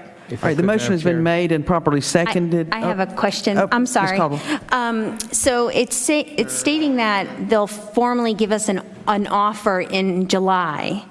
So how come they need it till August to present, give us a due diligence period? If I could, Madam Chair? Sir. Okay. Their letter says as early as July. Okay. So when Mr. Ramey and Mr. Barath and I looked at the practical working of this, in the spirit of cooperation, we didn't want to just take their earliest date, and the board can change that, but we thought we would allow some reasonable grace. Due diligence would include, after they make an offer, there needs to be some discussion about whether or not this board thinks that's reasonable. Okay. Mr. Levy will make his case, Yeah. whether it's 1.3 million. Well, if it gets bigger, maybe we'll even talk him into it.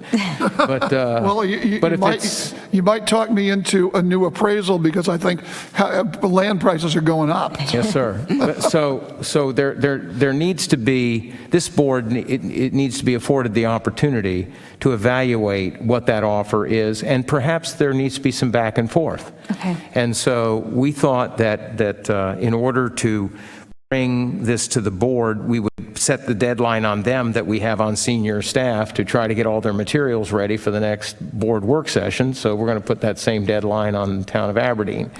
That deadline's got a little bit of leeway built into it. Okay. It's that simple. Now, the back and forth could result in the fact that you don't get a final offer until the first week of November. So there's 2.5 months there for some back and forth. It's all based on what we thought would be reasonable and would protect the interests of the board. And that would include also, Mr. Hensley, the negotiation on, effectively, the town of Aberdeen would be looking for a facility use agreement with us, and John and Mr. Sabiston would work out the details of that.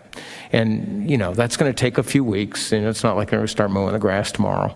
And so if the board would just sort of stick to the concept of switching, just authorize us to switch from upset bid to negotiations, we certainly will keep the board informed and be back to the board with any action before any train leaves the station. Could we also, I guess maybe I have to amend it to make sure that the town of Aberdeen knows that we are not giving them a legal option.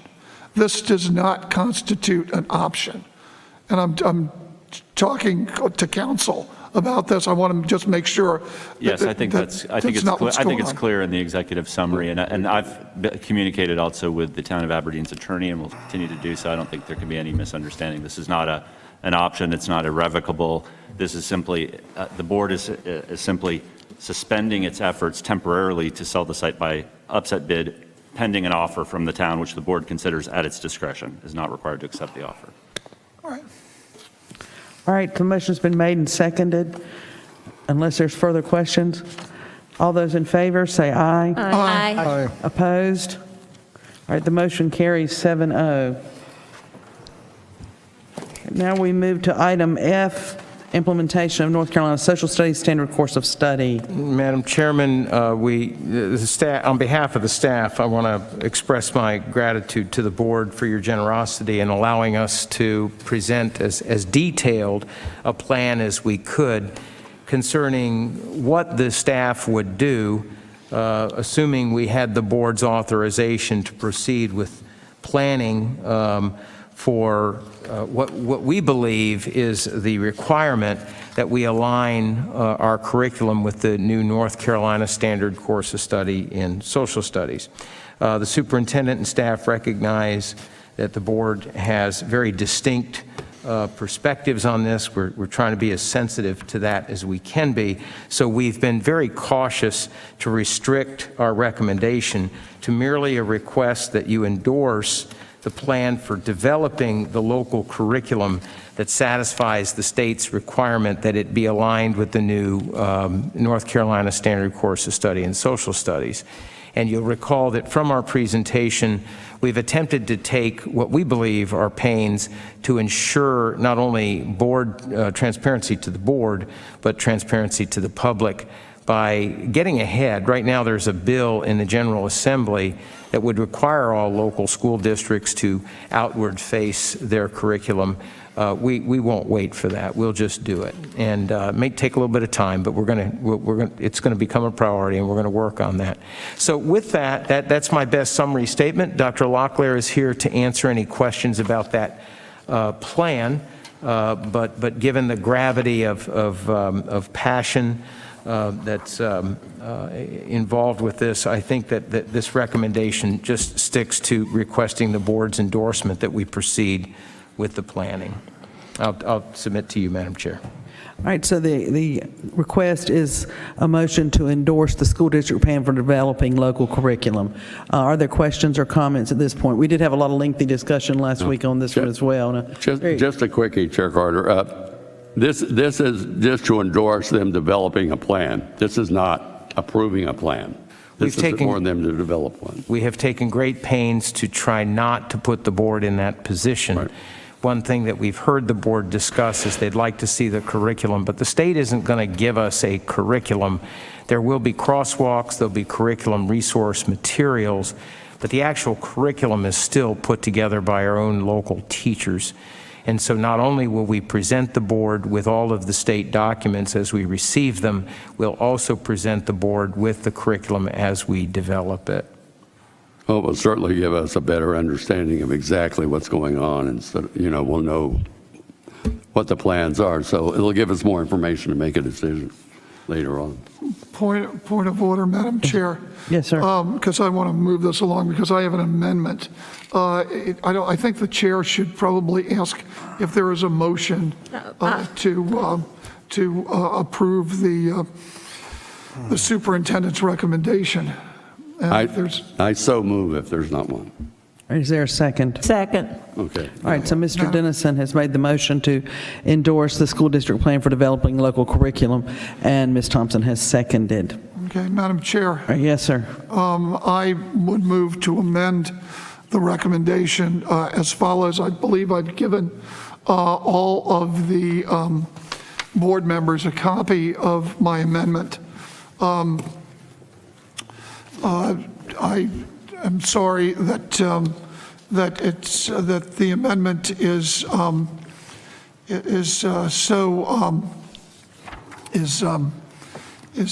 given to you this way, but the state of North Carolina has sort of jammed us with regard to this new social studies curriculum, because they have given us social studies standards, but we don't yet have the unpacking.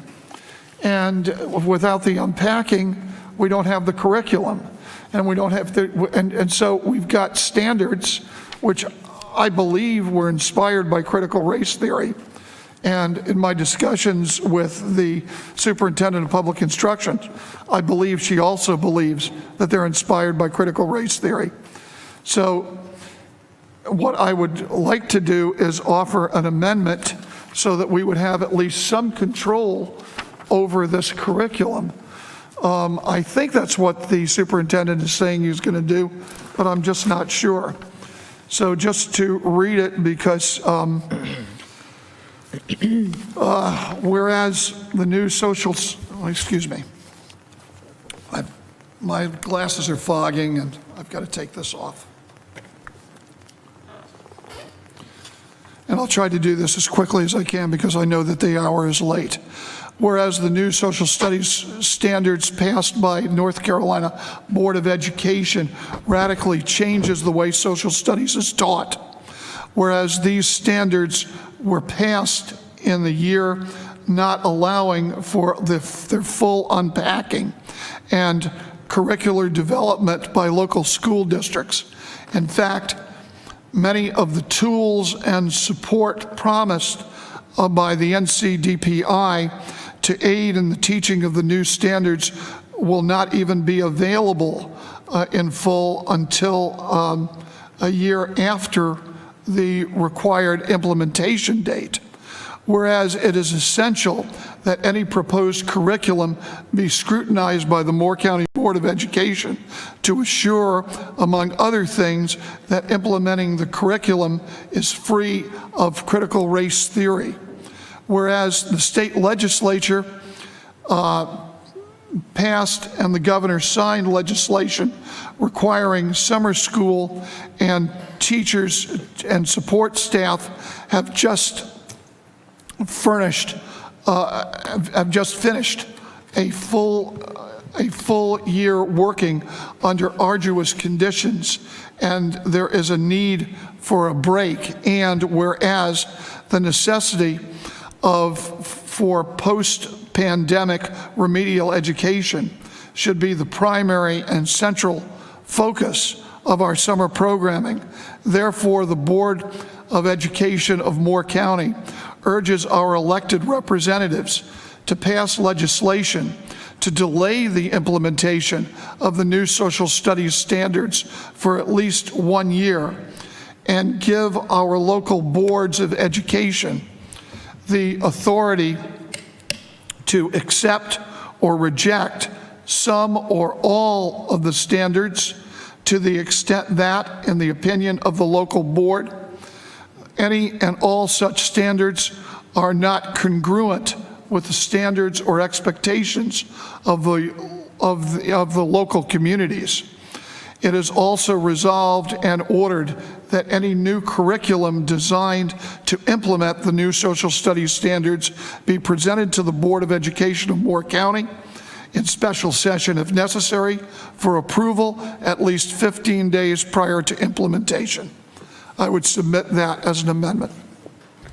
I'm not so sure that works in too well as an amendment, but because what we are approving is simply the plan to develop curriculum. This is a resolution to our General Assembly. Is that correct? Well, it is asking two things. Number one, that we urge the General Assembly to pass their law, which is now pending, delaying the implementation. But it also requests, and that's the key here for the amendment, that any curriculum which is developed be presented to this board for approval 15 days prior to its implementation.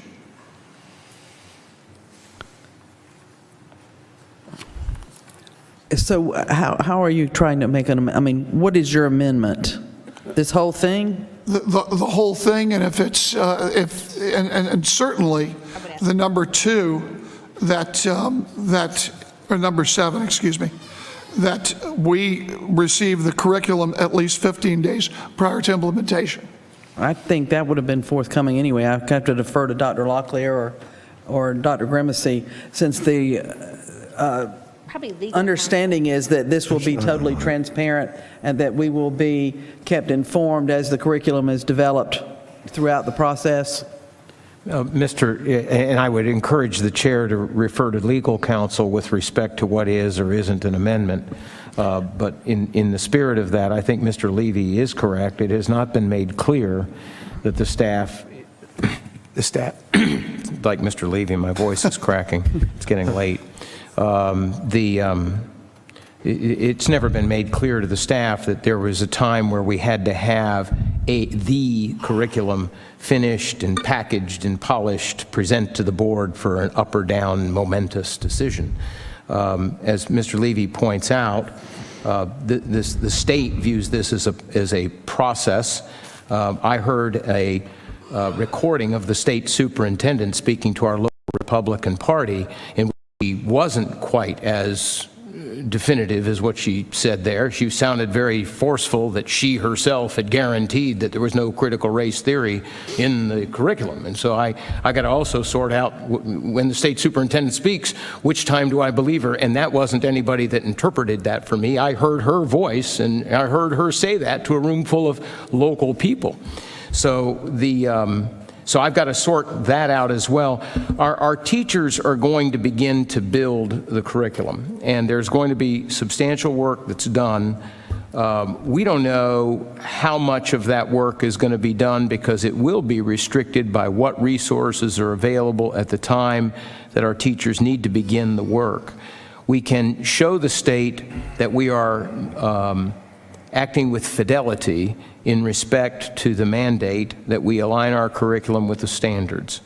That does not mean we have to have everything done, and certainly we're not going to ask our teachers to do something they can't do if they don't have the resources from the state. I will also add that this is not unusual for the state. That this happens with regularity, where we are on the local level burdened with the responsibility to kind of figure out how to tie up the loose ends and fill the holes. And so you'll see this as a pattern as you continue to work with the state. And very often, different people will say things to people that will satiate what their ears want to hear. And so in all fairness to our staff and our teachers, and with respect to this board, because you're being exposed to things that we have to deal with a lot, we are going to present to you, be as transparent to you on the work that we're doing. And if at any point this board feels as though we are getting down a path where this board requires a decision, then this staff will certainly do what it takes to accommodate that decision. But to up front right now, the only thing I would say is we need to learn more. The only thing we need to know now is, shall we begin to let teachers know that we are going to have this process this summer, so that those that are interested that aren't already teaching in our Summer Learning Academy, because we want them to do that.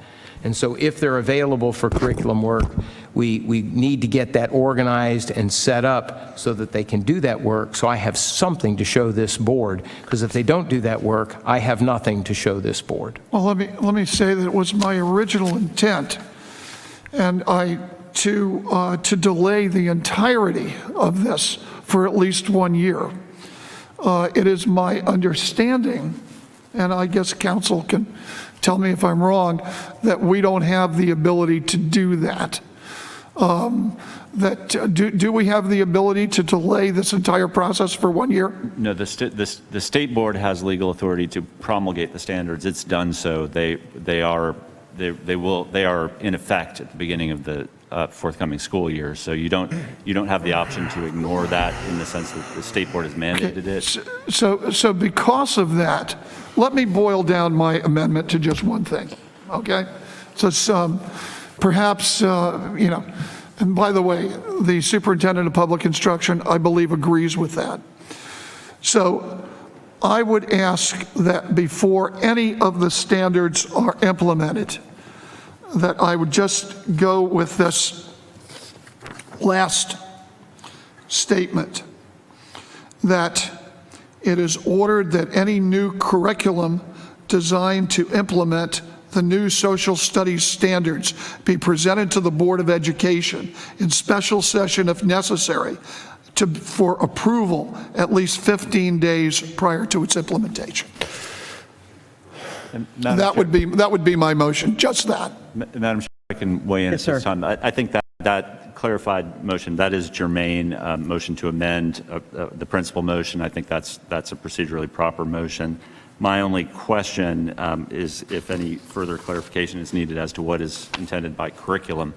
I certainly defer to Dr. Grimacy and Dr. Locklear. They're the curriculum experts, not me.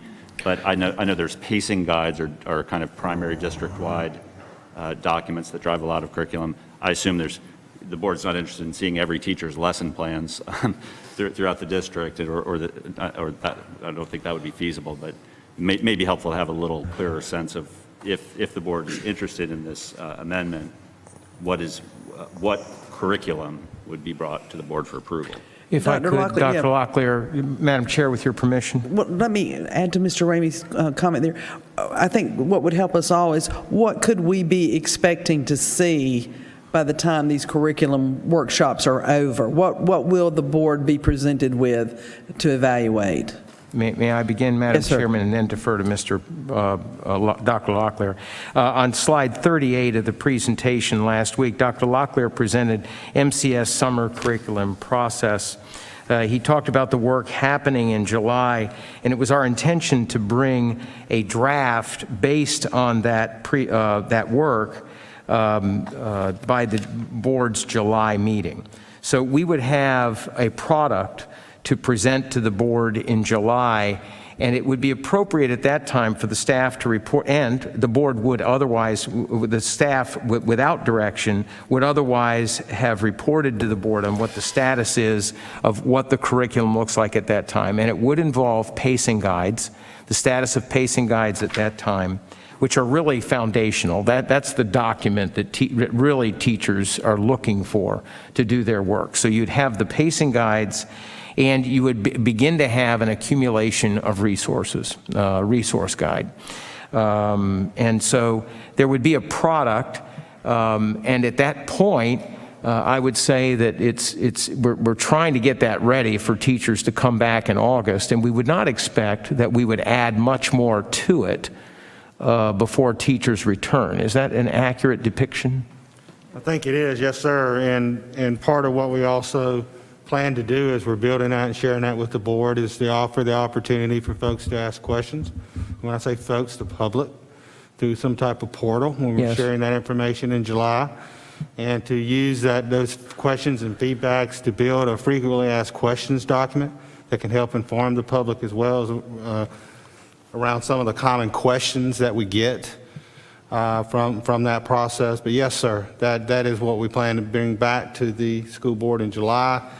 Additionally, sharing some of any of the documents and resources that we've gotten from the state as So well. while it would be somewhat unorthodox, there would be enough substance in July. Of course, that's a one-day meeting with work session before lunch and regular meeting after lunch as of now, unless that changes.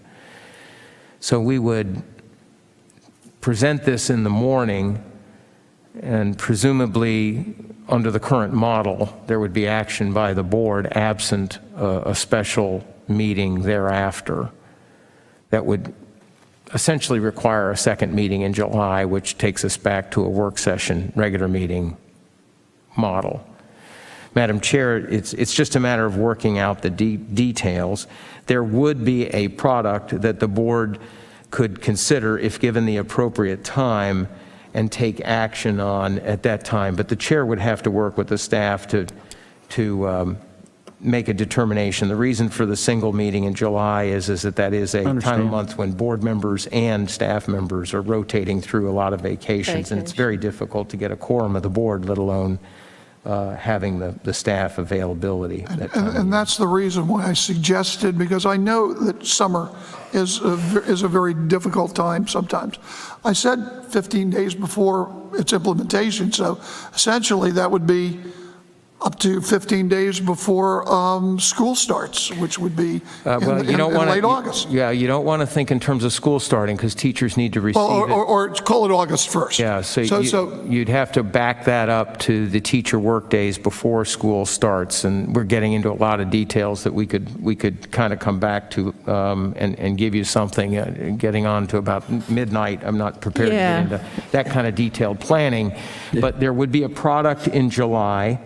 And it is, if the board wants to take action on this curriculum or to begin acting on all curriculums in the future, July would be a time when staff would be a heavy lift, but going from where teachers are working in June to the second week of July with the July 4th week in between, if the board directs, the staff will find a way to get it done. And so your motion, Mr. Levy, or your amendment, was to endorse the school district's plan for developing curriculum to be presented to the Board of Education for approval at least 15 days prior to implementation. And I think that's what Dr. Grimacy is saying he can do. And so that would leave it open to Dr. Grimacy, Dr. Locklear to determine when the presentation needs to be done. There would have to be a presentation, and then there would have to be some time for the board to deliberate because there'll be a lot of material. So it will not fit the current model that the board has traditionally preferred, which is trying to just keep to one meeting in July. So there will have to be some discussion. If all board members want to participate in this, then there's going to have to be some flexibility for 2 meetings in the month of July. And so that is something we can discuss if the motion carries, correct? If you amend it and you have that last, I can't speak to any of the other items. I can only speak to number 7. That if the board directs, the staff will comply. All right, was there We comply with the law, we comply with directives of the board. Was there a second for Mr. Levy's amendment? Second. Where did that come from? Was it you? Was that Yes. No voting from the gallery. Okay, a motion by Mr. Levy, seconded by Mr. Holmes. All right, so Call for the vote. call the question there. All right, so you're voting just on the amendment, which is to that the standards be presented to the Board of Education for approval at least 15 days prior to implementation. That's the curriculum, not the standard. Curriculum, yes. Because the correct. standards. As it will The stand curriculum, on the that standards date. are, yeah. As the curriculum will stand on that date, which will be the curriculum that will be available to teachers in year one. Right. But the board will want to approve refinements to that because there will be refinements, as Mr. Levy knows. Sure. In subsequent years as we move forward. Sure. Correct. All right, all those in favor of the amendment, say aye. Aye. Opposed? Aye. Opposed? Nay. Nay. I guess Okay, we have to do a division of the House. We'll do voice vote, show of hands then, please. All those in favor, raise your hand. Opposed? All right, the motion fails, the amendment fails, 5-2. So we go back to the original motion, which is simply to endorse the school district's plan for developing local curriculum that satisfies the state requirements. Is there further comment or discussion? Mr. Hensley. Madam Chair, I just have a few comments. I like the transparent process that proposed by the superintendent and the central office staff. I think it's awesome. I think the public's clamoring for transparency. Everybody wants transparency. It's going to be required maybe in the future anyway. So I think it's a great process. It's outward facing. It's transparent. There is a serious movement underfoot in the General Assembly to delay the implementation of the social studies standards, and it actually has a good chance of passing and being signed by the governor. I guess my question is, if we issue contracts to write the curriculum based upon what we know now, and we get those people working hard, transparent, all that stuff, and then the General Assembly delays it, then that's just too bad, so sad? It's a very fair question, Mr. Hensley. Madam Chair, with your permission. Yes, sir. Yeah. There are ways that we can offer full disclosure to any teachers that agree to work in the process, that it's subject to that. We've done that before, where we have programs that are established. Makes it a little bit harder. Some people want us to commit, and it may make it a little harder to recruit individuals to do that. But we recognize that possibility is there, and we certainly are not trying to determine the law. We're just trying to comply with the law. Understand. Right, and of course, the General Assembly will never be timely. Yeah, I mean, that's for another Plus, day. a lot of things they pass, they give you a month to do it, and then they don't fund it. So, I mean, it's same old, same old. All right, are there further comments? All right, then let's move to the question. All those in favor of endorsing the school district's plan for developing local curriculum, say aye. Aye. Aye. Opposed? And the motion carries 7-0. All right, that brings us now to item 7G. Madam Chair, I didn't vote. I'm Could sorry. you score me as an abstention, please? Abstention. Okay, so Thank you. Mr. Levy abstained. To the personnel report.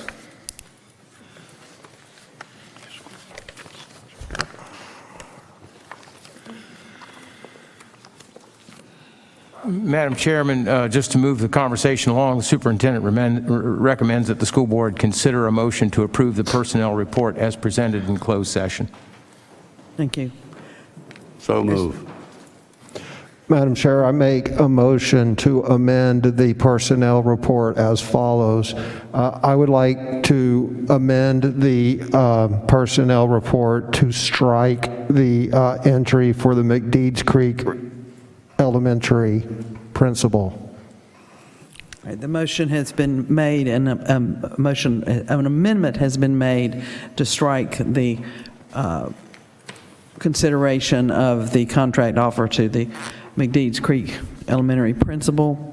Is there a second? Madam Chair, I'll second. All right, the motion has been made and seconded.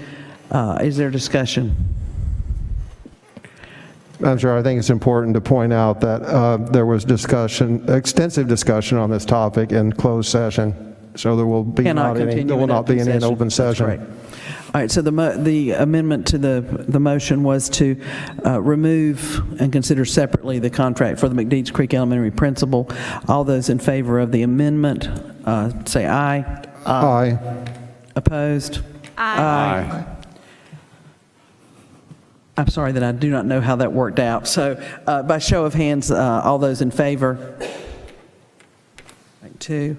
Opposed? All right, the motion fails 5-2. All right, so we'll now move back to consideration of the personnel report as presented. Is there a motion to accept the report? So moved. All right, motion by Ms. Thompson, second by Mr. Dennison. All those in favor? Aye. Opposed? All right, the motion carries. And I'll abstain. Was there an abstention? I'll abstain. All right, Mr. Holmes and Mr. Hensley have abstained. All right, we now move on to the superintendent's report.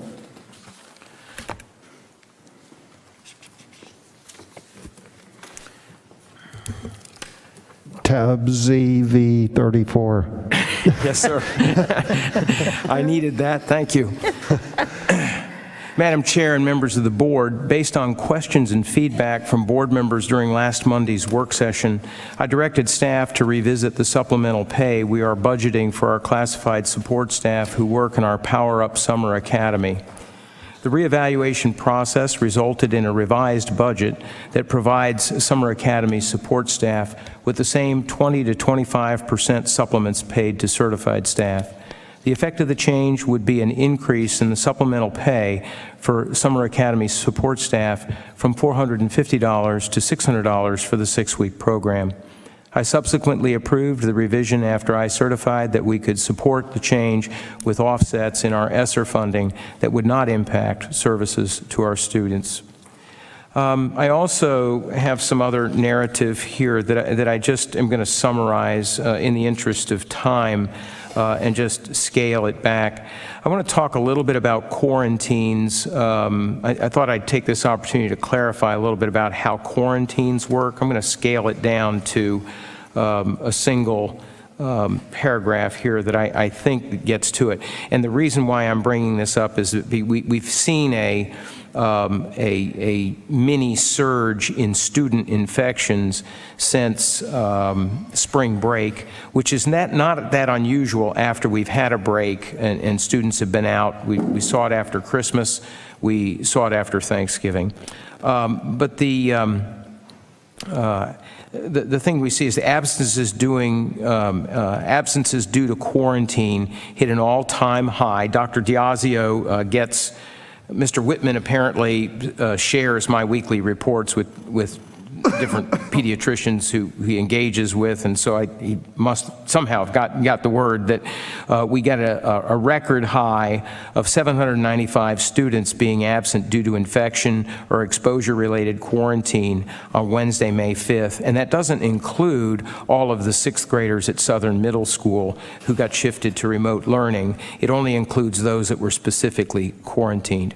And so I noted in my weekly report that there was a relationship between our students wearing masks and the number of students that are quarantined. And without belaboring that, I should have read the whole thing. I'd probably get it done quicker if I just read it. But so I wanted to say that it was my belief that the mask mandate was the only thing that kept us from shifting at least 2 secondary schools to all remote learning last week, and also the reason why we didn't have substantially more quarantines. And so with that, let me just read through this paragraph. All right, so why is that? Let me explain. Quarantines are restricted to unvaccinated individuals within 6 square feet immediately surrounding an infected individual when all individuals are wearing masks. In most cases, that equates to only, in quotes, 25% of a class. If a class is not wearing masks, then all of the unvaccinated individuals in a given classroom must be quarantined. That's why I characterized my estimate of in my weekly report as at least double. The impact, instead of 795, the impact could well have exceeded 1,600, perhaps substantially. While most of our whole class quarantines resulted from having 2 infections within the same room, most of those being secondary transmission. So if there's 1 in the room, it's about a quarter of the room. Once there's a second one, then the whole class gets quarantined. In those cases, the entire class must be quarantined, even if they are wearing masks. So if you have masks, you have that buffer when there's only 1 infection in the room. Once you get that second one, you lose the whole class. With very limited physical distancing indoors, it remains critically important that everyone continue to wear masks and continue to stay home if they have COVID symptoms or have been exposed to someone with COVID symptoms. And I wanted just to conclude that this recent uptick in student absences due to quarantine is something that's significant. However, it is important to note that the mask mandate is keeping it from being much more substantial. Our students' and teachers' adherence to our mask mandate limited much of the impact to only those unvaccinated individuals who are within 6 feet of the infected student. Clearly, the mask mandate was the only reason why Southern Middle School and Union Pines High School were able to avoid being shifted to all remote learning last week.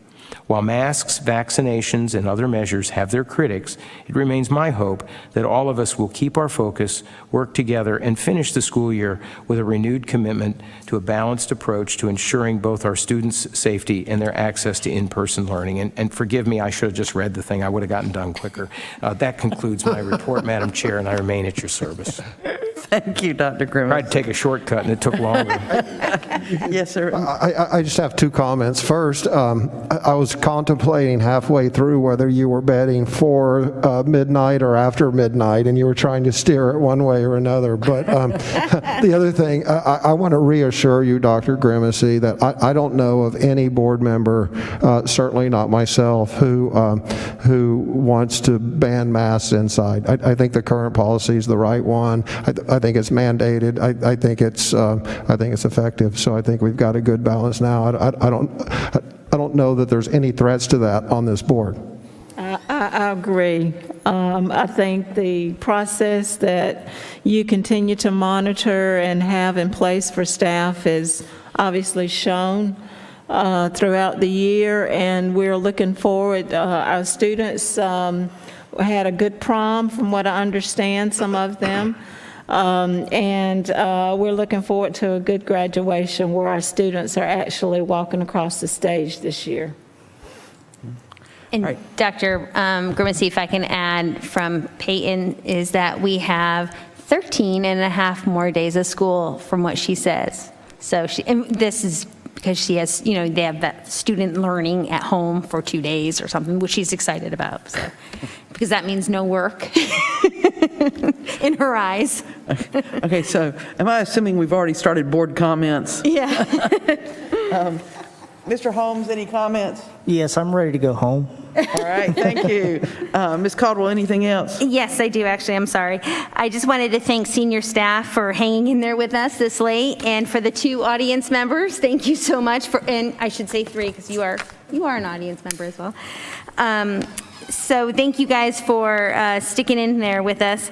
And even though I'm sure they're all sleeping, I wanted to congratulate, again, all the recognitions tonight from awards, advanced degrees, and to our teacher and principal of the year. I want you all to know how proud I am of all of you. And like I said, Deontay is probably sleeping, Mr. Poole, but I wanted to just give him a quick shout out. I know why you received Principal of the Year, and I've seen you in action. You motivate people to be better, you encourage your students daily with positivity, and I see your dedication you put out every day to make Aberdeen Elementary a great place to teach and learn. So when we go to school tomorrow and look at those smiling faces, I hope you realize you created that atmosphere for your students to feel loved, respected, and safe. So congratulations again, Mr. Poole. Lastly, I want to say, I know we're all not going to agree. Let me take that off. We definitely have some type A's, including myself, on this board. I think having conversations and dialogue is great. I understand we want our voices to be heard and to get our viewpoints across. I hope we can listen and respect each other with views without causing drama. I also understand we get frustrated at times with each other, and I'm probably guilty of that as well. I'm not out to disrespect anyone, and I'm just trying to keep us all focused so we can continue to make Moore County schools one of the best places to learn, and also not make 10-hour-long meetings. That's all I got. Mr. Levy. Yeah, I just wanted to thank, I know that Dr. Grimacy gets the big money, and we are all here on the board for prestige and stuff like that, but I wanted to thank our staff for staying here so long as they have. And I was just joking about what I said previously. But I wanted to thank the staff and our SROs for being here. And I've observed, especially our SROs, being very kind, very courteous to the people who came here and helping us to keep decorum. I want to say that I appreciate the board in a very respectful and enlightening debate, and I look forward to other debates which are respectful and enlightening. And I think that if we do so, we will be doing a good job for the people of Moore County. Ms. Thompson? Mr. Dennison? Pinecrest won the state 4A golf championship today. Good job. Mr. Hensley? I have no comments, thank you. I'll add just one last one. I was going to mention all the teachers and how much we appreciate what they do, and our Teachers of the Year and Principal of the Year, but you covered it. I did want to point out our children are going to very shortly begin end of grade and end of course testing. Our high school students are already taking AP exams. These children are doing this at the end of the most unpredictable year they have ever experienced. I think we all wish them well as they enter the testing window, and we will await the results such that we, our teachers, our staff, and our administration, along with the board, will know better how to serve them as they work for their future. So good luck to all. At this time, we must enter back into closed session. We will not be conducting any business, I absolutely promise, after we return from closed session. So at this point, do I need a motion? No, you can just state that we're returning. We're returning to closed session. For the reasons stated on the agenda. The rest of you journey safely home.